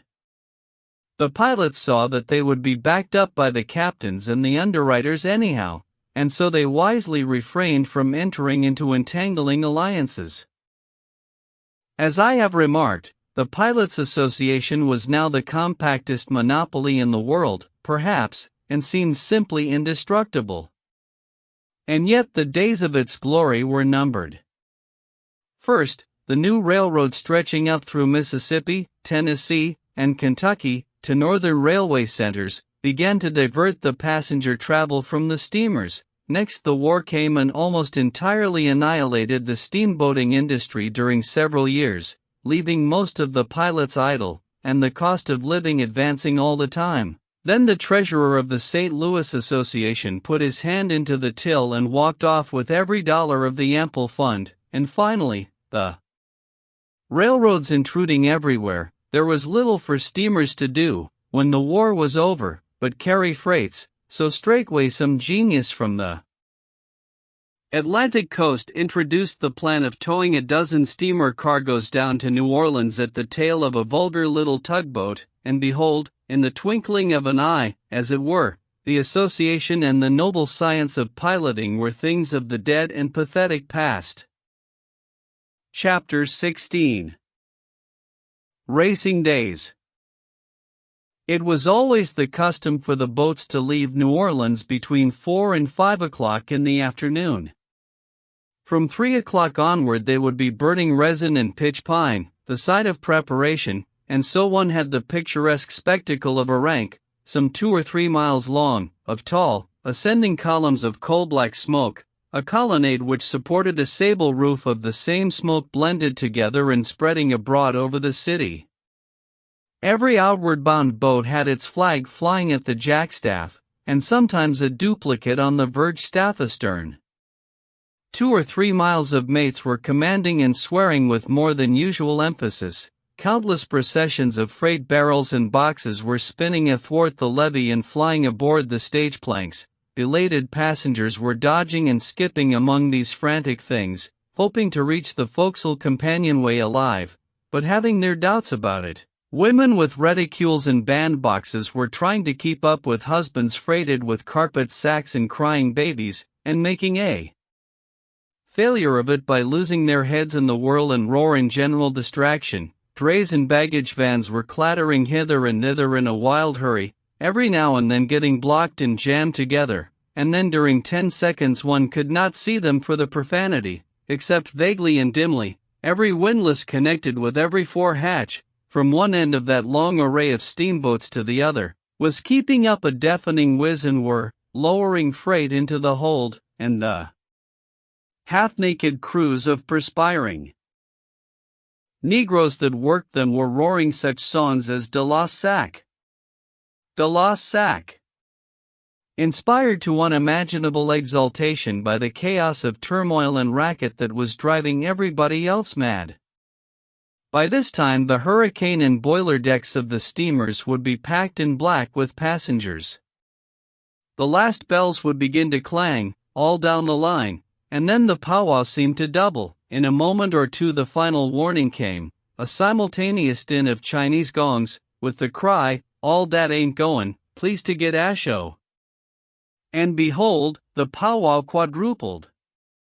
People came swarming ashore, overturning excited stragglers that were trying to swarm aboard.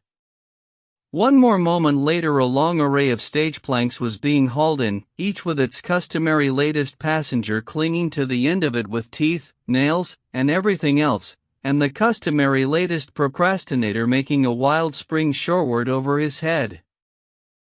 Now a number of the boats slide backward into the stream, leaving wide gaps in the serried rank of steamers. Citizens crowd the decks of boats that are not to go, in order to see the sight. Steamer after steamer straightens herself up, gathers all her strength, and presently comes swinging by, under a tremendous head of steam, with flag flying, black smoke rolling, and her entire crew of firemen and deckhands, usually swarthy Negroes, massed together on the forecastle, the best voice in the lot towering from the midst, being mounted on the capstan, waving his hat or a flag, and all roaring a mighty chorus, while the parting cannons boom and the multitudinous spectators swing their hats and huzzah. Steamer after steamer falls into line, and the stately procession goes winging its flight up the river. In the old times, whenever two fast boats started out on a race, with a big crowd of people looking on, it was inspiring to hear the crew sing, especially if the time were nightfall, and the forecastle lit up with the red glare of the torch baskets. Racing was royal fun. The public always had an idea that racing was dangerous, whereas the opposite was the case, that is, after the laws were passed which restricted each boat to just so many pounds of steam to the square inch. No engineer was ever sleepy or careless when his heart was in a race. He was constantly on the alert, trying gauge cocks and watching things. The dangerous place was on slow, plodding boats, where the engineers drowsed around and allowed ships to get into the doctor and shut off the water supply from the boilers. In the flush times of steamboating, a race between two notoriously fleet steamers was an event of vast importance. The date was set for it several weeks in advance, and from that time forward, the whole Mississippi Valley was in a state of consuming excitement. Politics and the weather were dropped, and people talked only of the coming race. As the time approached, the two steamers stripped and got ready. Every encumbrance that added weight, or exposed a resisting surface to wind or water, was removed, if the boat could possibly do without it. The spars, and sometimes even their supporting derricks, were sent ashore, and no means left to set the boat afloat in case she got aground. When the Eclipse and the A.L. Shotwell ran their great race many years ago, it was said that pains were taken to scrape the gilding off the fanciful device which hung between the Eclipse's chimneys, and that for that one trip the captain left off his kid gloves and had his head shaved. But I always doubted these things. If the boat was known to make her best speed when drawing 5.5 feet forward and 5 feet aft, she was carefully loaded to that exact figure. She wouldn't enter a dose of homeopathic pills on her manifest after that. Hardly any passengers were taken, because they not only add weight but they never will trim boat. They always run to the side when there is anything to see, whereas a conscientious and experienced steamboatman would stick to the center of the boat and part his hair in the middle with a spirit level.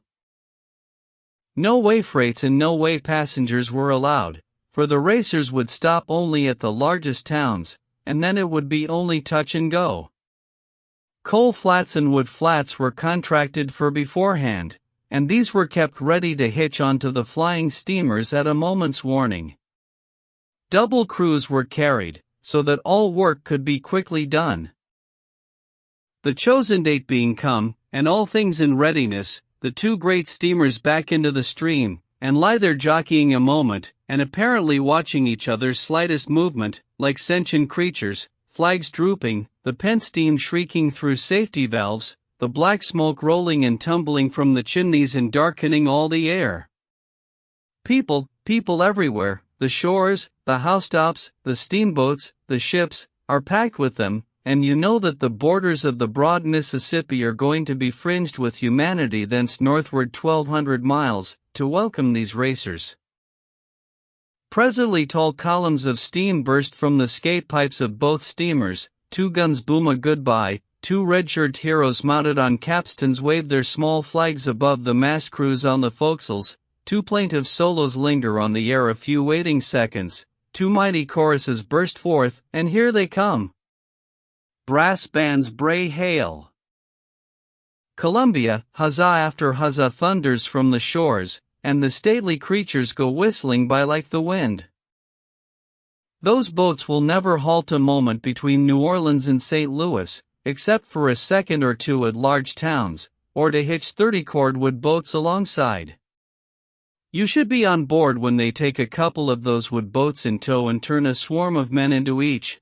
By the time you have wiped your glasses and put them on, you will be wondering what has become of that wood. Two nicely matched steamers will stay in sight of each other day after day. They might even stay side by side, but for the fact that pilots are not all alike, and the smartest pilots will win the race.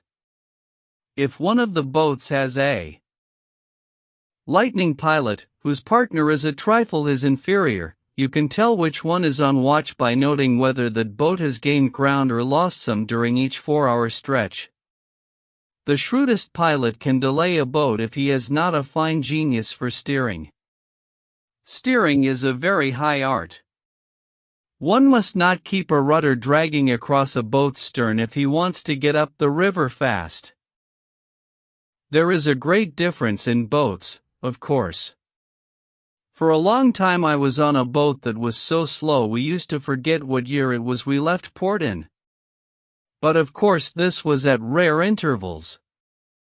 Ferry boats used to lose valuable trips because their passengers grew old and died, waiting for us to get by.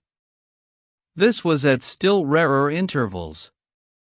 I had the documents for these occurrences, but through carelessness they have been mislaid. This boat, the John J. Arrow, was so slow that when she finally sunk in Madrid Bend, it was 5 years before the owners heard of it. That was always a confusing fact to me, but it is according to the record, anyway. She was dismally slow. Still, we often had pretty exciting times racing with islands, and rafts, and such things. One trip, however, we did rather well. We went to St. Louis in 16 days. But even at this rattling gait I think we changed watches 3 times in Fort Adams Reach, which is 5 miles long. A reach is a piece of straight river, and of course the current drives through such a place in a pretty lively way. That trip we went to Grand Gulf, from New Orleans, in 4 days, 340 miles, the Eclipse and Shotwell did it in 1. We were 9 days out, in the chute of 63, 700 miles, the Eclipse and Shotwell went there in 2 days. Something over a generation ago, a boat called the J.M. White went from New Orleans to Cairo in 3 days, 6 hours, and 44 minutes. In 1853 the Eclipse made the same trip in 3 days, 3 hours, and 20 minutes. 12 In 1870 the Ark E. Lee did it in 3 days and 1 hour. This last is called the fastest trip on record. I will try to show that it was not. For this reason, the distance between New Orleans and Cairo, when the J.M. White ran it, was about 1,106 miles, consequently her average speed was a trifle over 14 miles per hour. In the eclipse's day the distance between the two ports had become reduced to 1,080 miles, consequently her average speed was a shade under 14 3/8 miles per hour. In the R.T. Lee's time the distance had diminished to about 1,030 miles, consequently her average was about 14 1/8 miles per hour. Therefore the eclipse's was conspicuously the fastest time that has ever been made. The record of some famous trips. From Commodore Rollingpin's Almanac. Fast time on the Western Waters. From New Orleans to Natchez, 268 miles. From New Orleans to Cairo, 1,024 miles. From New Orleans to Louisville, 1,440 miles. From New Orleans to Donaldsonville, 78 miles. From New Orleans to St. Louis, 1,218 miles. From Louisville to Cincinnati, 141 miles. From Louisville to St. Louis, 750 miles. From Cincinnati to Pittsburgh, 490 miles. From St. Louis to Alton, 30 miles. Miscellaneous runs.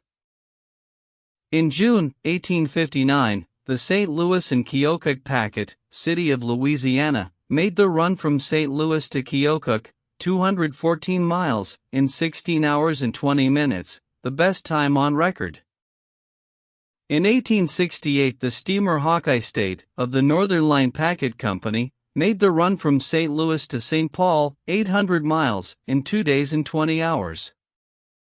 Never was beaten. In 1853 the steamer Polar Star made the run from St. Louis to St. Joseph, on the Missouri River in 64 hours. In July 1856, the steamer Jazz H. Lucas, Andy Wineland, master, made the same run in 60 hours and 57 minutes. The distance between the ports is 600 miles, and when the difficulties of navigating the turbulent Missouri are taken into consideration, the performance of the Lucas deserves a special mention. The time made by the R.G. Lee from New Orleans to St. Louis in 1870, in her famous race with the Natchez, is the best on record, and, inasmuch as the race created a national interest, we give below her timetable from port to port. Left New Orleans, Thursday, June 30, 1870, at 4:55 p.m., reached. The Lee landed at St. Louis at 11:25 a.m. on July 4, 1870, 6 hours and 36 minutes ahead of the Natchez. The officers of the Natchez claimed 7 hours and 1 minute stoppage on account of fog and repairing machinery. The R.T. Lee was commanded by Captain John W. Cannon, and the Natchez was in the charge of that veteran Southern boatman, Captain Thomas P. Leathers. Chapter 17. Cutoffs and Stephen. These dry details are of importance in one particular. They give me an opportunity of introducing one of the Mississippi's oddest peculiarities, that of shortening its length from time to time. If you will throw a long, pliant apple paring over your shoulder, it will pretty fairly shape itself into an average section of the Mississippi River, that is, the 9 or 10 miles stretching from Cairo, Illinois, southward to New Orleans, the same being wonderfully crooked, with a brief straight bit here and there at wide intervals. The 200-mile stretch from Cairo northward to St. Louis is by no means so crooked, that being a rocky country which the river cannot cut much. The water cuts the alluvial banks of the lower river into deep horseshoe curves, so deep, indeed, that in some places if you were to get ashore at one extremity of the horseshoe and walk across the neck, half or 3/4 of a mile, you could sit down and rest a couple of hours while your steamer was coming around the Long Elbow, at a speed of 10 miles an hour, to take you aboard again. When the river is rising fast, some scoundrel whose plantation is back in the country, and therefore of inferior value, has only to watch his chance, cut a little gutter across the narrow neck of land some dark night, and turn the water into it, and in a wonderfully short time a miracle has happened, to wit, the whole Mississippi has taken possession of that little ditch, and placed the countryman's plantation on its bank, quadrupling its value, and that other parties formerly valuable. Plantation finds itself away out yonder on a big island, the old watercourse around it will soon shoal up, boats cannot approach within 10 miles of it, and down goes its value to a fourth of its former worth. Watches are kept on those narrow necks, at needful times, and if a man happens to be caught cutting a ditch across them, the chances are all against his ever having another opportunity to cut a ditch. Pray observe some of the effects of this ditching business. Once there was a neck opposite Port Hudson, Louisiana, which was only half a mile across, in its narrowest place. You could walk across there in 15 minutes, but if you made the journey around the Cape on a raft, you traveled 35 miles to accomplish the same thing. In 1722 the river darted through that neck, deserted its old bed, and thus shortened itself 35 miles. In the same way it shortened itself 25 miles at Black Hawk Point in 1699. Below Red River Landing, Ricorsi Cutoff was made, 40 or 50 years ago, I think. This shortened the river 28 miles. In our day, if you travel by river from the southernmost of these three cutoffs to the northernmost, you go only 70 miles. To do the same thing 176 years ago, one had to go 158 miles, a shortening of 88 miles in that trifling distance. At some forgotten time in the past, cutoffs were made above Vidalia, Louisiana, at Island 92, at Island 84, and at Hales Point. These shortened the river, in the aggregate, 77 miles. Since my own day on the Mississippi, cutoffs have been made at Hurricane Island, at Island 100, at Napoleon, Arkansas, at Walnut Bend, and at Council Bend. These shortened the river, in the aggregate, 67 miles. In my own time a cutoff was made at American Bend, which shortened the river 10 miles or more. Therefore, the Mississippi between Cairo and New Orleans was 1,215 miles long 176 years ago. It was 1,180 after the cutoff of 1722. It was 1,040 after the American Bend cutoff. It has lost 67 miles since. Consequently, its length is only 973 miles at present. Now, if I wanted to be one of those ponderous scientific people, and led on to prove what had occurred in the remote past by what had occurred in a given time in the recent past, or what will occur in the far future by what has occurred in late years, what an opportunity is here! Geology never had such a chance, nor such exact data to argue from. Nor development of species, either. Glacial epochs are great things, but they are vague. Please observe. In the space of 176 years the lower Mississippi has shortened itself 242 miles.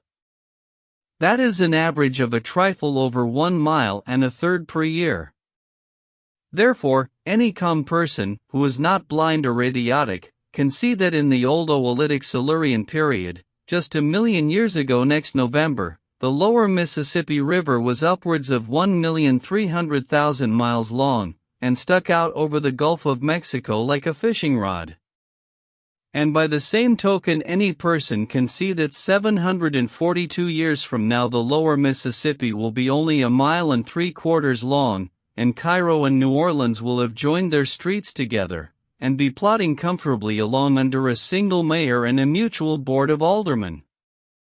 There is something fascinating about science. One gets such wholesale returns of conjecture out of such a trifling investment of fact. When the water begins to flow through one of those ditches I have been speaking of, it is time for the people thereabouts to move. The water cleaves the banks away like a knife. By the time the ditch has become 12 or 15 feet wide, the calamity is as good as accomplished, for no power on earth can stop it now. When the width has reached 100 yards, the banks begin to peel off in slices half an acre wide. The current flowing around the bend traveled formerly only 5 miles an hour, now it is tremendously increased by the shortening of the distance. I was on board the first boat that tried to go through the cutoff at American Bend, but we did not get through. It was toward midnight, and a wild night. It was thunder, lightning, and torrents of rain.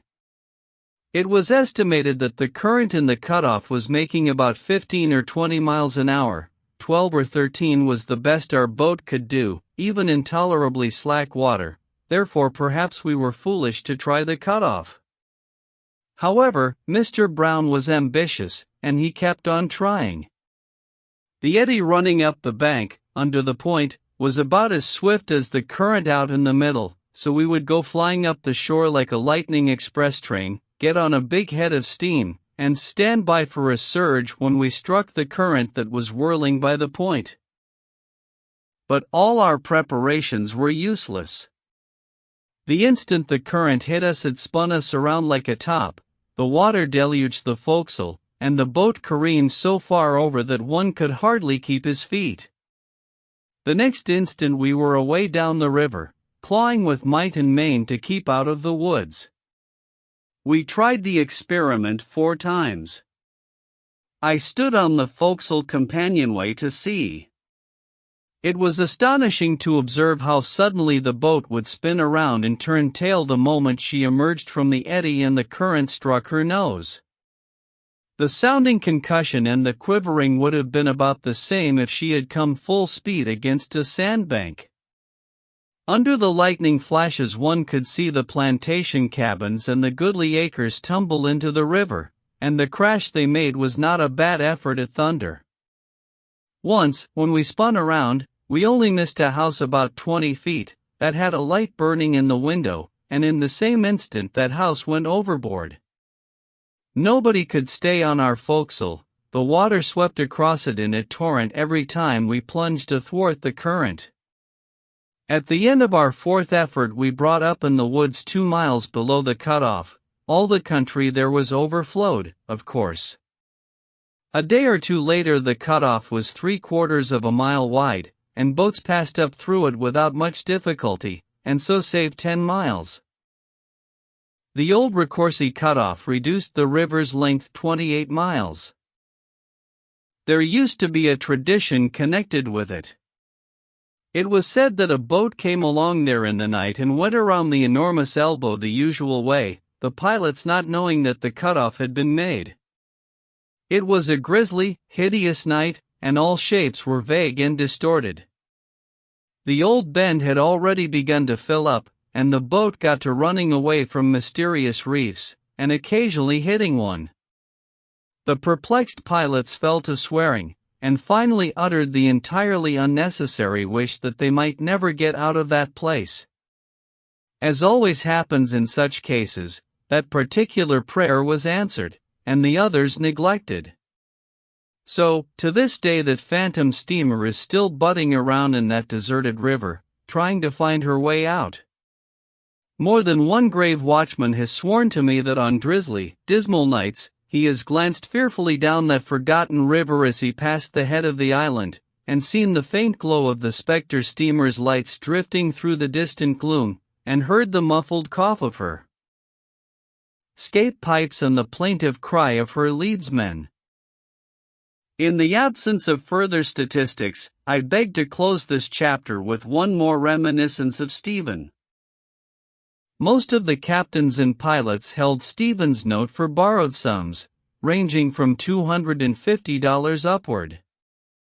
Stephen never paid one of these notes, but he was very prompt and very zealous about renewing them every 12-month. Of course there came a time, at last, when Stephen could no longer borrow of his ancient creditors, so he was obliged to lie in wait for new men who did not know him. Such a victim was good-hearted, simple-natured young Yates. I use a fictitious name, but the real name began, as this one does, with a Y. Young Yates graduated as a pilot, got a berth, and when the month was ended and he stepped up to the clerk's office and received his $250 in crisp new bills, Stephen was there. His silvery tongue began to wag, and in a very little while, Yates's $250 had changed hands. The fact was soon known at pilot headquarters, and the amusement and satisfaction of the old creditors were large and generous. But innocent Yates never suspected that Stephen's promise to pay promptly at the end of the week was a worthless one.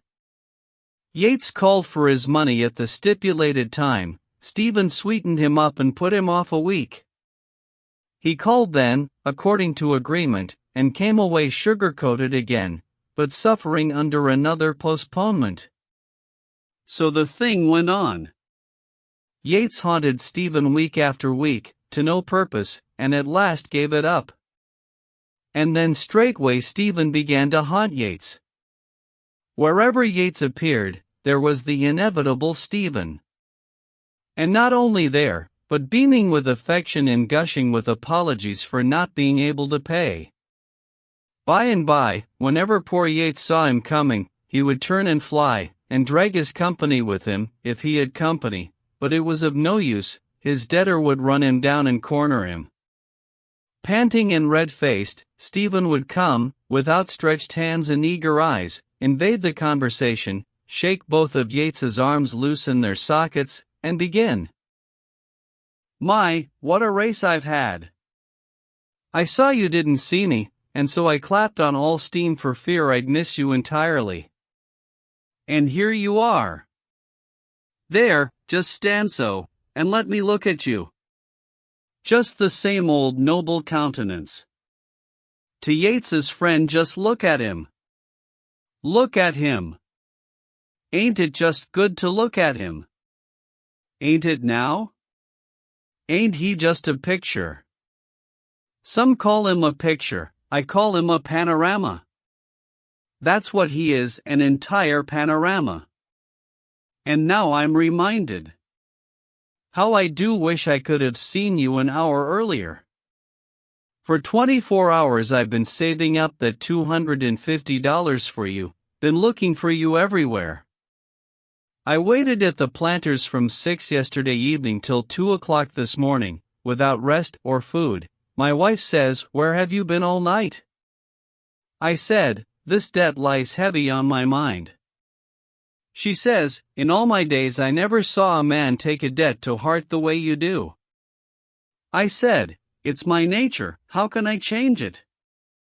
She says, "Well, do go to bed and get some rest." I said, "Not till that poor, noble young man has got his money."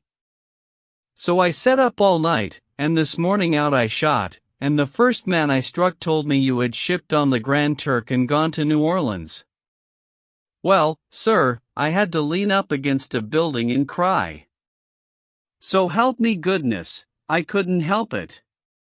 The man that owned the place come out cleaning up with a rag, and said he didn't like to have people cry against his building, and then it seemed to me that the whole world had turned against me, and it wasn't any use to live anymore, and coming along an hour ago, suffering no man knows what agony, I met Jim Wilson and paid him the $250 on account, and to think that here you are, now, and I haven't got a cent. But as sure as I am standing here on this ground on this particular brick, there, I've scratched a mark on the brick to remember it by. I'll borrow that money and pay it over to you at 12 o'clock sharp, tomorrow. Now, stand so, let me look at you just once more. And so on. Yates's life became a burden to him. He could not escape his debtor and his debtor's awful sufferings on account of not being able to pay. He dreaded to show himself in the street, lest he should find Stephen lying in wait for him at the corner. Bogart's billiard saloon was a great resort for pilots in those days. They met there about as much to exchange river news as to play. One morning Yates was there, Stephen was there, too, but kept out of sight. But by and by, when about all the pilots had arrived who were in town, Stephen suddenly appeared in the midst, and rushed for Yates as for a long-lost brother. "Oh, I am so glad to see you. Oh my soul, the sight of you is such a comfort to my eyes. Gentlemen, I owe all of you money, among you I owe probably $40,000. I want to pay it, I intend to pay it every last cent of it. You all know, without my telling you, what sorrow it has cost me to remain so long under such deep obligations to such patient and generous friends, but the sharpest pang I suffer, by far the sharpest, is from the debt I owe to this noble young man here, and I have come to this place this morning especially to make the announcement that I have at last found a method whereby I can pay off all my debts. And most especially I wanted him to be here when I announced it. Yes, my faithful friend, my benefactor, I've found the method. I've found the method to pay off all my debts, and you'll get your money." Hope dawned in Yates's eye, then. Stephen, beaming benignantly, and placing his hand upon Yates's head, added, "I am going to pay them off in alphabetical order."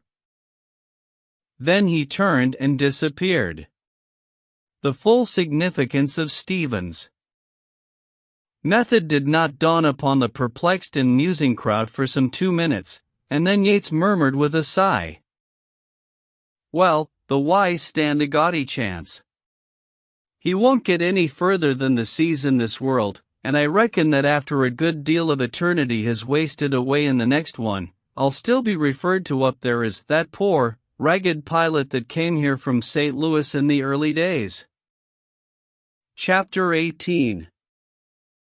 I take a few extra lessons.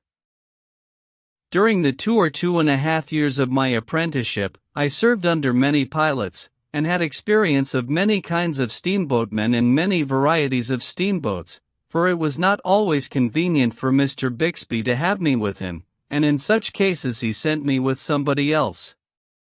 I am to this day profiting somewhat by that experience, for in that brief, sharp schooling, I got personally and familiarly acquainted with about all the different types of human nature that are to be found in fiction, biography, or history. The fact is daily borne in upon me that the average shore employment requires as much as 40 years to equip a man with this sort of an education. When I say I am still profiting by this thing, I do not mean that it has constituted me a judge of men. No, it has not done that, for judges of men are born, not made. My profit is various in kind and degree, but the feature of it which I value most is the zest which that early experience has given to my later reading. When I find a well-drawn character in fiction or biography, I generally take a warm personal interest in him, for the reason that I have known him before, met him on the river. The figure that comes before me oftenest, out of the shadows of that vanished time, is that of Brown, of the steamer Pennsylvania, the man referred to in a former chapter, whose memory was so good and tiresome. He was a middle-aged, long, slim, bony, smooth-shaven, horse-faced, ignorant, stingy, malicious, snarling, fault-hunting, mote-magnifying tyrant. I early got the habit of coming on watch with dread at my heart. No matter how good a time I might have been having with the off-watch below, and no matter how high my spirits might be when I started aloft, my soul became lead in my body the moment I approached the pilot-house. I still remember the first time I ever entered the presence of that man. The boat had backed out from St. Louis and was straightening down. I ascended to the pilot-house in high feather, and very proud to be semi-officially a member of the executive family of so fast and famous a boat. Brown was at the wheel. I paused in the middle of the room, all fixed to make my bow, but Brown did not look around. I thought he took a furtive glance at me out of the corner of his eye, but as not even this notice was repeated, I judged I had been mistaken. By this time he was picking his way among some dangerous brakes abreast the woodyards, therefore it would not be proper to interrupt him, so I stepped softly to the high bench and took a seat. There was silence for 10 minutes, then my new boss turned and inspected me deliberately and painstakingly from head to heel for about, as it seemed to me, a quarter of an hour. After which he removed his countenance and I saw it no more for some seconds. Then it came around once more, and this question greeted me. "Are you Horace Bigsby's cub?" "Yes, sir." After this there was a pause and another inspection. Then, "What's your name?" I told him. He repeated it after me. It was probably the only thing he ever forgot, for although I was with him many months he never addressed himself to me in any other way than here, and then his command followed. "Where was you born?" "In Florida, Missouri." A pause. Then, "Dern sight better stayed there." By means of a dozen or so of pretty direct questions, he pumped my family history out of me. The leads were going now, in the first crossing. This interrupted the inquest. When the leads had been laid in, he resumed. "How long you been on the river?" I told him. After a pause. "Where'd you get them shoes?" I gave him the information. "Hold up your foot." I did so. He stepped back, examined the shoe minutely and contemptuously, scratching his head thoughtfully, tilting his high sugar loaf hat well forward to facilitate the operation, then ejaculated, "Well, I'll be D.O.D. derned," and returned to his wheel. What occasion there was to be D.O.D. derned about it is a thing which is still as much of a mystery to me now as it was then. It must have been all of 15 minutes of dull, homesick silence, before that long horse face swung round upon me again, and then, what a change! It was as red as fire, and every muscle in it was working. Now came this shriek. "Here! You going to set there all day?" I lit in the middle of the floor, shot there by the electric suddenness of the surprise. As soon as I could get my voice I said, apologetically, "I have had no orders, sir." "You've had no orders? My, what a fine bird we are! We must have orders. Our father was a gentleman owned slaves, and we've been to school. Yes, we are a gentleman, too, and got to have orders." "Orders, is it? Orders is what you want. D.O.D. dern my skin, I'll learn you to swell yourself up and blow around here about your D.O.D. derned orders." G way from the wheel. I had approached it without knowing it. I moved back a step or two, and stood as in a dream, all my senses stupefied by this frantic assault. "What you standing there for? Take that ice pitcher down to the Texas tender, come, move along, and don't you be all day about it." The moment I got back to the pilot house, Brown said, "Here. What was you doing down there all this time?" "I couldn't find the Texas tender, I had to go all the way to the pantry." "Dern likely story. Fill up the stove." I proceeded to do so. He watched me like a cat. Presently he shouted, "Put down that shovel. Derndest numbskull I ever saw ain't even got sense enough to load up a stove." All through the watch this sort of thing went on.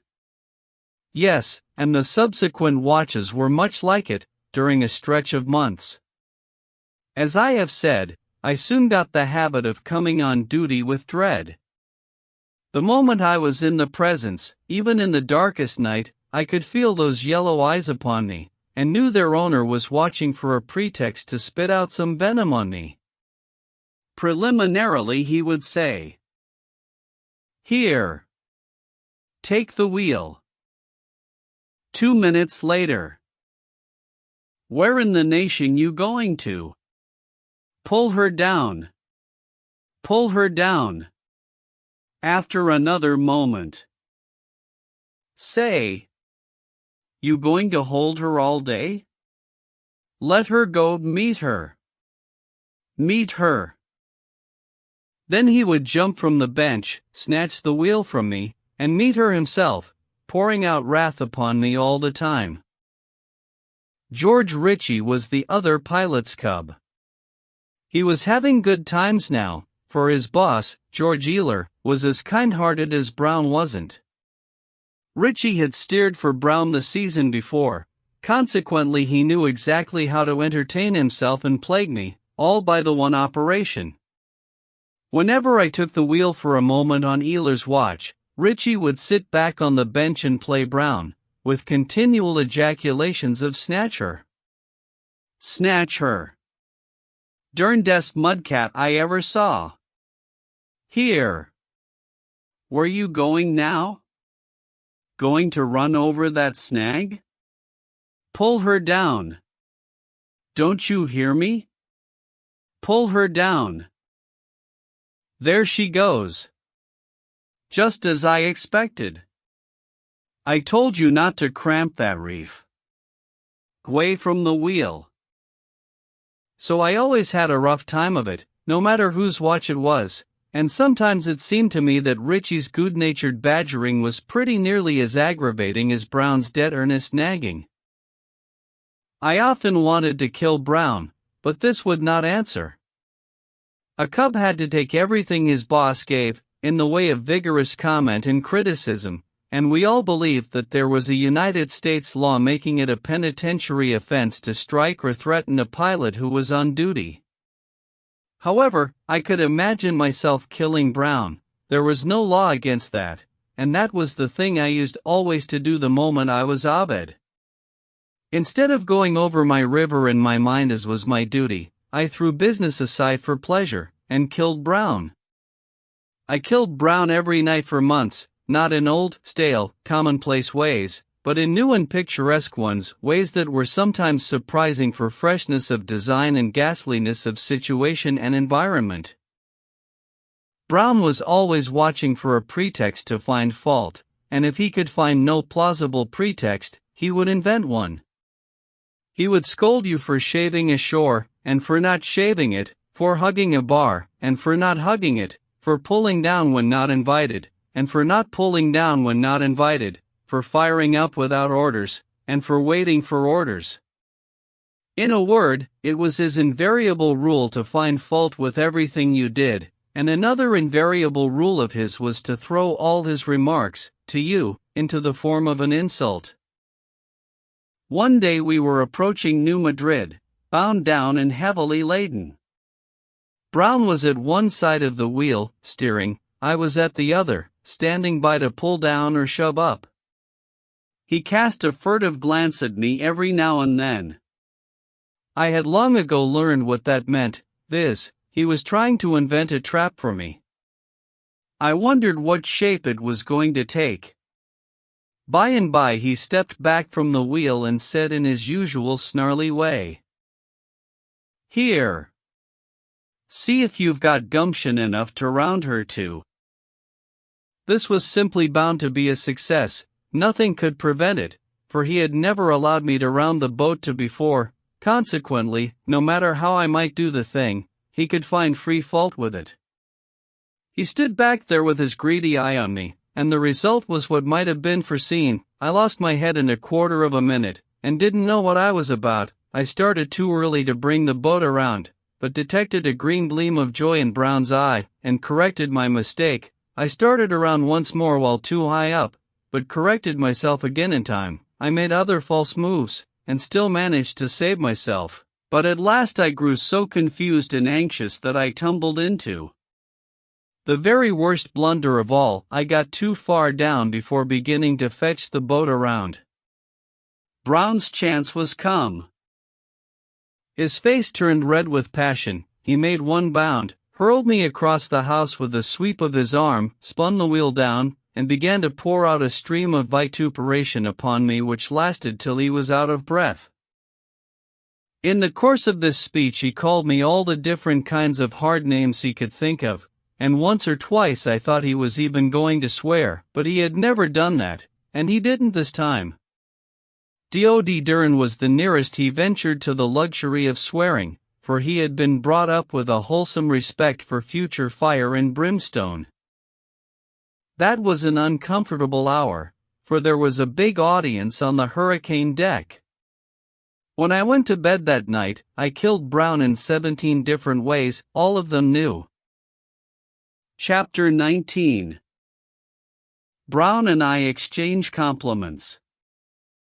2 trips later, I got into serious trouble. Brown was steering, I was pulling down. My younger brother appeared on the hurricane deck and shouted to Brown to stop at some landing or other a mile or so below. Brown gave no intimation that he had heard anything. But that was his way, he never condescended to take notice of an under-clerk. The wind was blowing, Brown was deaf, although he always pretended he wasn't, and I very much doubted if he had heard the order. If I had had 2 heads, I would have spoken, but as I had only one, it seemed judicious to take care of it, so I kept still. Presently, sure enough, we went sailing by that plantation. Captain Kleinfelter appeared on the deck, and said, "Let her come around, sir, let her come around. Didn't Henry tell you to land here?" "No, sir. I sent him up to do it." He did come up, and that's all the good it done, the deodorant fool. He never said anything. "Didn't you hear him?" asked the captain of me. Of course I didn't want to be mixed up in this business, but there was no way to avoid it, so I said, "Yes, sir." I knew what Brown's next remark would be. Before he uttered it, it was, "Shut your mouth. You never heard anything of the kind." I closed my mouth according to instructions. An hour later, Henry entered the pilot house, unaware of what had been going on. He was a thoroughly inoffensive boy, and I was sorry to see him come, for I knew Brown would have no pity on him. Brown began, straightway. "Here. Why didn't you tell me we'd got to land at that plantation?" "I did tell you, Mr. Brown." "It's a lie." I said. "You lie, yourself."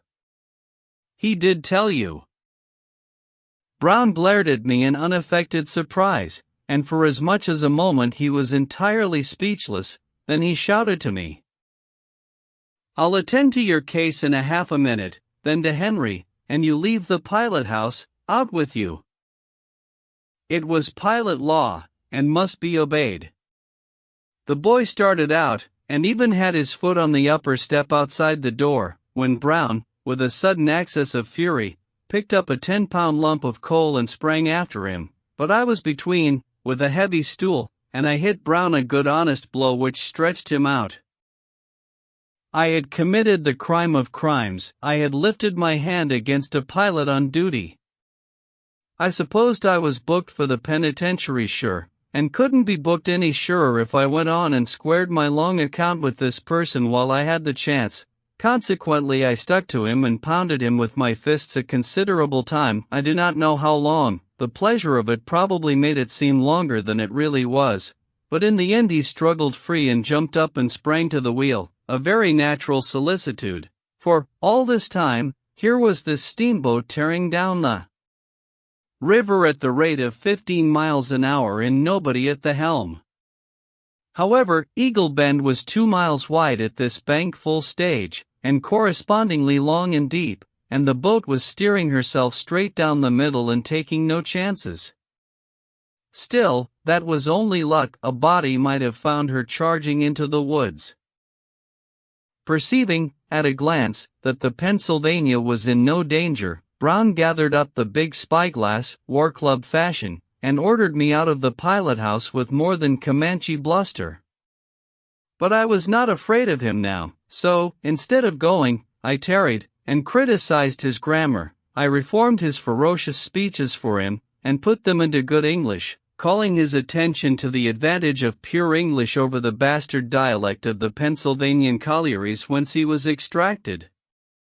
He could have done his part to admiration in a crossfire of mere vituperation, of course, but he was not equipped for this species of controversy, so he presently laid aside his glass and took the wheel, muttering and shaking his head, and I retired to the bench. The racket had brought everybody to the hurricane deck, and I trembled when I saw the old captain looking up from the midst of the crowd. I said to myself, now I am done for. For although, as a rule, he was so fatherly and indulgent toward the boat's family, and so patient of minor shortcomings, he could be stern enough when the fault was worth it.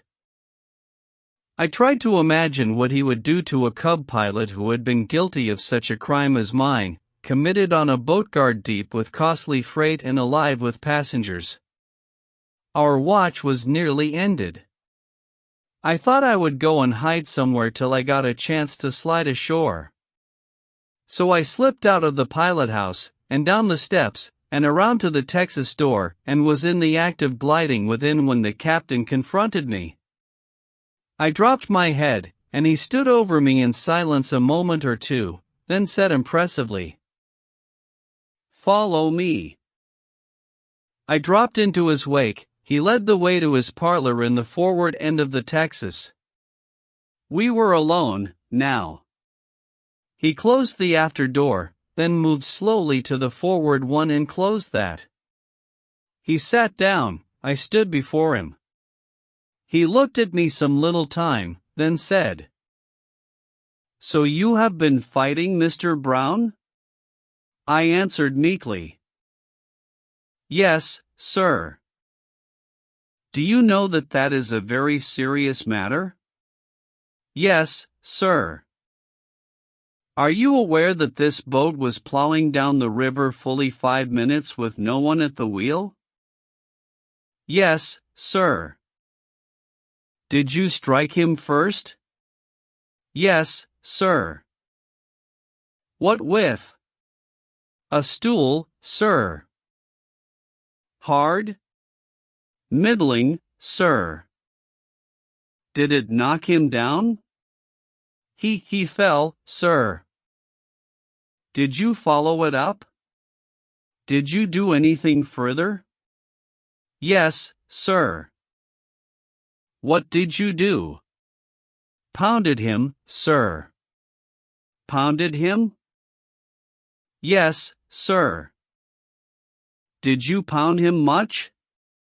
"That is, severely?" "One might call it that, sir, maybe." "I'm deuced glad of it." "Hark ye, never mention that I said that. You have been guilty of a great crime, and don't you ever be guilty of it again, on this boat. But lay for him ashore. Give him a good sound thrashing, do you hear? I'll pay the expenses. Now go, and mind you, not a word of this to anybody. Clear out with you. You've been guilty of a great crime, you whelp."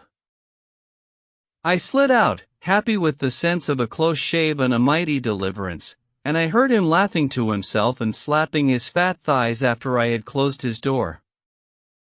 When Brown came off watch, he went straight to the captain, who was talking with some passengers on the boiler deck, and demanded that I be put ashore in New Orleans, and added, "I'll never turn a wheel on this boat again while that cub stays." The captain said, "But he needn't come round when you are on watch, Mr. Brown. I won't even stay on the same boat with him. One of us has to go ashore." "Very well," said the captain, "let it be yourself, and resumed his talk with the passengers. During the brief remainder of the trip, I knew how an emancipated slave feels, for I was an emancipated slave myself. While we lay at landings, I listened to George Ealer's flute, or to his readings from his two Bibles, that is to say, Goldsmith and Shakespeare, or I played chess with him and would have beaten him sometimes, only he always took back his last move and ran the game out differently. Chapter 20. A Catastrophe. We lay 3 days in New Orleans, but the captain did not succeed in finding another pilot, so he proposed that I should stand a daylight watch and leave the night watches to George Ealer. But I was afraid. I had never stood a watch of any sort by myself, and I believed I should be sure to get into trouble in the head of some chute, or ground the boat in an ear cut through some bar or other. Brown remained in his place, but he would not travel with me. So the captain gave me an order on the captain of the A.T. Lacey for a passage to St. Louis, and said he would find a new pilot there and my steersman's berth could then be resumed.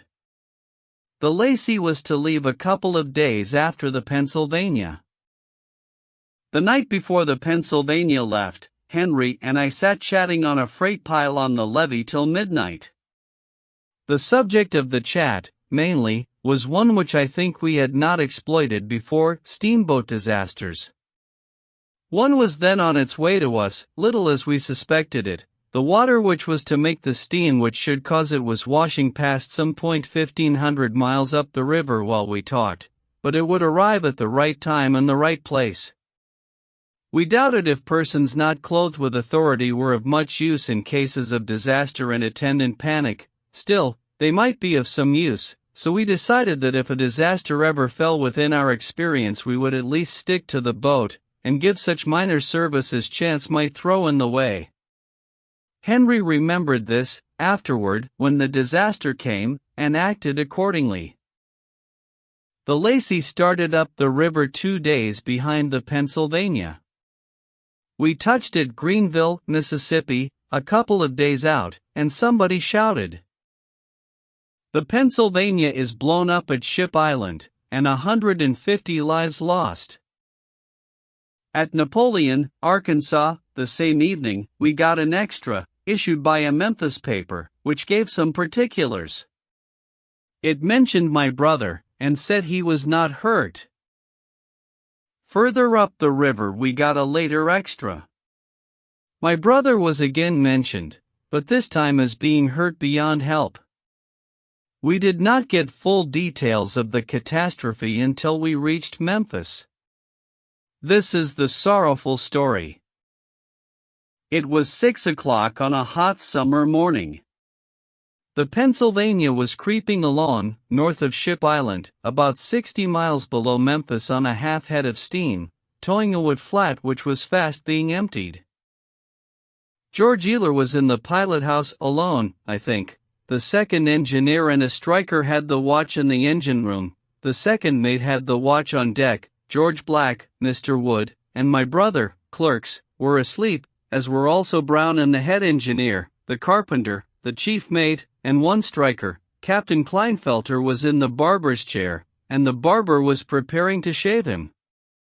There were a good many cabin passengers aboard, and 300 or 400 deck passengers, so it was said at the time, and not very many of them were astir. The wood being nearly all out of the flat now, Ealer rang to come ahead full steam, and the next moment 4 of the 8 boilers exploded with a thunderous crash, and the whole forward third of the boat was hoisted toward the sky. The main part of the mass, with the chimneys, dropped upon the boat again, a mountain of riddled and chaotic rubbish, and then, after a little, fire broke out. Many people were flung to considerable distances, and fell in the river. Among these were Mr. Wood and my brother, and the carpenter. The carpenter was still stretched upon his mattress when he struck the water 75 feet from the boat. Brown, the pilot, and George Black, chief clerk, were never seen or heard of after the explosion. The barber's chair, with Captain Kleinfelter in it and unhurt, was left with its back overhanging vacancy, everything forward of it, floor and all, had disappeared, and the stupefied barber, who was also unhurt, stood with one toe projecting over space, still stirring his lather unconsciously, and saying not a word. When George Ealer saw the chimneys plunging aloft in front of him, he knew what the matter was, so he muffled his face in the lapels of his coat and pressed both hands there tightly to keep this protection in its place, so that no steam could get to his nose or mouth. He had ample time to attend to these details while he was going up and returning. He presently landed on top of the unexploded boilers, 40 feet below the former pilot house, accompanied by his wheel and a rain of other stuff, and enveloped in a cloud of scalding steam.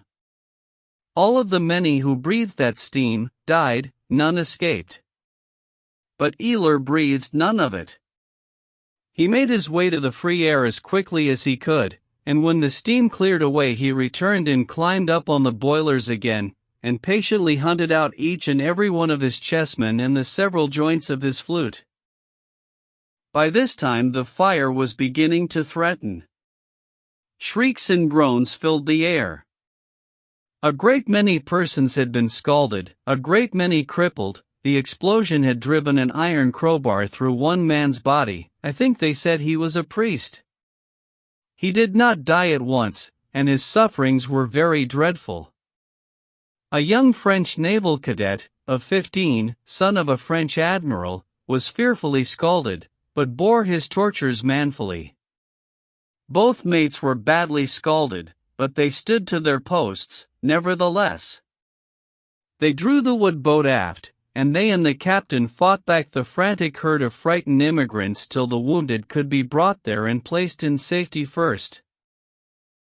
When Mr. Wood and Henry fell in the water, they struck out for shore, which was only a few hundred yards away, but Henry presently said he believed he was not hurt. What an unaccountable error, and therefore would swim back to the boat and help save the wounded. So they parted, and Henry returned. By this time the fire was making fierce headway, and several persons who were imprisoned under the ruins were begging piteously for help. All efforts to conquer the fire proved fruitless, so the buckets were presently thrown aside and the officers fell to with axes and tried to cut the prisoners out. A striker was one of the captives. He said he was not injured, but could not free himself, and when he saw that the fire was likely to drive away the workers, he begged that someone would shoot him, and thus save him from the more dreadful death. The fire did drive the axeman away, and they had to listen, helpless, to this poor fellow's supplications till the flames ended his miseries. The fire drove all into the wood flat that could be accommodated there. It was cut adrift, then, and it and the burning steamer floated down the river toward Ship Island. They moored the flat at the head of the island, and there, unsheltered from the blazing sun, the half-naked occupants had to remain, without food or stimulants, or help for their hurts, during the rest of the day. A steamer came along, finally, and carried the unfortunates to Memphis, and there the most lavish assistance was at once forthcoming. By this time Henry was insensible. The physicians examined his injuries and saw that they were fatal, and naturally turned their main attention to patients who could be saved. 40 of the wounded were placed upon pallets on the floor of a great public hall, and among these was Henry. There the ladies of Memphis came every day, with flowers, fruits, and dainties and delicacies of all kinds, and there they remained and nursed the wounded. All the physicians stood watches there, and all the medical students, and the rest of the town furnished money, or whatever else was wanted. And Memphis knew how to do all these things well, for many a disaster like the Pennsylvania's had happened near her doors, and she was experienced, above all other cities on the river, in the gracious office of the Good Samaritan. The sight I saw when I entered that large hall was new and strange to me. 2 long rows of prostrate forms, more than 40, in all, and every face and head a shapeless wad of loose raw cotton. It was a gruesome spectacle. I watched there 6 days and nights, and a very melancholy experience it was. There was one daily incident which was peculiarly depressing. This was the removal of the doomed to a chamber apart. It was done in order that the morale of the other patients might not be injuriously affected by seeing one of their number in the death agony. The fated one was always carried out with as little stir as possible, and the stretcher was always hidden from sight by a wall of assistants, but no matter, everybody knew what that cluster of bent forms, with its muffled step and its slow movement meant, and all eyes watched it wistfully, and a shudder went abreast of it like a wave. I saw many poor fellows removed to the death room and saw them no more afterward. But I saw our chief mate carried thither more than once. His hurts were frightful, especially his scalds. He was clothed in linseed oil and raw cotton to his waist, and resembled nothing human. He was often out of his mind, and then his pains would make him rave and shout and sometimes shriek. Then, after a period of dumb exhaustion, his disordered imagination would suddenly transform the great apartment into a forecastle, and the hurrying throng of nurses into the crew, and he would come to a sitting posture and shout, hump yourselves, you petrifactions, snail-bellies, pallbearers. Going to be all day getting that hatful of freight out, and supplement this explosion with a firmament-obliterating eruption of profanity which nothing could stay or stop till his crater was empty. And now and then while these frenzies possessed him, he would tear off handfuls of the cotton and expose his cooked flesh to view. It was horrible. It was bad for the others, of course, this noise and these exhibitions, so the doctors tried to give him morphine to quiet him. But, in his mind or out of it, he would not take it. He said his wife had been killed by that treacherous drug, and he would die before he would take it. He suspected that the doctors were concealing it in his ordinary medicines and in his water, so he ceased from putting either to his lips. Once, when he had been without water during 2 sweltering days, he took the dipper in his hand, and the sight of the limpid fluid, and the misery of his thirst, tempted him almost beyond his strength, but he mastered himself and threw it away, and after that he allowed no more to be brought near him. 3 times I saw him carried to the death room, insensible and supposed to be dying, but each time he revived, cursed his attendants, and demanded to be taken back. He lived to be mate of a steamboat again. But he was the only one who went to the death room and returned alive. Dr. Peyton, a principal physician, and rich in all the attributes that go to constitute high and flawless character, did all that educated judgment and trained skill could do for Henry, but, as the newspapers had said in the beginning, his hurts were past help. On the evening of the 6th day his wandering mind busied itself with matters far away, and his nerveless fingers picked at his coverlet. His hour had struck, we bore him to the death room, poor boy. Chapter 21. A section in my biography. In due course I got my license. I was a pilot now, full-fledged. I dropped into casual employments, no misfortunes resulting, intermittent work gave place to steady and protracted engagements. Time drifted smoothly and prosperously on, and I supposed and hoped that I was going to follow the river the rest of my days, and die at the wheel when my mission was ended. But by and by the war came, commerce was suspended, my occupation was gone. I had to seek another livelihood. So I became a silver miner in Nevada, next, a newspaper reporter, next, a gold miner in California, next, a reporter in San Francisco, next, a special correspondent in the Sandwich Islands, next, a roving correspondent in Europe and the East, next, an instructional torchbearer on the lecture platform, and, finally, I became a scribbler of books, and an immovable fixture among the other rocks of New England.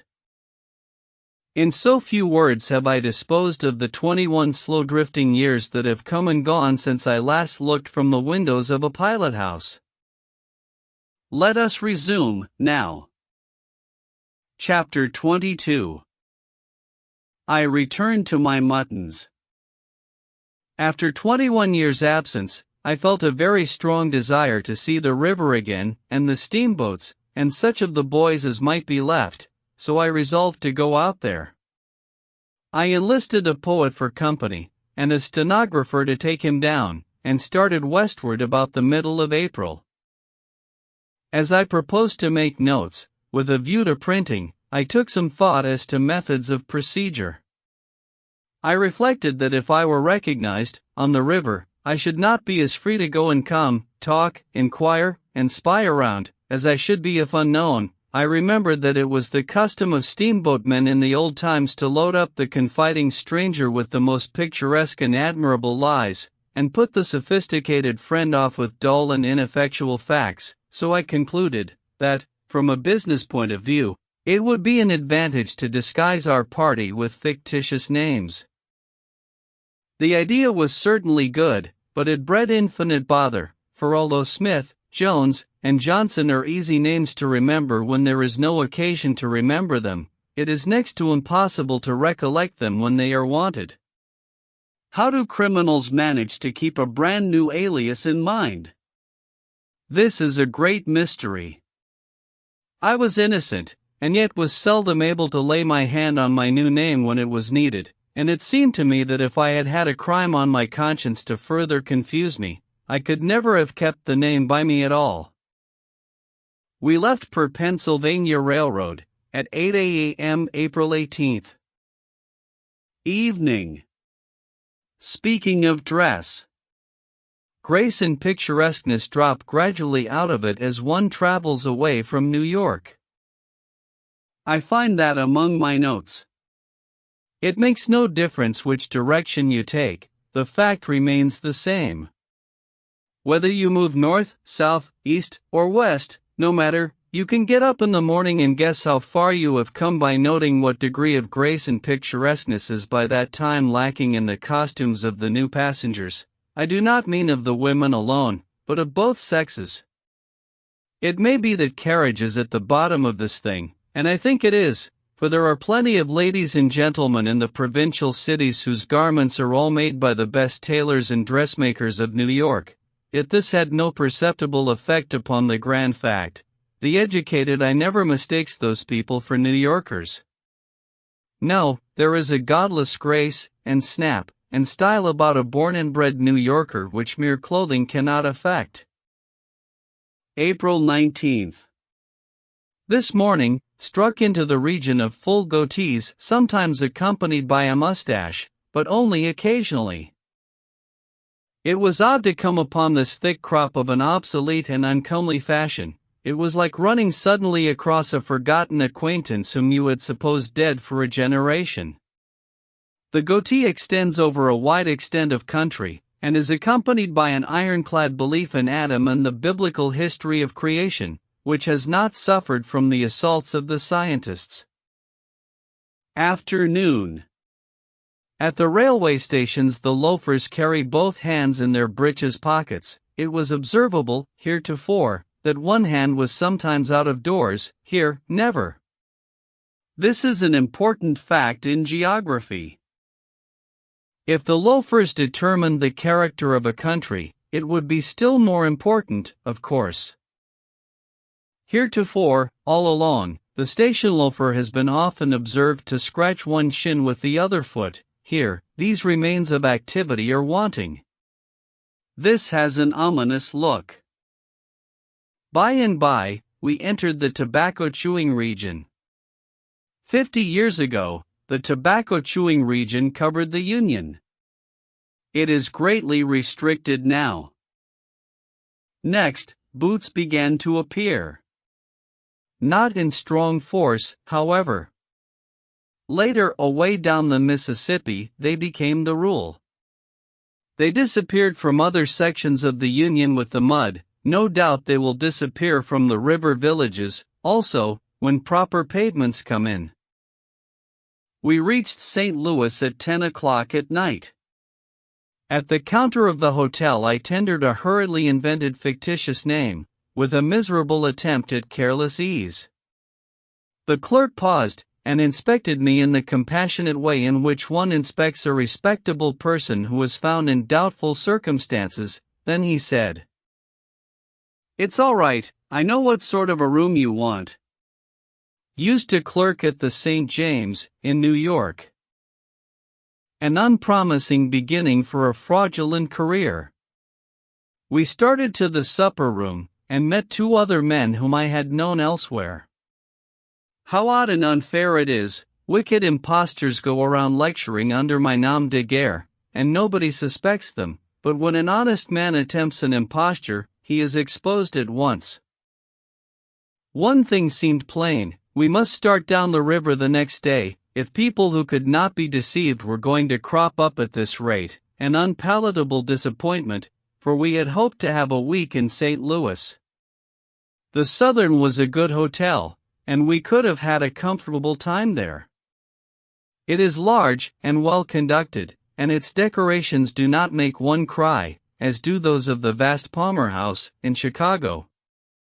True, the billiard tables were of the old Silurian period, and the cues and balls of the post-Pliocene, but there was refreshment in this, not discomfort, for there is rest and healing in the contemplation of antiquities. The most notable absence observable in the billiard room was the absence of the riverman. If he was there, he had taken in his sign, he was in disguise. I saw there none of the swell airs and graces, and ostentatious displays of money, and pompous squanderings of it, which used to distinguish the steamboat crowd from the dryland crowd in the bygone days, in the thronged billiard rooms of St. Louis. In those times, the principal saloons were always populous with river men. Given 50 players present, 30 or 35 were likely to be from the river. But I suspected that the ranks were thin now, and the steamboatmen no longer an aristocracy. Why, in my time they used to call the barkeep Bill, or Joe, or Tom, and slap him on the shoulder. I watched for that. But none of these people did it. Manifestly a glory that once was had dissolved and vanished away in these 21 years. When I went up to my room, I found there the young man called Rogers, crying. Rogers was not his name, neither was Jones, Brown, Dexter, Ferguson, Bascom, nor Thompson, but he answered to either of these that a body found handy in an emergency, or to any other name, in fact, if he perceived that you meant him. He said, "What is a person to do here when he wants a drink of water? Drink the slush. Can't you drink it?" I could if I had some other water to wash it with. Here was a thing which had not changed, a score of years had not affected this water's mulatto complexion in the least, a score of centuries would succeed no better, perhaps.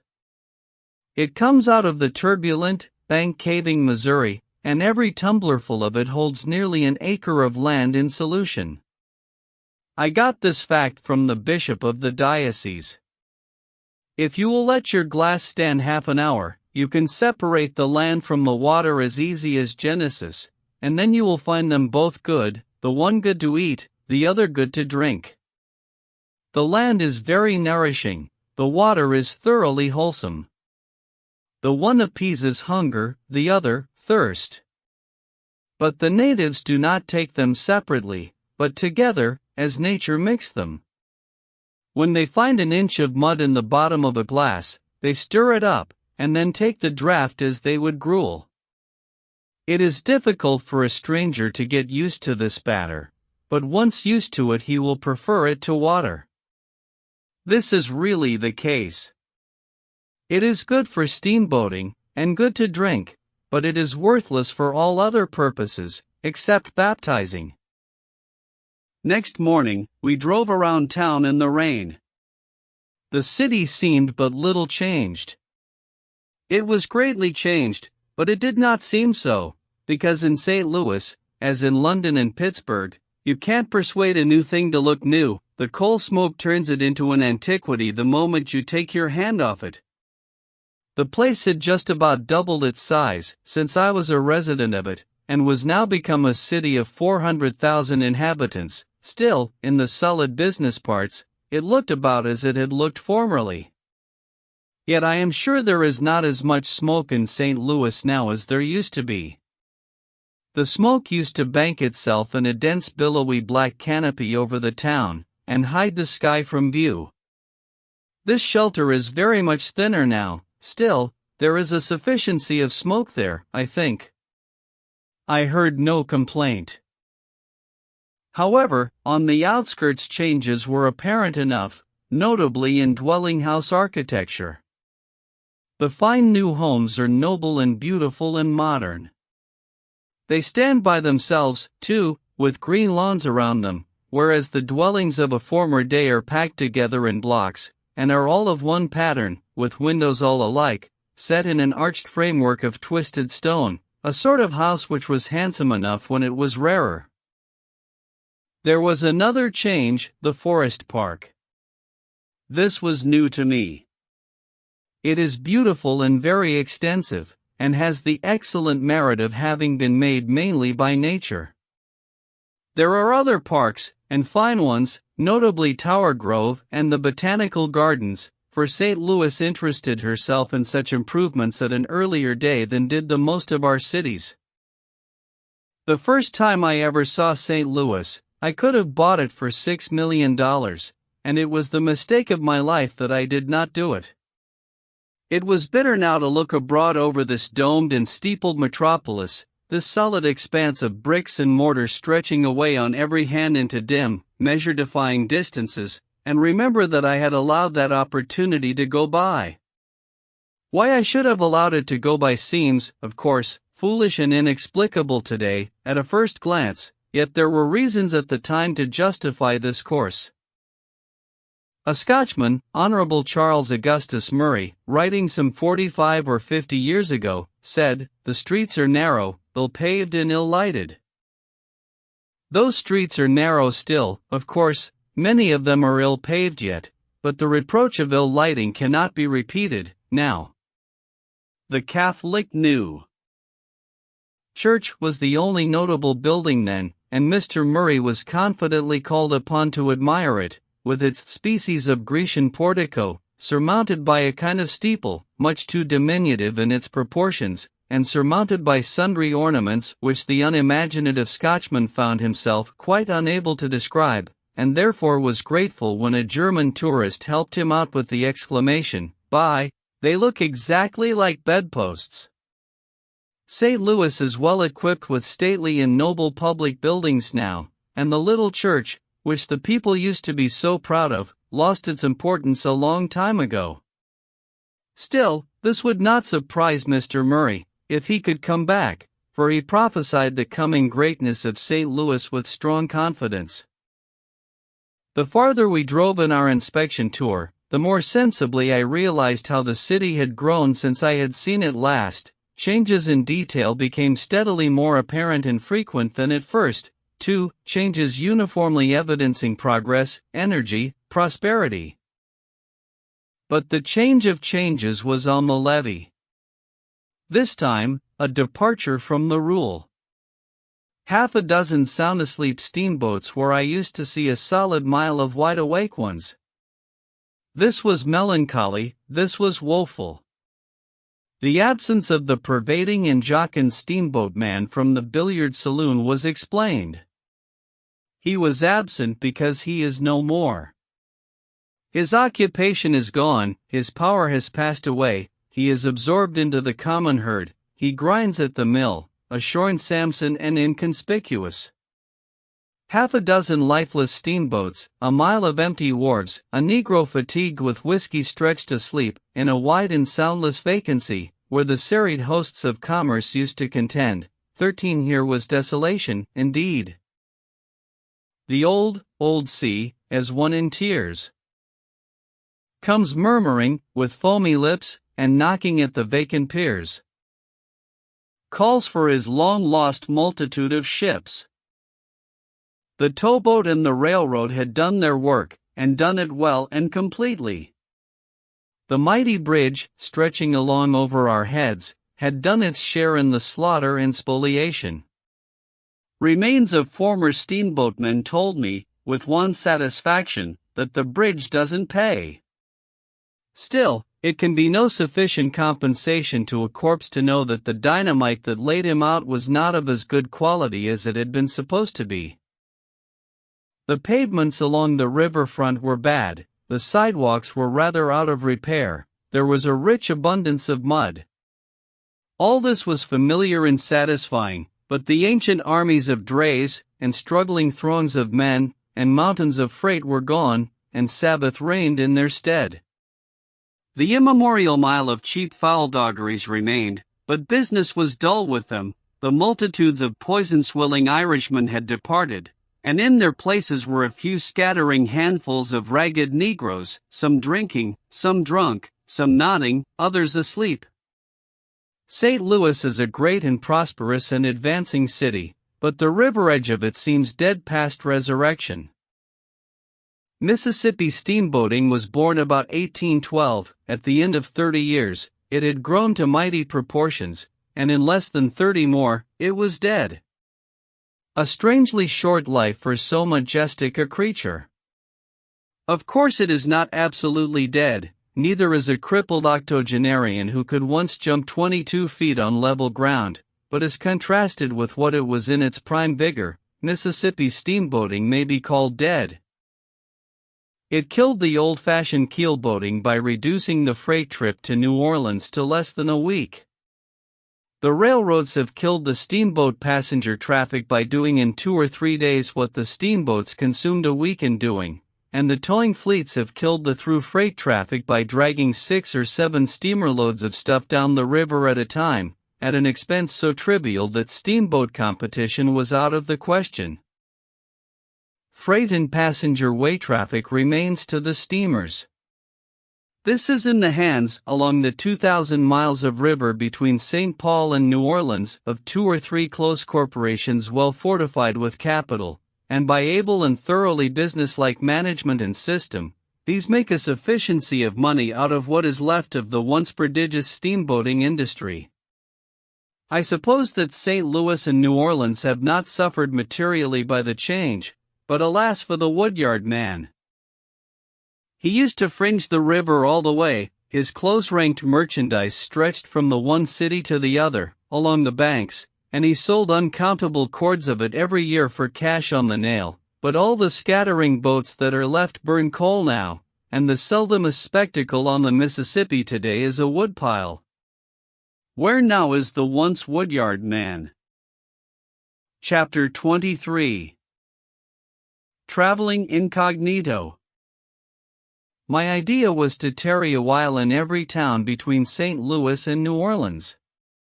To do this, it would be necessary to go from place to place by the short packet lines. It was an easy plan to make, and would have been an easy one to follow, 20 years ago, but not now.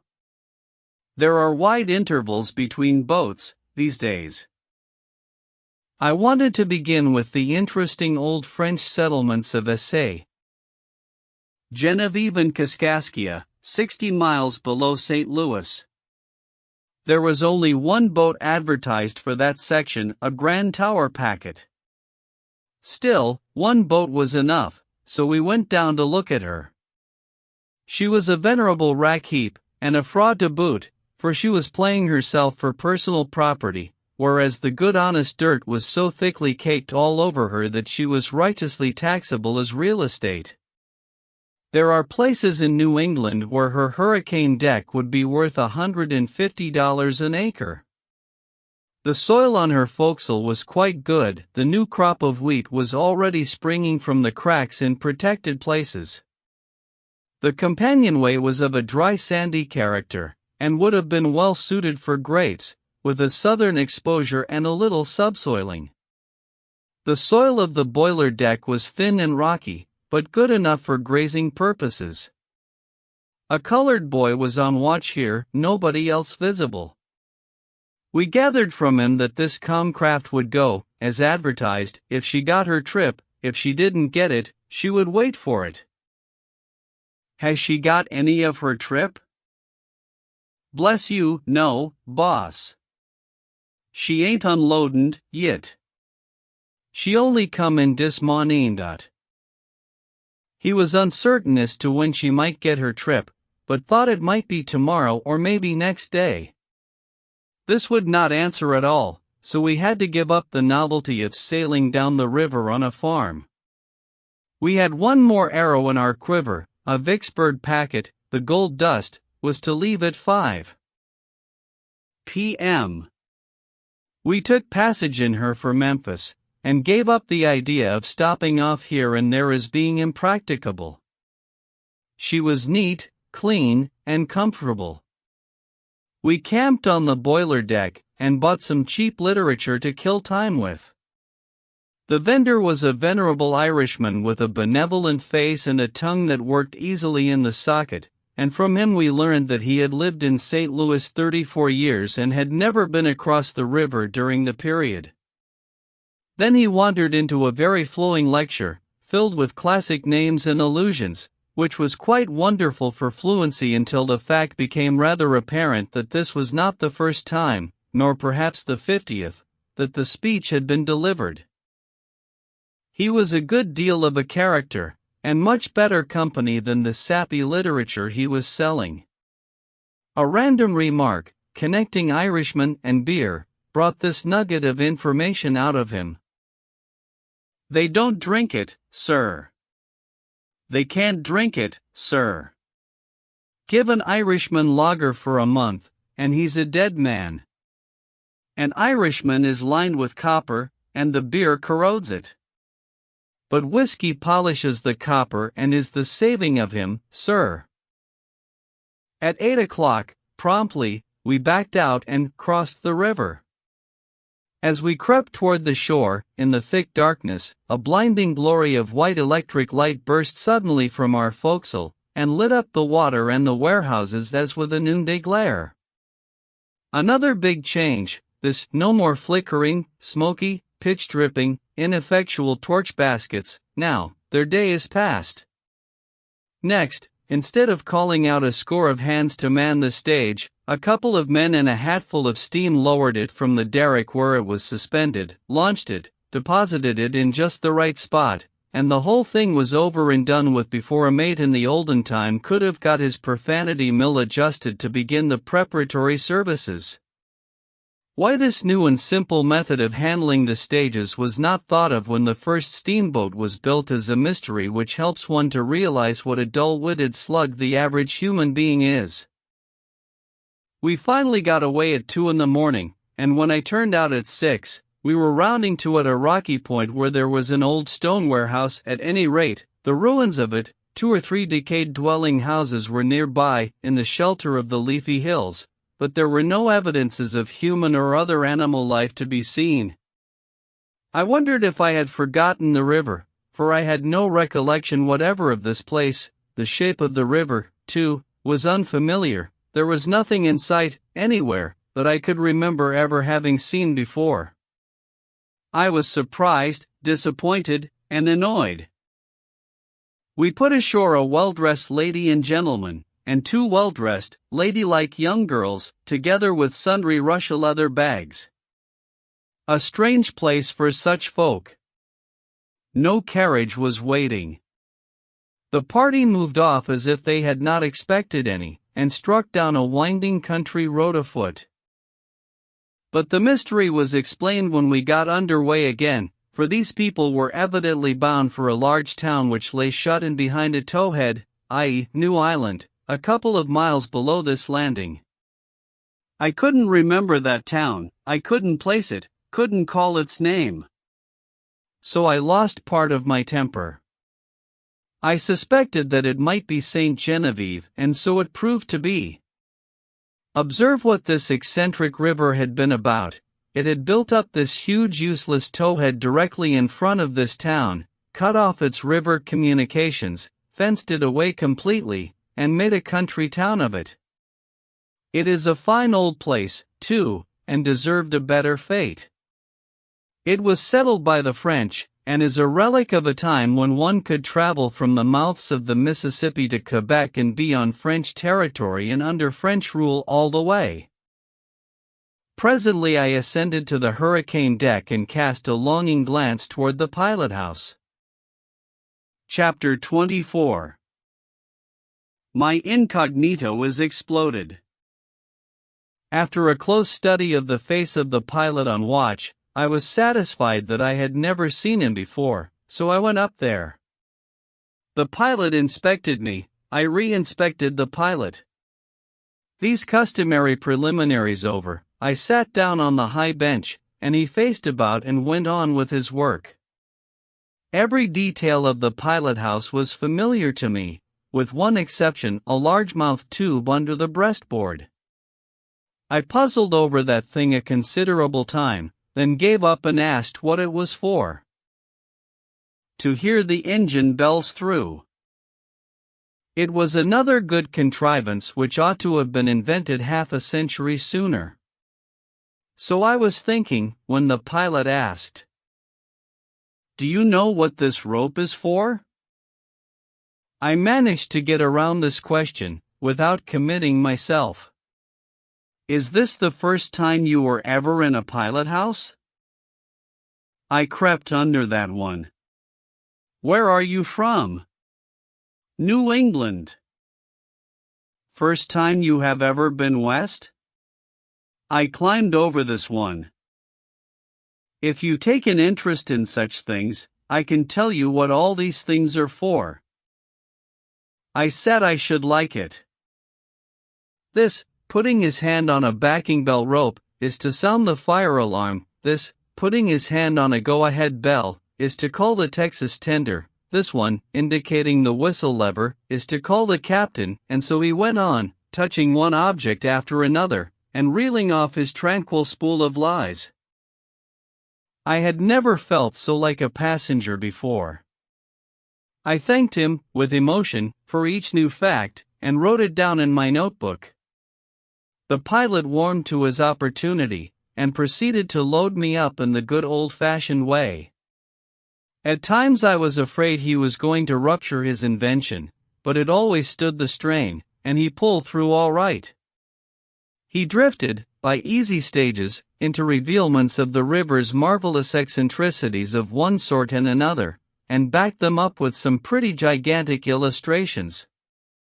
For instance, do you see that little boulder sticking out of the water yonder? Well, when I first came on the river, that was a solid ridge of rock, over 60 feet high and 2 miles long. All washed away but that. This with a sigh. I had a mighty impulse to destroy him, but it seemed to me that killing, in any ordinary way, would be too good for him.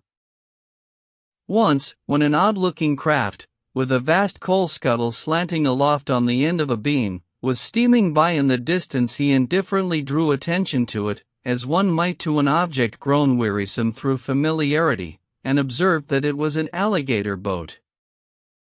An alligator boat. What's it for? To dredge out alligators with. Are they so thick as to be troublesome? Well, not now, because the government keeps them down. But they used to be. Not everywhere, but in favorite places, here and there, where the river is wide and shoal, like Plum Point, and Stack Island, and so on, to places they call alligator beds. Did they actually impede navigation? Years ago, yes, in very low water, there was hardly a trip, then, that we didn't get aground on alligators.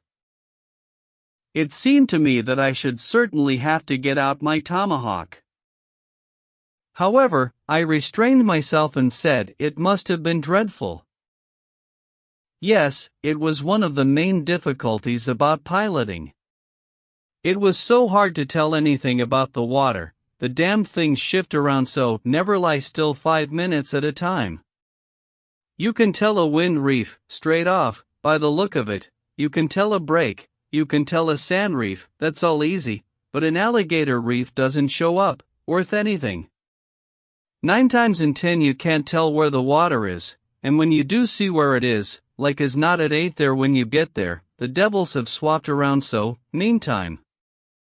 Of course, there were some few pilots that could judge of alligator water nearly as well as they could of any other kind, but they had to have natural talent for it. It wasn't a thing a body could learn, you had to be born with it.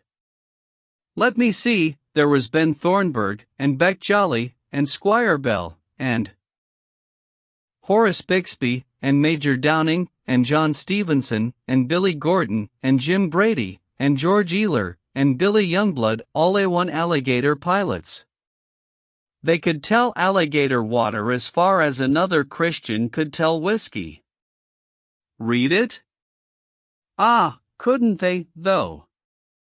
I only wish I had as many dollars as they could read alligator water a mile and a half off. Yes, and it paid them to do it, too. A good alligator pilot could always get $1,500 a month. Nights, other people had to lay up for alligators, but those fellows never laid up for alligators, they never laid up for anything but fog. They could smell the best alligator water, so it was said. I don't know whether it was so or not, and I think a body's got his hands full enough if he sticks to just what he knows himself, without going around backing up other people's say-sos, though there's a plenty that ain't backward about doing it, as long as they can roust out something wonderful to tell. Which is not the style of Robert Stiles, by as much as 3 fathom. Maybe quarterless. My! Was this Rob Stiles? This mustached and stately figure? A slim enough cub, in my time. How he has improved in comeliness in 25 years, and in the noble art of inflating his facts. After these musings, I said aloud, I should think that dredging out the alligators wouldn't have done much good, because they could come back again right away. If you had had as much experience of alligators as I have, you wouldn't talk like that. You dredge an alligator once and he's convinced. It's the last you hear of him. He wouldn't come back for pie. If there's one thing that an alligator is more down on than another, it's being dredged. Besides, they were not simply shoved out of the way, the most of the scoopful were scooped aboard, they emptied them into the hold, and when they had got a trip, they took them to Orleans to the government works. What for? Why, to make soldier shoes out of their hides. All the government shoes are made of alligator hide. It makes the best shoes in the world. They last 5 years, and they won't absorb water. The alligator fishery is a government monopoly. All the alligators are government property, just like the live oaks. You cut down a live oak, and government fines you $50, you kill an alligator, and up you go for misprision of treason, lucky duck if they don't hang you, too. And they will, if you're a Democrat. The buzzard is the sacred bird of the South, and you can't touch him. The alligator is the sacred bird of the government, and you've got to let him alone. Do you ever get aground on the alligators now? Oh, no. It hasn't happened for years. Well, then, why do they still keep the alligator boats in service? Just for police duty, nothing more. They merely go up and down now and then. The present generation of alligators know them as easy as a burglar knows a roundsman. When they see one coming, they break camp and go for the woods. After rounding out and finishing up and polishing off the alligator business, he dropped easily and comfortably into the historical vein, and told of some tremendous feats of half a dozen old-time steamboats of his acquaintance, dwelling at a special length upon a certain extraordinary performance of his chief favorite among this distinguished fleet, and then adding, "That boat was the Cyclone, last trip she ever made she sunk, that very trip, captain was Tom Ballou, the most immortal liar that ever I struck. He couldn't never seem to tell the truth, in any kind of weather. Why, he would make you fairly shudder. He was the most scandalous liar. I left him, Finally, I couldn't stand it. The proverb says, like master, like man, and if you stay with that kind of a man, you'll come under suspicion by and by, just as sure as you live. He paid first-class wages, but said I, what's wages when your reputation's in danger? So I let the wages go, and froze to my reputation. And I've never regretted it. Reputation's worth everything, ain't it? That's the way I look at it. He had more selfish organs than any 7 men in the world, all packed in the stern sheets of his skull, of course, where they belonged.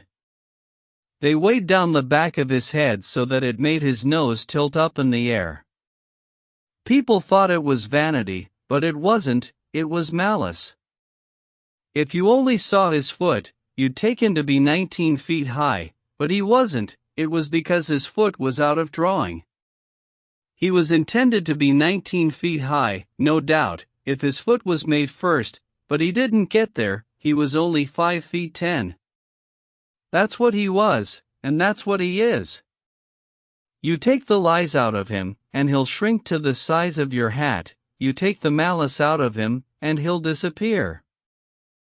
That cyclone was a rattler to go, and the sweetest thing to steer that ever walked the waters. Set her amidships, in a big river, and just let her go, it was all you had to do. She would hold herself on a star all night, if you let her alone. You couldn't ever feel her rudder. It wasn't any more labor to steer her than it is to count the Republican vote in a South Carolina election. One morning, just at daybreak, the last trip she ever made, they took her rudder aboard to mend it. I didn't know anything about it. I backed her out from the woodyard and went a-weaving down the river all serene. When I had gone about 23 miles, and made 4 horribly crooked crossings. Without any rudder? Yes, old Captain Tom appeared on the roof and began to find fault with me for running such a dark night. Such a dark night? Why, you said. Never mind what I said, 'twas as dark as Egypt now, though pretty soon the moon began to rise, and… You mean the sun, because you started out just at break of look here. Was this before you quitted the captain on account of his lying, or it was before, oh, a long time before? And as I was saying, but was this the trip she sunk, or was? Oh, no. Months afterward. And so the old man, then she made 2 last trips, because you said. He stepped back from the wheel, swabbing away his perspiration, and said, Here. Calling me by name, you take her and lie a while, you're handier at it than I am. Trying to play yourself for a stranger and an innocent. Why, I knew you before you had spoken 7 words, and I made up my mind to find out what was your little game. It was to draw me out. Well, I let you, didn't I? Now take the wheel and finish the watch, and next time play fair, and you won't have to work for passage. Thus ended the fictitious name business. And not 6 hours out from St. Louis. But I had gained a privilege, anyway, for I had been itching to get my hands on the wheel, from the beginning. I seemed to have forgotten the river, but I hadn't forgotten how to steer a steamboat, nor how to enjoy it, either. Chapter 25. From Cairo to Hickman. The scenery, from St. Louis to Cairo, 200 miles, is varied and beautiful. The hills were clothed in the fresh foliage of spring now, and were a gracious and worthy setting for the broad river flowing between. Our trip began auspiciously, with a perfect day, as to breeze and sunshine, and our boat threw the miles out behind her with satisfactory dispatch. We found a railway intruding at Chester, Illinois. Chester has also a penitentiary now, and is otherwise marching on. At Grand Tower, too, there was a railway, and another at Cape Girardeau. The former town gets its name from a huge, squat pillar of rock, which stands up out of the water on the Missouri side of the river, a piece of nature's fanciful handiwork, and is one of the most picturesque features of the scenery of that region. For nearer or remoter neighbors, the tower has the Devil's Bake Oven, so called, perhaps, because it does not powerfully resemble anybody else's bake oven, and the Devil's Tea Table, this latter a great smooth-surfaced mass of rock, with diminishing wineglass stem, perched some 50 or 60 feet above the river, beside a beflowered and garlanded precipice, and sufficiently like a tea table to answer for anybody, devil or Christian. Away down the river we have the Devil's Elbow and the Devil's Racecourse, and lots of other property of his which I cannot now call to mind.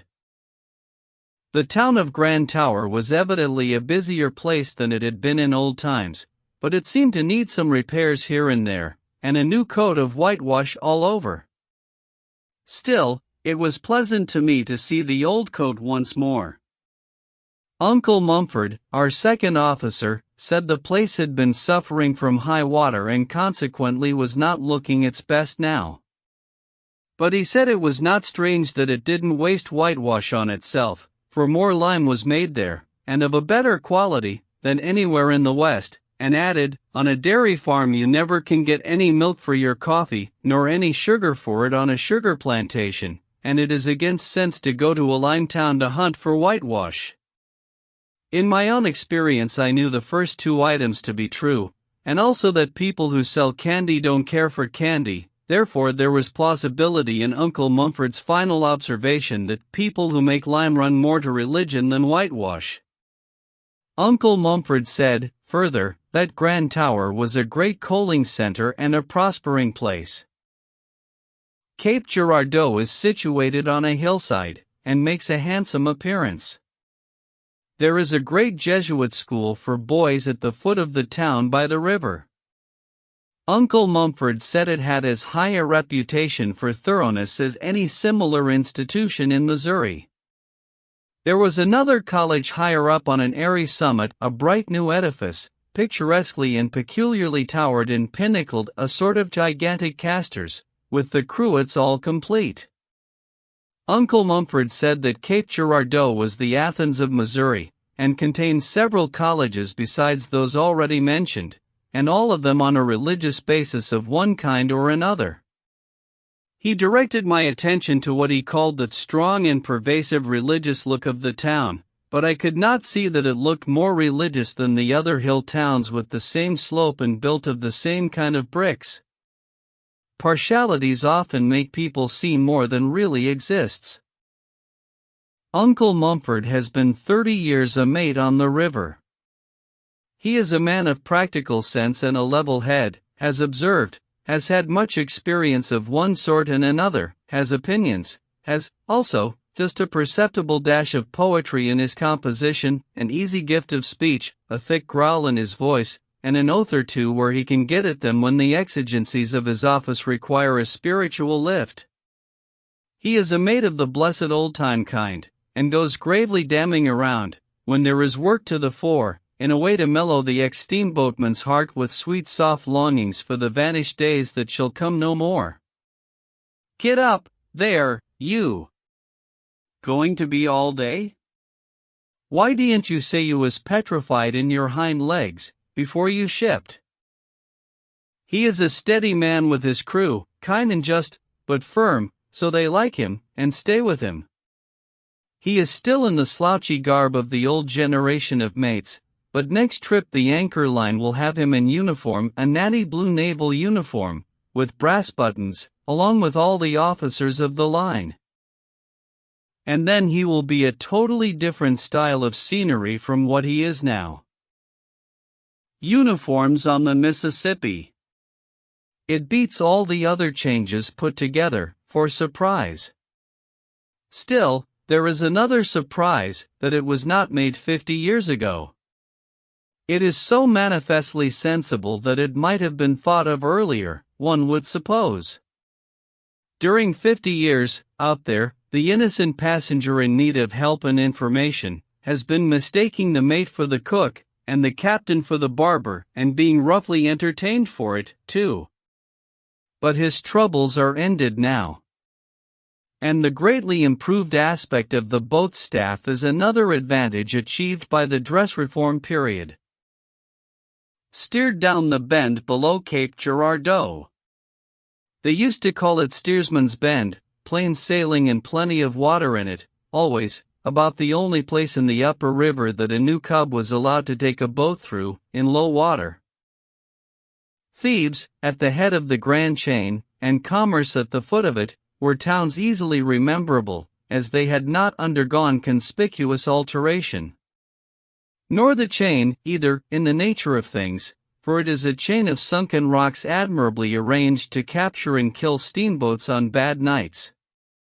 A good many steamboat corpses lie buried there, out of sight, among the rest my first friend the Paul Jones. She knocked her bottom out, and went down like a pot, so the historian told me, Uncle Mumford. He said she had a grey mare aboard, and a preacher. To me, this sufficiently accounted for the disaster, as it did, of course, to Mumford, who added, "But there are many ignorant people who would scoff at such a matter, and call it superstition. But you will always notice that they are people who have never traveled with a grey mare and a preacher." I went down the river once in such company. We grounded at Bloody Island, we grounded at Hanging Dog, we grounded just below this same Commerce, we jolted Beaver Dam Rock, we hit one of the worst breaks in the graveyard behind Goose Island, we had a roustabout killed in a fight, we burned a boiler, broke a shaft, collapsed a flue, and went into Cairo with 9 feet of water in the hold. May have been more, may have been less. I remember it as if it were yesterday. The men lost their heads with terror. They painted the mare blue, inside of town, and threw the preacher overboard, or we should not have arrived at all. The preacher was fished out and saved. He acknowledged, himself, that he had been to blame. I remember it all, as if it were yesterday. That this combination of preacher and grey mare should breed calamity seems strange, and at first glance unbelievable, but the fact is fortified by so much unassailable proof that to doubt is to dishonor reason. I myself remember a case where a captain was warned by numerous friends against taking a grey mare and a preacher with him, but persisted in his purpose in spite of all that could be said, and the same day, it may have been the next, and some say it was, though I think it was the same day, he got drunk and fell down the hatchway and was borne to his home a corpse. This is literally true. No vestige of Hat Island is left now, every shred of it is washed away. I do not even remember what part of the river it used to be in, except that it was between St. Louis and Cairo somewhere. It was a bad region all around and about Hat Island, in early days. A farmer who lived on the Illinois shore there said that 29 steamboats had left their bones strewn along within sight from his house. Between St. Louis and Cairo the steamboat wrecks average 1 to the mile, 200 wrecks, altogether. I could recognize big changes from Commerce down. Beaver Dam Rock was out in the middle of the river now, and throwing a prodigious break. It used to be close to the shore, and boats went down outside of it. A big island that used to be away out in mid-river has retired to the Missouri shore, and boats do not go near it anymore. The island called Jacket Pattern is whittled down to a wedge now, and is booked for early destruction. Goose Island is all gone but a little dab the size of a steamboat. The perilous graveyard, among whose numberless wrecks we used to pick our way so slowly and gingerly, is far away from the channel now, and a terror to nobody. One of the islands formerly called the Two Sisters is gone entirely, the other, which used to lie close to the Illinois shore, is now on the Missouri side, a mile away. It is joined solidly to the shore, and it takes a sharp eye to see where the seam is, but it is Illinois ground yet, and the people who live on it have to ferry themselves over and work the Illinois roads and pay Illinois taxes. Singular state of things. Near the mouth of the river several islands were missing, washed away. Cairo was still there, easily visible across the long, flat point upon whose further verge it stands, but we had to steam a long way around to get to it. Night fell as we were going out of the upper river and meeting the floods of the Ohio. We dashed along without anxiety, for the hidden rock which used to lie right in the way has moved upstream a long distance out of the channel, or rather, about one county has gone into the river from the Missouri point, and the Cairo point has made down and added to its long tongue of territory correspondingly. The Mississippi is a just and equitable river. It never tumbles one man's farm overboard without building a new farm just like it for that man's neighbor. This keeps down hard feelings.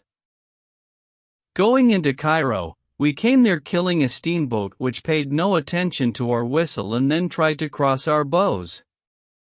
By doing some strong backing, we saved him, which was a great loss, for he would have made good literature. Cairo is a brisk town now, and is substantially built, and has a city look about it which is in noticeable contrast to its former estate, as per Mr. Dickens's portrait of it. However, it was already building with bricks when I had seen it last, which was when Colonel, now General, Grant was drilling his first command there. Uncle Mumford says the libraries and Sunday schools have done a good work in Cairo, as well as the brick masons. Cairo has a heavy railroad and river trade, and her situation at the junction of the two great rivers is so advantageous that she cannot well help prospering. When I turned out, in the morning, we had passed Columbus, Kentucky, and were approaching Hickman, a pretty town, perched on a handsome hill. Hickman is in a rich tobacco region, and formerly enjoyed a great and lucrative trade in that staple, collecting it there in her warehouses from a large area of country and shipping it by boat, but Uncle Mumford says she built a railway to facilitate this commerce a little more, and he thinks it facilitated it the wrong way, took the bulk of the trade out of her hands by collaring it along the line without gathering it at her doors. Chapter 26. Under Fire. Talk began to run upon the war now, for we were getting down into the upper edge of the former battle stretch by this time. Columbus was just behind us, so there was a good deal said about the famous Battle of Belmont. Several of the boat's officers had seen active service in the Mississippi War Fleet. I gathered that they found themselves sadly out of their element in that kind of business at first, but afterward got accustomed to it, reconciled to it, and more or less at home in it. One of our pilots had his first war experience in the Belmont fight, as a pilot on a boat in the Confederate service. I had often had a curiosity to know how a green hand might feel, in his maiden battle, perched all solitary and alone on high in a pilot house, a target for Tom, Dick, and Harry, and nobody at his elbow to shame him from showing the white feather when matters grew hot and perilous around him. So, to me his story was valuable, it filled a gap for me which all histories had left till that time empty. The pilot's first battle. He said. It was the 7th of November. The fight began at 7 in the morning. I was on the R.H.W. Hill. Took over a load of troops from Columbus. Came back, and took over a battery of artillery. My partner said he was going to see the fight, wanted me to go along. I said, no, I wasn't anxious, I would look at it from the pilot house.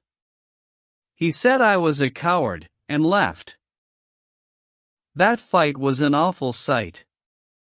General Cheatham made his men strip their coats off and throw them in a pile, and said, now follow me to hell or victory.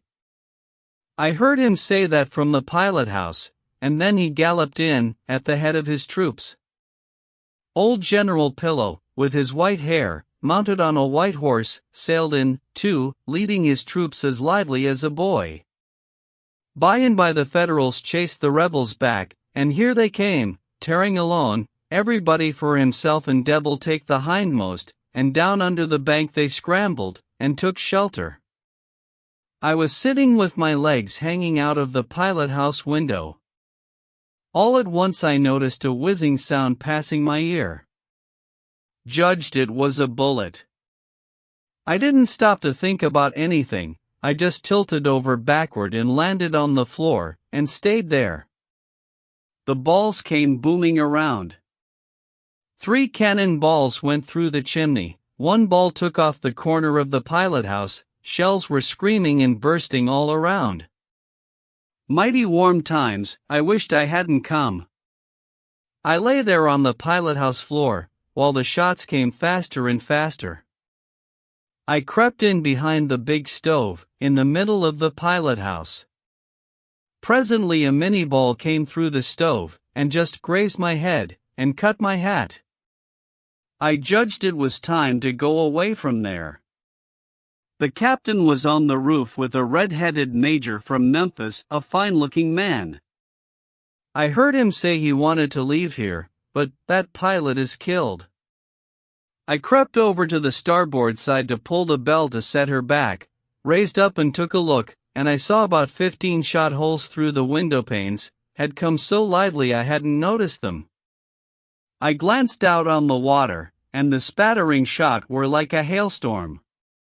I thought best to get out of that place. I went down the pilot house guy, headfirst, not feet first but headfirst, slid down. Before I struck the deck, the captain said we must leave there. So I climbed up the guy and got on the floor again. About that time, they collared my partner and were bringing him up to the pilot house between 2 soldiers. Somebody had said I was killed. He put his head in and saw me on the floor reaching for the backing bells. He said, "Oh, hell, he ain't shot," and jerked away from the men who had him by the collar, and ran below. We were there until 3 o'clock in the afternoon, and then got away all right. The next time I saw my partner, I said, "Now, come out, be honest, and tell me the truth.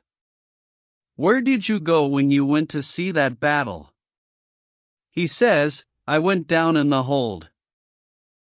All through that fight I was scared nearly to death. I hardly knew anything, I was so frightened, but you see, nobody knew that but me."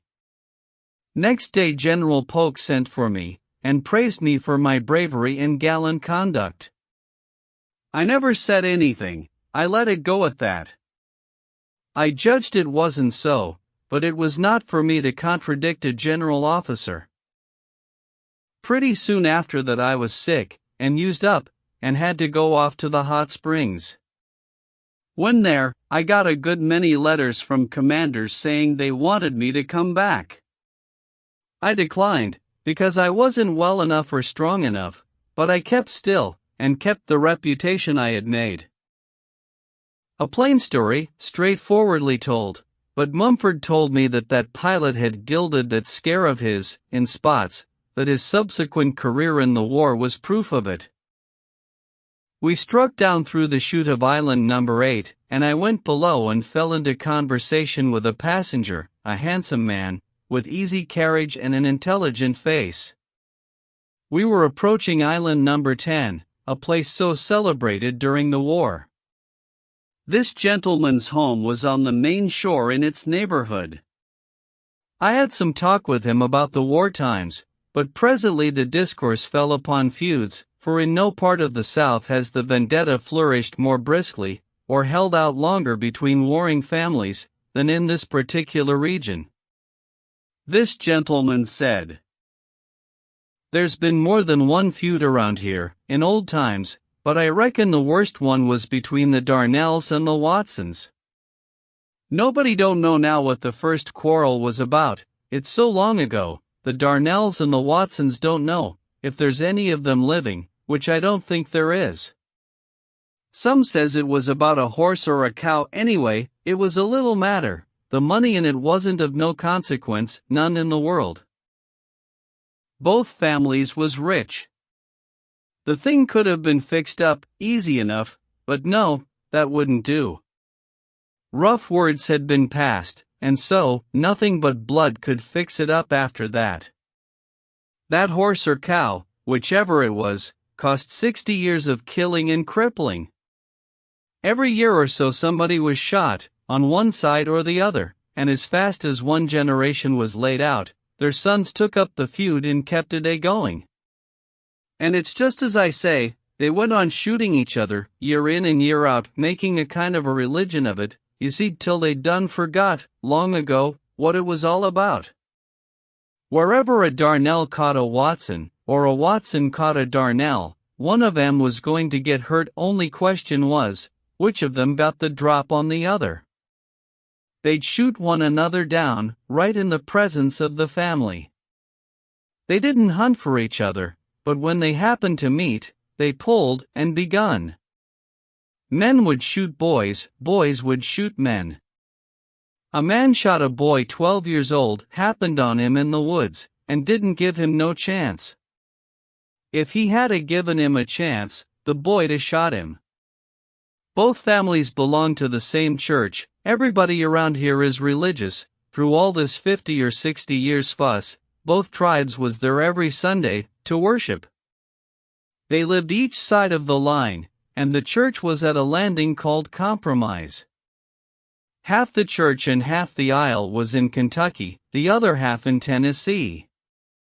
Sundays you'd see the families drive up, all in their Sunday clothes, men, women, and children, and file up the aisle, and set down, quiet and orderly, one lot on the Tennessee side of the church and the other on the Kentucky side, and the men and boys would lean their guns up against the wall, handy, and then all hands would join in with the prayer and praise, though they say the man next the aisle didn't kneel down, along with the rest of the family, kind of stood guard. I don't know, never was at that church in my life, but I remember that that's what used to be said. 20 or 25 years ago, one of the feud families caught a young man of 19 out and killed him. Don't remember whether it was the Darnells and Watsons, or one of the other feuds, but anyway, this young man rode up, steamboat laying there at the time, and the first thing he saw was a whole gang of the enemy. He jumped down behind a wood pile, but they rode around and begun on him, he firing back, and they galloping and cavorting and yelling and banging away with all their might. Think he wounded a couple of them, but they closed in on him and chased him into the river, and as he swum along downstream, they followed along the bank and kept on shooting at him, and when he struck shore he was dead. Windy Marshall told me about it. He saw it. He was captain of the boat. Years ago, the Darnells was so thinned out that the old man and his two sons concluded they'd leave the country. They started to take steamboat just above number 10, but the Watsons got wind of it, and they arrived just as the two young Darnells was walking up the companionway with their wives on their arms. The fight begun then, and they never got no further, both of them killed. After that, old Darnell got into trouble with the man that run the ferry, and the ferryman got the worst of it and died. But his friends shot old Darnell through and through, filled him full of bullets, and ended him. The country gentleman who told me these things has been reared in ease and comfort, was a man of good parts, and was college bred. His loose grammar was the fruit of careless habit, not ignorance. This habit among educated men in the West is not universal, but it is prevalent in the towns, certainly, if not in the cities, and to a degree which one cannot help noticing and marveling at. I heard a Westerner who would be accounted a highly educated man in any country say, "Never mind, it don't make no difference, anyway." A lifelong resident who was present heard it, but it made no impression upon her. She was able to recall the fact afterward, when reminded of it, but she confessed that the words had not grated upon her ear at the time, a confession which suggests that if educated people can hear such blasphemous grammar, from such a source, and be unconscious of the deed, the crime must be tolerably common, so common that the general ear has become dulled by familiarity with it, and is no longer alert, no longer sensitive to such affronts. No one in the world speaks blemishless grammar, no one has ever written it, no one, either in the world or out of it, taking the scriptures for evidence on the latter point. Therefore it would not be fair to exact grammatical perfection from the peoples of the valley, but they and all other peoples may justly be required to refrain from knowingly and purposely debauching their grammar. I found the river greatly changed at island number 10. The island which I remembered was some 3 miles long and 1/4 of a mile wide, heavily timbered, and lay near the Kentucky shore, within 200 yards of it, I should say. Now, however, one had to hunt for it with a spyglass. Nothing was left of it but an insignificant little tuft, and this was no longer near the Kentucky shore, it was clear over against the opposite shore, a mile away. In war times the island had been an important place, for it commanded the situation, and, being heavily fortified, there was no getting by it. It lay between the upper and lower divisions of the Union forces, and kept them separate, until a junction was finally effected across the Missouri neck of land, but the island being itself joined to that neck now, the wide river is without obstruction. In this region the river passes from Kentucky into Tennessee, back into Missouri, then back into Kentucky, and thence unto Tennessee again. So a mile or two of Missouri sticks over into Tennessee. The town of New Madrid was looking very unwell, but otherwise unchanged from its former condition and aspect. Its blocks of frame houses were still grouped in the same old flat plain, and environed by the same old forests. It was as tranquil as formerly, and apparently had neither grown nor diminished in size. It was said that the recent high water had invaded it and damaged its looks. This was surprising news, for in low water the riverbank is very high there, 50 feet, and in my day an overflow had always been considered an impossibility.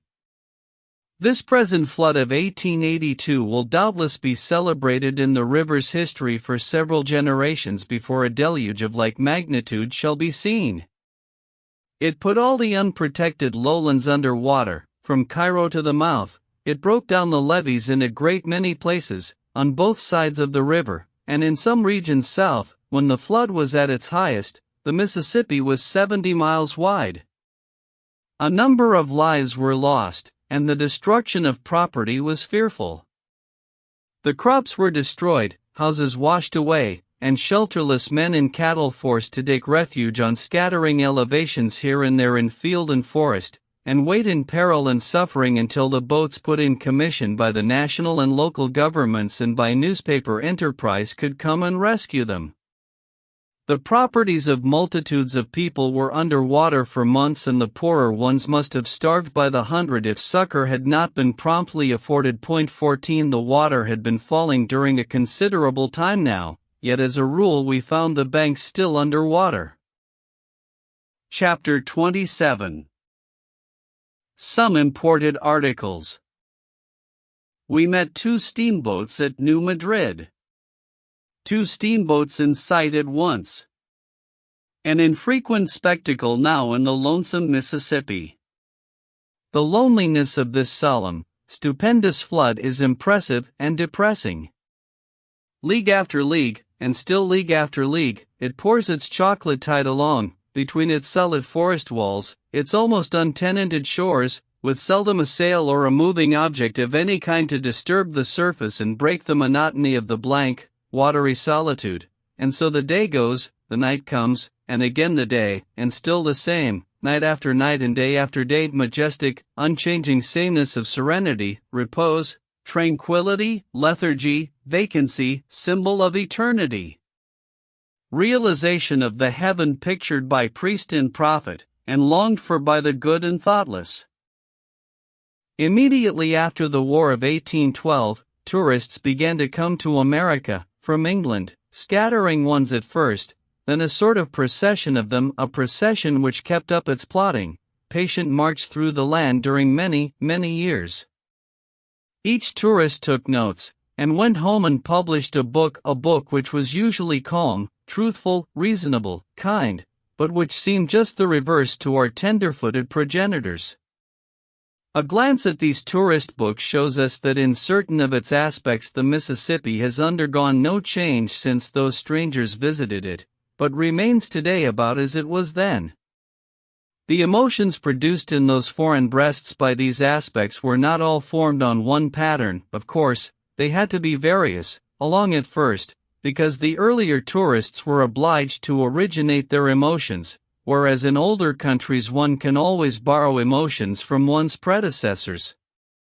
And, mind you, emotions are among the toughest things in the world to manufacture out of whole cloth. It is easier to manufacture 7 facts than 1 emotion. Captain Basil Hall, R.N., writing 55 years ago, says, "Here I caught the first glimpse of the object I had so long wished to behold, and felt myself amply repaid at that moment for all the trouble I had experienced in coming so far, and stood looking at the river flowing past till it was too dark to distinguish anything. But it was not till I had visited the same spot a dozen times, that I came to a right comprehension of the grandeur of the scene." Following are Mrs. Trollope's emotions. She is writing a few months later in the same year, 1827, and is coming in at the mouth of the Mississippi. "The first indication of our approach to land was the appearance of this mighty river, pouring forth its muddy mass of waters, and mingling with the deep blue of the Mexican Gulf. I never beheld a scene so utterly desolate as this entrance of the Mississippi. Had Dante seen it, he might have drawn images of another Bolgia from its horrors. One only object rears itself above the eddying waters. This is the mast of a vessel long since wrecked in attempting to cross the bar, and it still stands, a dismal witness of the destruction that has been, and a boding prophet of that which is to come." Emotions of Honorable Charles Augustus Murray, near St. Louis, 7 years later. "It is only when you ascend the mighty current for 50 or 100 miles, and use the eye of imagination as well as that of nature, that you begin to understand all his might and majesty. You see him fertilizing a boundless valley, bearing along in his course the trophies of his 1,000 victories over the shattered forest, here carrying away large masses of soil with all their growth, and there forming islands, destined at some future period to be the residence of man, and while indulging in this prospect, it is then time for reflection to suggest that the current before you has flowed through 2,000 or 3,000 miles, and has yet to travel 1,300 more, before reaching its ocean destination. Receive, now, the emotions of Captain Marryat, R.N., author of the Sea Tales, writing in 1837, 3 years after Mr. Murray. Never, perhaps, in the records of nations, was there an instance of a century of such unvarying and unmitigated crime as is to be collected from the history of the turbulent and blood-stained Mississippi. The stream itself appears as if appropriate for the deeds which have been committed. It is not like most rivers, beautiful to the sight, bestowing fertility in its course, not one that the eye loves to dwell upon as it sweeps along, nor can you wander upon its bank, or trust yourself without danger to its stream. It is a furious, rapid, desolating torrent, loaded with alluvial soil, and few of those who are received into its waters ever rise again, 15 or can support themselves long upon its surface without assistance from some friendly log. It contains the coarsest and most uneatable of fish, such as the catfish and such genus, and as you descend, its banks are occupied with the fetid alligator, while the panther basks at its edge in the canebrakes, almost impervious to man. Pouring its impetuous waters through wild tracts covered with trees of little value except for firewood, it sweeps down whole forests in its course, which disappear in tumultuous confusion, whirled away by the stream now loaded with the masses of soil which nourish their roots, often blocking up and changing for a time the channel of the river, which, as if in anger at its being opposed, inundates and devastates the whole country round, and as soon as it forces its way through its former channel, plants in every direction the uprooted monarchs of the forest, upon whose branches the bird will never again perch, or the raccoon, the opossum, or the squirrel climb, as traps to the adventurous navigators of its waters by steam, who, borne down upon these concealed dangers which pierce through the planks, very often have not time to steer for and gain the shore before they sink to the bottom. There are no pleasing associations connected with the great common sewer of the Western America, which pours out its mud into the Mexican Gulf, polluting the clear blue sea for many miles beyond its mouth. It is a river of desolation, and instead of reminding you, like other beautiful rivers, of an angel which has descended for the benefit of man, you imagine it a devil, whose energies have been only overcome by the wonderful power of steam. It is pretty crude literature for a man accustomed to handling a pen. Still, as a panorama of the emotions sent weltering through this noted visitor's breast by the aspect and traditions of the great common sewer, it has a value. A value, though marred in the matter of statistics by inaccuracies, for the catfish is a plenty good enough fish for anybody, and there are no panthers that are impervious to man.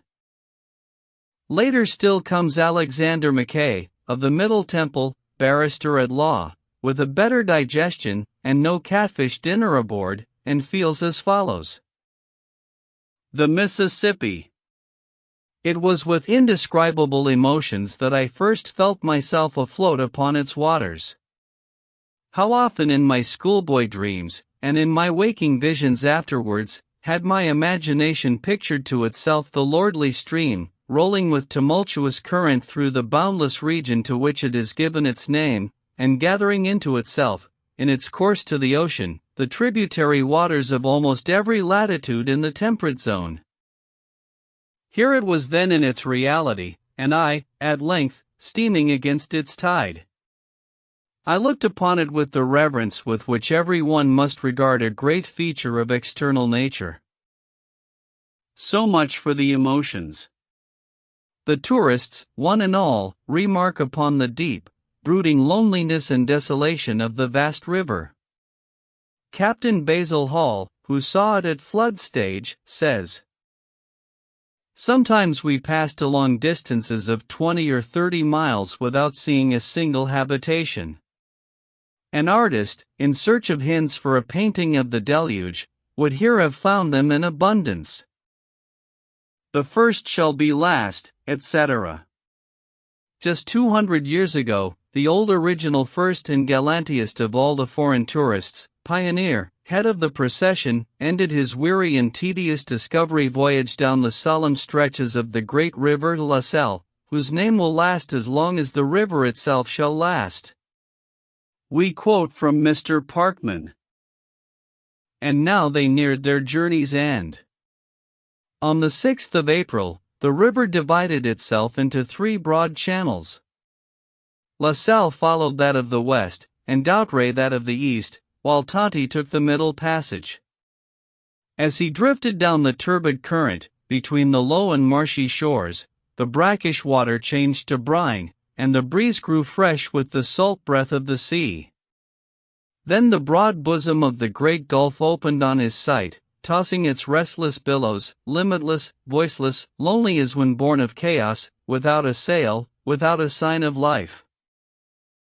Then, on a spot of solid ground, La Salle reared a column bearing the arms of France. The Frenchmen were mustered under arms, and while the New England Indians and their squaws looked on in wondering silence, they chanted the Te Deum, the Exaudiat, and the Domini Salvum Fac Regem.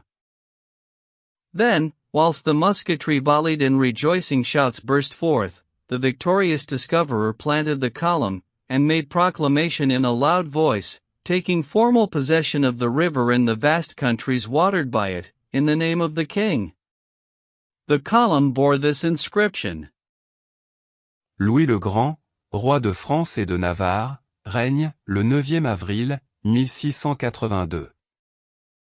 New Orleans intended to fittingly celebrate, this present year, the bicentennial anniversary of this illustrious event, but when the time came, all her energies and surplus money were required in other directions, for the flood was upon the land then, making havoc and devastation everywhere.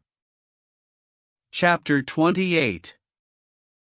Uncle Mumford Unloads. All day we swung along down the river, and had the stream almost wholly to ourselves.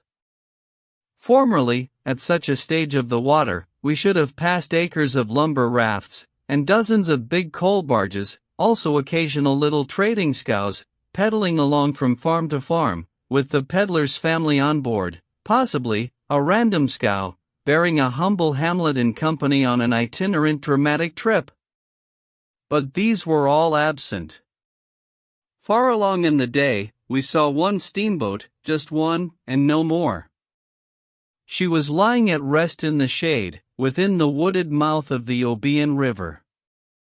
The spyglass revealed the fact that she was named for me, or he was named for me, whichever you prefer. As this was the first time I had ever encountered this species of honor, it seems excusable to mention it, and at the same time call the attention of the authorities to the tardiness of my recognition of it. Noted a big change in the river, at Island 21. It was a very large island, and used to lie out toward midstream, but it is joined fast to the main shore now, and has retired from business as an island. As we approached famous and formidable Plum Point, darkness fell, but that was nothing to shudder about in these modern times. For now the national government has turned the Mississippi into a sort of 2,000-mile torchlight procession. In the head of every crossing, and in the foot of every crossing, the government has set up a clear burning lamp. You are never entirely in the dark. Now, there is always a beacon in sight either before you, or behind you, or abreast. One might almost say that lamps have been squandered there. Dozens of crossings are lighted which were not shoal when they were created, and have never been shoal since, crossings so plain, too, and also so straight, that a steamboat can take herself through them without any help, after she has been through once. Lamps in such places are of course not wasted. It is much more convenient and comfortable for a pilot to hold on them than on a spread of formless blackness that won't stay still, and money is saved to the boat, at the same time, for she can of course make more miles with her rudder amidships than she can with it squared across her stern and holding her back. But this thing has knocked the romance out of piloting, to a large extent. It and some other things together have knocked all the romance out of it. For instance, the peril from snags is not now what it once was. The government snag boats go patrolling up and down, in these matter-of-fact days, pulling the river's teeth. They have rooted out all the old clusters which made many localities so formidable, and they allow no new ones to collect. Formerly, if your boat got away from you, on a black night, and broke for the woods, it was an anxious time with you. So was it also, when you were groping your way through solidified darkness in a narrow chute. But all that has changed now. You flash out your electric light, transform night into day in the twinkling of an eye, and your perils and anxieties are at an end. Horace Bixby and George Ritchie have charted the crossings and laid out the courses by compass. They have invented a lamp to go with the chart, and have patented the whole.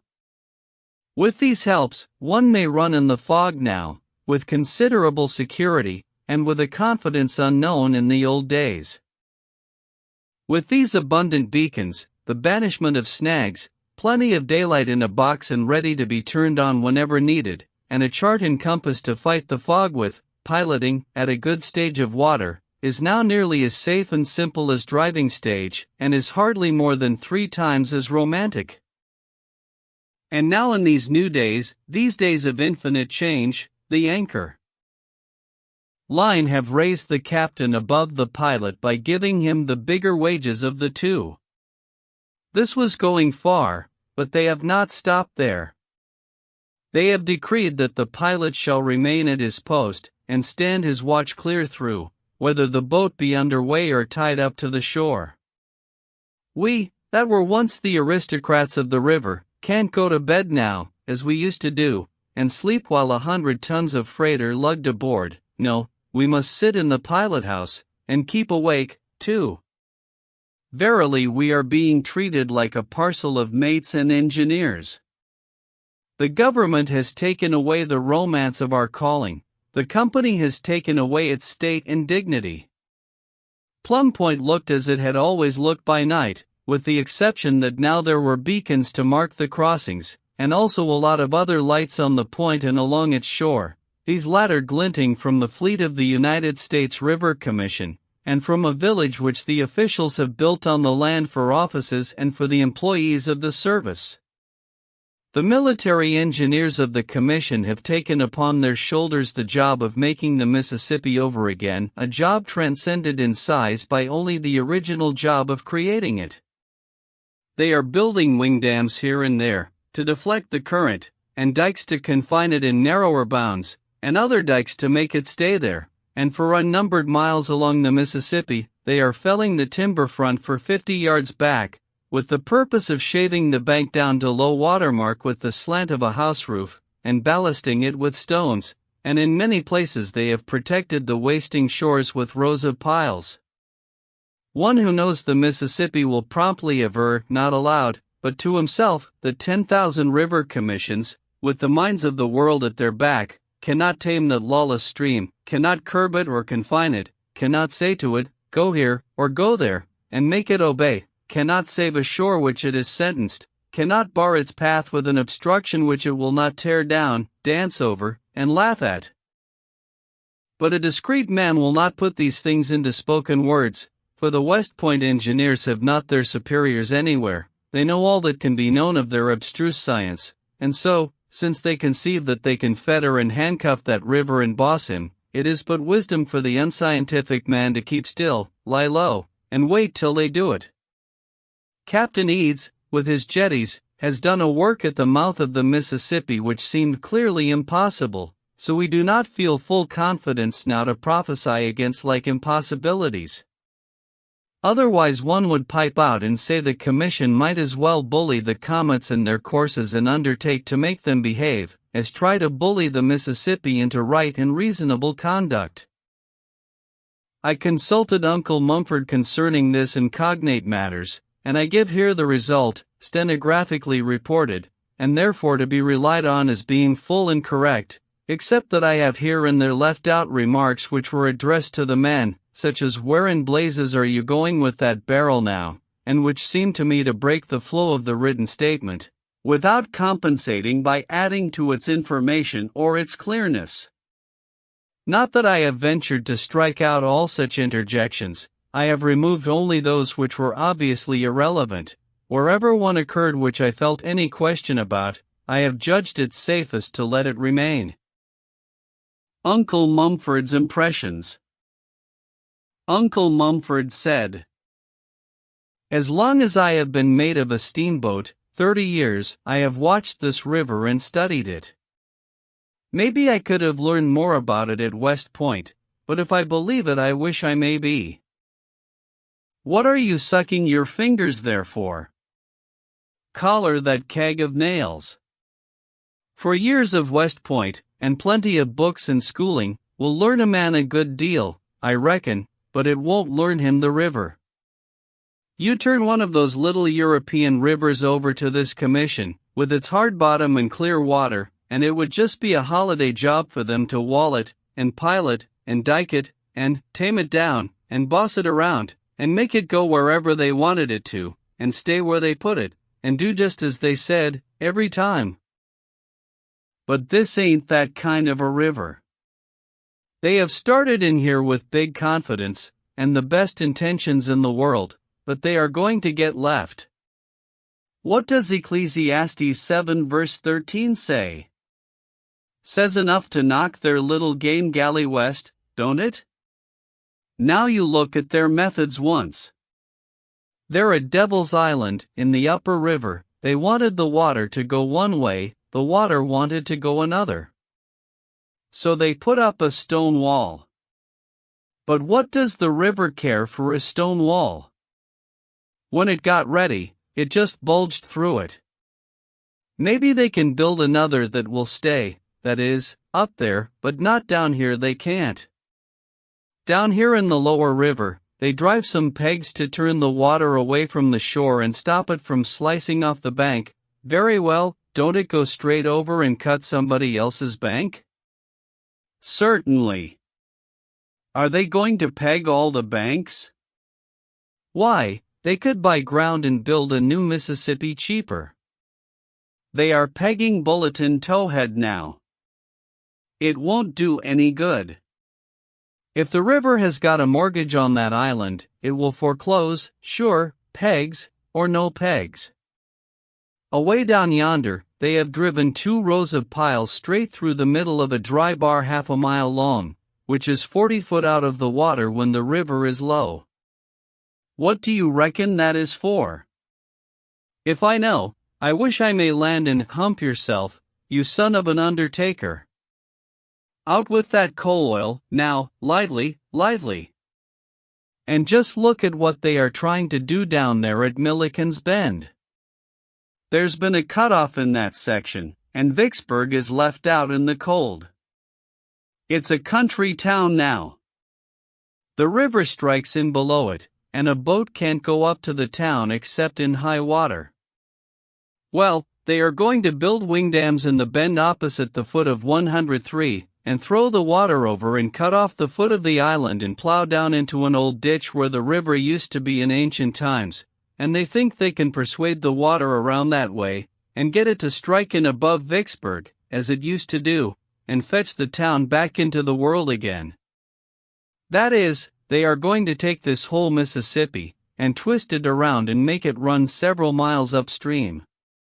Well, you've got to admire men that deal in ideas of that size and can tote them around without crutches, but you haven't got to believe they can do such miracles, have you? And yet you ain't absolutely obliged to believe they can't. I reckon the safe way, or a man can afford it, is to copper the operation, and at the same time, buy enough property in Vicksburg to square you up in case they win. Government is doing a deal for the Mississippi, now. Spending loads of money on her. When there used to be 4,000 steamboats and 10,000 acres of coal barges, and rafts and trading scows, there wasn't a lantern from St. Paul to New Orleans, and the snags were thicker than bristles on a hog's back, and now when there's 36 steamboats and nary barge or raft, government has snatched out all the snags, and lit up the shores like Broadway, and a boat's as safe on the river as she'd be in heaven. And I reckon that by the time there ain't any boats left at all, the commission will have the old thing all reorganized, and dredged out, and fenced in, and tidied up, to a degree that will make navigation just simply perfect, and absolutely safe and profitable, and all the days will be Sundays, and all the mates will be Sunday school. So what in the nation you fooling around there for, you sons of unrighteousness, heirs of perdition? Going to be a year getting that hogshead ashore? During our trip to New Orleans and back, we had many conversations with rivermen, planters, journalists, and officers of the River Commission, with conflicting and confusing results. To wit, some believed in the Commission's scheme to arbitrarily and permanently confine, and thus deepen, the channel, preserve threatened shores, etc. Some believed that the Commission's money ought to be spent only on building and repairing the great system of levees. Some believed that the higher you build your levee, the higher the river's bottom will rise, and that consequently the levee system is a mistake. Some believed in the scheme to relieve the river, in flood time, by turning its surplus waters off into Lake Borgne, etc. Some believed in the scheme of northern lake reservoirs to replenish the Mississippi in low water seasons. Wherever you find a man down there who believes in one of these theories, you may turn to the next man and frame your talk upon the hypothesis that he does not believe in that theory, and after you have had experience, you do not take this course doubtfully, or hesitatingly, but with the confidence of a dying murderer, converted one, I mean. For you will have come to know, with a deep and restful certainty, that you are not going to meet two people sick of the same theory, one right after the other. No, there will always be one or two with the other diseases along between. And as you proceed, you will find out one or two other things. You will find out that there is no distemper of the lot but is contagious, and you cannot go where it is without catching it. You may vaccinate yourself with deterrent facts as much as you please, it will do no good, it will seem to take, but it doesn't. The moment you rub against any one of those theorists, make up your mind that it is time to hang out your yellow flag. Yes, you are his sure victim, yet his work is not all to your hurt, only part of it, for he is like your family physician, who comes and cures the mumps, and leaves the scarlet fever behind. If your man is a lake-born relief theorist, for instance, he will exhale a cloud of deadly facts and statistics which will lay you out with that disease, sure, but at the same time he will cure you of any other of the 5 theories that may have previously got into your system. I have had all the 5, and had them bad, but ask me not, in mournful numbers, which one racked me hardest, or which one numbered the biggest sick list, for I do not know. In truth, no one can answer the latter question. Mississippi improvement is a mighty topic, down yonder.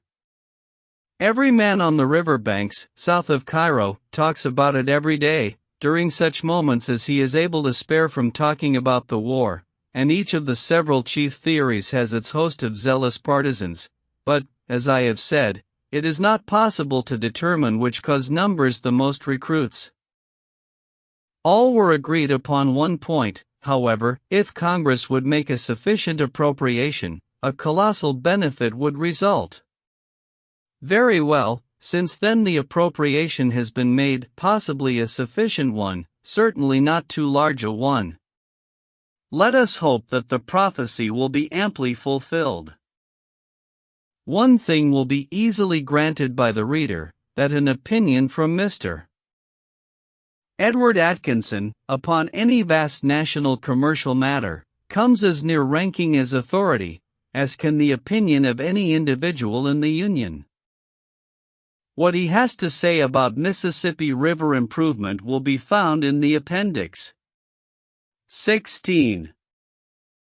Sometimes, half a dozen figures will reveal, as with a lightning flash, the importance of a subject which 10,000 labored words, with the same purpose in view, had left at last but dim and uncertain. Here is a case of the sort. Paragraph from the Cincinnati Commercial. The towboat Jospia Williams is on her way to New Orleans with a tow of 32 barges, containing 600,000 bushels, 76 pounds to the bushel, of coal exclusive of her own fuel, being the largest tow ever taken to New Orleans or anywhere else in the world. Her freight bill, at 3 cents a bushel, amounts to $18,000. It would take 1,800 cars, of 333 bushels to the car, to transport this amount of coal.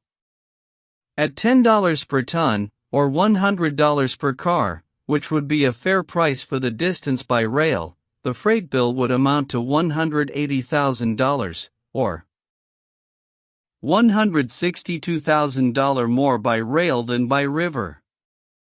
The tow will be taken from Pittsburgh to New Orleans in 14 or 15 days. It would take 100 trains of 18 cars to the train to transport this one tow of 600,000 bushels of coal, and even if it made the usual speed of fast freight lines, it would take one whole summer to put it through by rail. When a river in good condition can enable one to save $162,000 and a whole summer's time on a single cargo, the wisdom of taking measures to keep the river in good condition is made plain to even the uncommercial mind. Chapter 29. A few specimen bricks. We passed through the Plum Point region, turned Craighead's Point, and glided unchallenged by what was once the formidable Fort Pillow, memorable because of the massacre perpetrated there during the war. Massacres are sprinkled with some frequency through the histories of several Christian nations, but this is almost the only one that can be found in American history.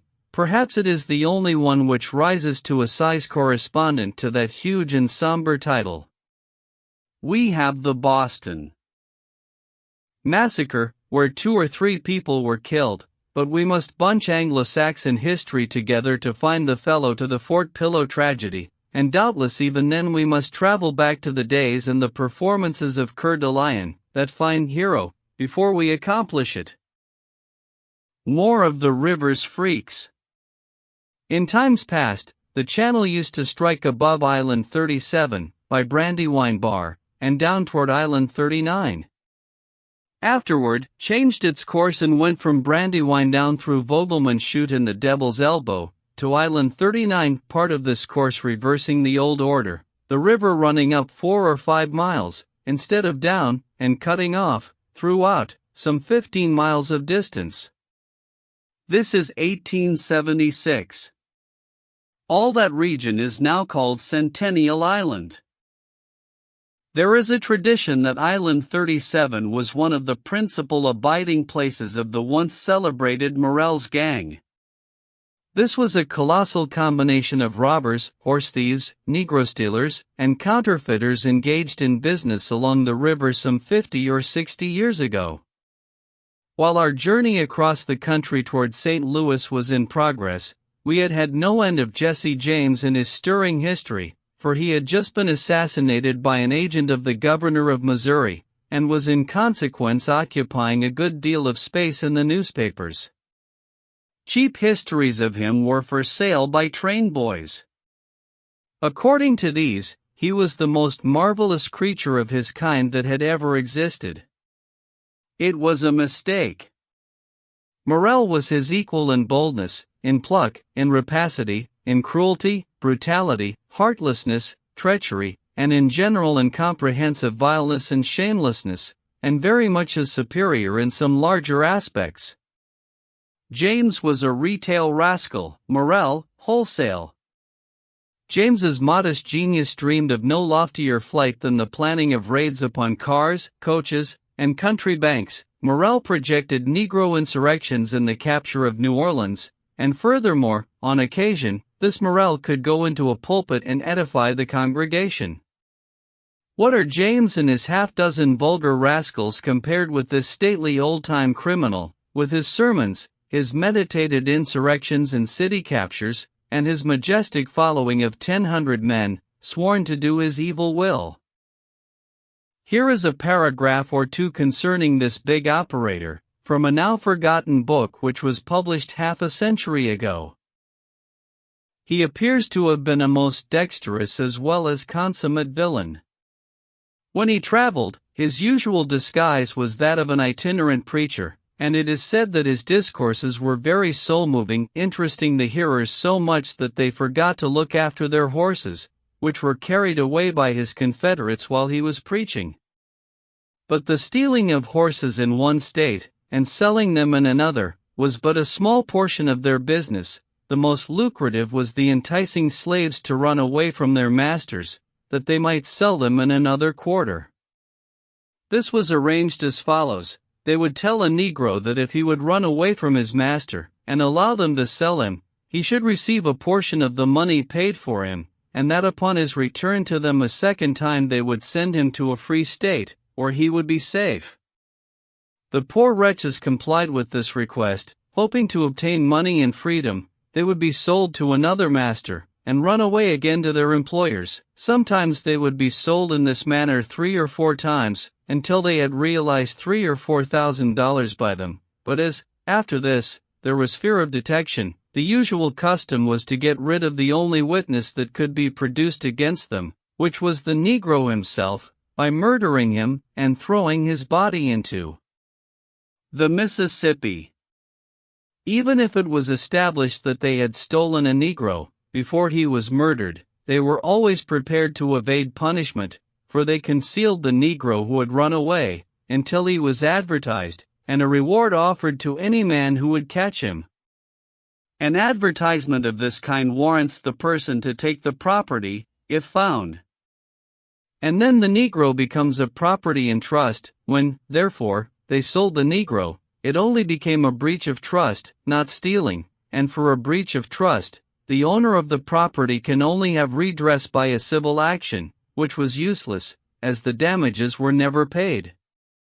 It may be inquired, how it was that Morel escaped lynch law under such circumstances. This will be easily understood when it is stated that he had more than 1,000 sworn confederates, all ready at a moment's notice to support any of the gang who might be in trouble. The names of all the principal confederates of Morel were obtained from himself, in a manner which I shall presently explain. The gang was composed of two classes, the heads or council, as they were called, who planned and concerted, but seldom acted. They amounted to about 400. The other class were the active agents, and were termed strikers, and amounted to about 650. These were the tools in the hands of the others, they ran all the risk, and received but a small portion of the money. They were in the power of the leaders of the gang, who would sacrifice them at any time by handing them over to justice, or sinking their bodies in the Mississippi. The general rendezvous of this gang of miscreants was on the Arkansas side of the river, where they concealed their Negroes in the morasses in canebrakes. The depredations of this extensive combination were severely felt, but so well were their plans arranged, that although Morel, who was always active, was everywhere suspected, there was no proof to be obtained. It so happened, however, that a young man of the name of Stewart, who was looking after two slaves which Morel had decoyed away, fell in with him and obtained his confidence, took the oath, and was admitted into the gang as one of the general council. By this means all was discovered, for Stewart turned traitor, although he had taken the oath, and having obtained every information, exposed the whole concern, the names of all the parties, and finally succeeded in bringing home sufficient evidence against Morel to procure his conviction and sentence to the penitentiary. Morel was sentenced to 14 years' imprisonment. So many people who were supposed to be honest, and bore a respectable name in the different states, were found to be among. The list of the Grand Council is published by Stewart, that every attempt was made to throw discredit upon his assertions. His character was vilified, and more than one attempt was made to assassinate him. He was obliged to quit the southern states in consequence. It is, however, now well ascertained to have been all true, and although some blame Mr. Stewart for having violated his oath, they no longer attempt to deny that his revelations were correct. I will quote one or two portions of Morel's confessions to Mr. Stewart, made to him when they were journeying together. I ought to have observed, that the ultimate intentions of Morel and his associates were, by his own account, on a very extended scale, having no less an object in view than raising the blacks against the whites, taking possession of, and plundering New Orleans, and making themselves possessors of the territory. The following are a few extracts. I collected all my friends about New Orleans at one of our friends' houses in that place, and we sat in council 3 days before we got all our plans to our notion. We then determined to undertake the rebellion at every hazard, and make as many friends as we could for that purpose. Every man's business being assigned him, I started to Natchez on foot, having sold my horse in New Orleans, with the intention of stealing another after I started. I walked 4 days, and no opportunity offered for me to get a horse. The 5th day, about 12, I had become tired, and stopped at a creek to get some water and rest a little. While I was sitting on a log, looking down the road the way that I had come, a man came in sight riding on a good-looking horse. The very moment I saw him, I was determined to have his horse, if he was in the garb of a traveler. He rode up, and I saw from his equipage that he was a traveler. I arose and drew an elegant rifle pistol on him and ordered him to dismount. He did so, and I took his horse by the bridle and pointed down the creek, and ordered him to walk before me. He went a few hundred yards and stopped.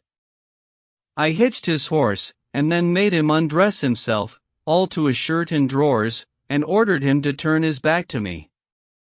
He said, "If you are determined to kill me, let me have time to pray before I die." I told him I had no time to hear him pray. He turned around and dropped on his knees, and I shot him through the back of the head. I ripped open his belly and took out his entrails, and sunk him in the creek. I then searched his pockets, and found $400.37, and a number of papers that I did not take time to examine. I sunk the pocketbook and papers and his hat in the creek. His boots were brand new, and fitted me genteelly, and I put them on and sunk my old shoes in the creek to atone for them. I rolled up his clothes and put them into his portmanteau, as they were brand new cloth of the best quality. I mounted as fine a horse as ever I straddled, and directed my course for Natchez in much better style than I had been for the last 5 days. Myself and a fellow by the name of Crenshaw gathered 4 good horses and started for Georgia. We got in company with a young South Carolinian just before we got to Cumberland Mountain, and Crenshaw soon knew all about his business. He has been to Tennessee to buy a drove of hogs, but when he got there pork was dearer than he calculated, and he declined purchasing. We concluded he was a prize. Crenshaw winked at me. I understood his idea. Crenshaw had traveled the road before, but I never had. We had traveled several miles on the mountain, when he passed near a great precipice. Just before we passed it, Crenshaw asked me for my whip, which had a pound of lead in the butt. I handed it to him, and he rode up by the side of the South Carolinian and gave him a blow on the side of the head and tumbled him from his horse. We lit from our horses and fingered his pockets. We got $1,262. Crenshaw said he knew a place to hide him, and he gathered him under his arms, and I by his feet, and conveyed him to a deep crevice in the brow of the precipice, and tumbled him into it, and he went out of sight. We then tumbled in his saddle, and took his horse with us, which was worth $200. We were detained a few days, and during that time our friend went to a little village in the neighborhood and saw the Negro advertised, a Negro in our possession, and a description of the 2 men of whom he had been purchased, and giving his suspicions of the men. It was rather squally times, but any port in a storm. We took the Negro that night on the bank of a creek which runs by the farm of our friend, and Crenshaw shot him through the head. We took out his entrails and sunk him in the creek. He had sold the other Negro the 3rd time on Arkansas River for upwards of $500, and then stole him and delivered him into the hand of his friend, who conducted him to a swamp, and veiled the tragic scene, and got the last gleanings and sacred pledge of secrecy, as a game of that kind will not do unless it ends in a mystery to all but the fraternity.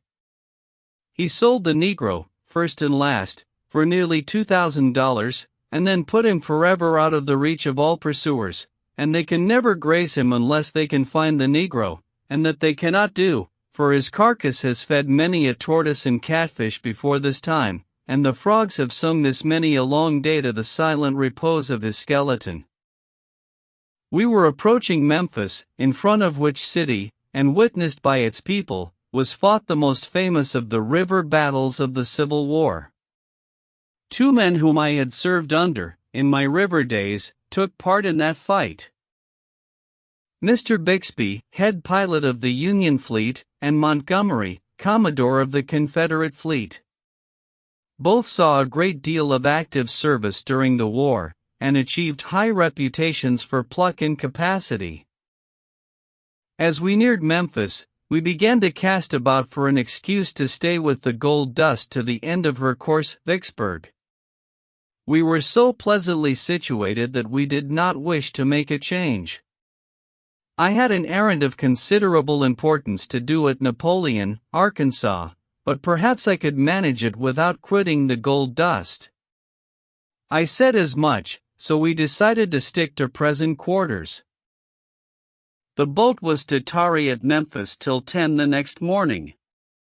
It is a beautiful city, nobly situated on a commanding bluff overlooking the river. The streets are straight and spacious, though not paved in a way to incite distempered admiration. No, the admiration must be reserved for the town sewerage system, which is called perfect, a recent reform, however, for it was just the other way, up to a few years ago, a reform resulting from the lesson taught by a desolating visitation of the yellow fever. In those awful days the people were swept off by hundreds, by thousands, and so great was the reduction caused by flight and by death together, that the population was diminished 3/4, and so remained for a time. Business stood nearly still, and the streets bore an empty Sunday aspect. Here is a picture of Memphis, at that disastrous time, drawn by a German tourist who seems to have been an eyewitness of the scenes which he describes. It is from Chapter 7 of his book, just published, in Leipzig, Mississippi Fahrten, by Ernst von Hesse-Warteg. In August the yellow fever had reached its extremest height. Daily, hundreds fell a sacrifice to the terrible epidemic. The city was becoming a mighty graveyard, 2/3 of the population had deserted the place, and only the poor, the aged and the sick, remained behind, a sure prey for the insidious enemy. The houses were closed, little lamps burned in front of many, a sign that here death had entered. Often, several lay dead in a single house, from the windows hung black crape. The stores were shut up, for their owners were gone away or dead. Fearful evil! In the briefest space it struck down and swept away even the most vigorous victim. A slight indisposition, then an hour of fever, then the hideous delirium, then the yellow death. On the street corners, and in the squares, lay sick men, suddenly overtaken by the disease, and even corpses, distorted and rigid. Food failed. Meat spoiled in a few hours in the fetid and pestiferous air, and turned black. Fearful clamors issue from many houses, then after a season they cease, and all is still. Noble, self-sacrificing men come with the coffin, nail it up, and carry it away, to the graveyard. In the night stillness reigns. Only the physicians and the hearses hurry through the streets, and out of the distance, at intervals, comes the muffled thunder of the railway train, which with the speed of the wind, and as if hunted by furies, flies by the pest-ridden city without halting. But there is life enough there now. The population exceeds 40,000 and is augmenting, and trade is in a flourishing condition. We drove about the city, visited the park and the sociable horde of squirrels there, saw the fine residences, rose-clad, and in other ways enticing to the eye, and got a good breakfast at the hotel. A thriving place is the Good Samaritan city of the Mississippi, has a great wholesale jobbing trade, foundries, machine shops, and manufacturers of wagons, carriages, and cottonseed oil, and is shortly to have cotton mills and elevators. Her cotton receipts reached 500,000 bales last year, an increase of 60,000 over the year before. Out from her healthy commercial heart issue 5 trunk lines of railway, and a 6th is being added. This is a very different Memphis from the one which the vanished and unremembered procession of foreign tourists used to put into their books long time ago. In the days of the now forgotten but once renowned and vigorously hated Mrs. Trollope, Memphis seems to have consisted mainly of one long street of log houses, with some outlying cabins sprinkled around rearward toward the woods, and now and then a pig, and no end of mud. That was 55 years ago. She stopped at the hotel. Plainly it was not the one which gave us our breakfast. She says, the table was laid for 50 persons, and was nearly full. They ate in perfect silence, and with such astonishing rapidity that their dinner was over literally before ours was begun. The only sounds heard were those produced by the knives and forks, with the unceasing chorus of coughing, etc. Coughing, etc. The etc. stands for an unpleasant word there, a word which she does not always charitably cover up, but sometimes prints. You will find it in the following description of a steamboat dinner which she ate in company with a lot of aristocratic planters, wealthy, well-born, ignorant swells they were, tinseled with the usual harmless military and judicial titles of that old day of cheap shams and windy pretense. The total want of all the usual courtesies of the table, the voracious rapidity with which the viands were seized and devoured, the strange uncouth phrases and pronunciation, the loathsome spitting, from the contamination of which it was absolutely impossible to protect our dresses, the frightful manner of feeding with their knives, till the whole blade seemed to enter into the mouth, and the still more frightful manner of cleaning the teeth afterward with a pocket knife, soon forced us to feel that we were not surrounded by the generals, colonels, and majors of the old world, and that the dinner hour was to be anything rather than an hour of enjoyment. Chapter 30.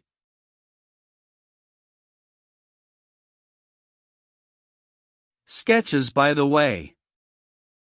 It was a big river, below Memphis, banks brimming full, everywhere, and very frequently more than full, the waters pouring out over the land, flooding the woods and fields for miles into the interior, and in places, to a depth of 15 feet, signs, all about, of men's hard work gone to ruin, and all to be done over again, with straitened means and a weakened courage. A melancholy picture, and a continuous one, hundreds of miles of it. Sometimes the beacon lights stood in water 3 feet deep, in the edge of dense forests which extended for miles without farm, woodyard, clearing, or break of any kind, which meant that the keeper of the light must come in a skiff a great distance to discharge his trust, and often in desperate weather. Yet I was told that the work is faithfully performed, in all weathers, and not always by men, sometimes by women, if the man is sick or absent. The government furnishes oil, and pays $10 or $15 a month for the lighting and tending. A government boat distributes oil and pays wages once a month. The Ship Island region was as woodsy and tenantless as ever. The island has ceased to be an island, has joined itself compactly to the main shore, and wagons travel, now, where the steamboats used to navigate. No signs left of the wreck of the Pennsylvania. Some farmer will turn up her bones with his plow one day, no doubt, and be surprised. We were getting down now into the migrating Negro region. These poor people could never travel when they were slaves, so they make up for the privation now. They stay on a plantation till the desire to travel seizes them, then they pack up, hail a steamboat, and clear out. Not for any particular place, no, nearly any place will answer, they only want to be moving. The amount of money on hand will answer the rest of the conundrum for them. If it will take them 50 miles, very well, let it be 50. If not, a shorter flight will do. During a couple of days, we frequently answered these hails. Sometimes there was a group of high-water-stained, tumbled-down cabins, populous with colored folk, and no whites visible, with grassless patches of dry ground here and there, a few felled trees, with skeleton cattle, mules, and horses, eating the leaves and gnawing the bark, no other food for them in the flood-wasted land. Sometimes there was a single lowly landing cabin, near it the colored family that had hailed us, little and big, old and young, roosting on the scant pile of household goods, these consisting of a rusty gun, some bedticks, chests, tinware, stools, a crippled-looking glass, a venerable armchair, and 6 or 8 baseborn and spiritless yellow curs, attached to the family by strings. They must have their dogs, can't go without their dogs. Yet the dogs are never willing, they always object, so, one after another, in ridiculous procession, they are dragged aboard, all 4 feet, braced and sliding along the stage, head likely to be pulled off, but the tugger marching determinedly forward, bending to his work, with the rope over his shoulder for better purchase. Sometimes a child is forgotten and left on the bank, but never a dog. The usual river gossip going on in the pilot house. Island number 63, an island with a lovely chute, or passage, behind it in the former times. They said Jesse Jameson, in the Skylark, had a visiting pilot with him one trip. A poor old broken down, superannuated fellow left him at the wheel, at the foot of 63, to run off the watch. The ancient mariner went up through the chute, and down the river outside, and up the chute and down the river again, and yet again and again, and handed the boat over to the relieving pilot, at the end of 3 hours of honest endeavor, at the same old foot of the island where he had originally taken the wheel. A darky on shore who had observed the boat go by, about 13 times, said, "Clar to gracious, I wouldn't be as surprised if dey's a whole line o' dem escaylarks." Anecdote illustrative of influence of reputation in the changing of opinion. The Eclipse was renowned for her swiftness. One day she passed along, an old darky on shore, absorbed in his own matters, did not notice what steamer it was. Presently someone asked, "Any boat gone up?" "Yes, saw." "Was she going fast?" "Oh, so, loafing along." "Now, do you know what boat that was?" "No, saw." "Why, uncle, that was the Eclipse." "No. Is dat so?" "Well, I bet it was, 'cause she just went by here a sparklin'." Piece of history illustrative of the violent style of some of the people down along here. During the early weeks of high water, A's fence rails washed down on B's ground, and B's rails washed up in the eddy and landed on A's ground.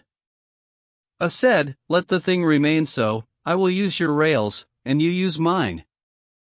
But B objected, wouldn't have it so.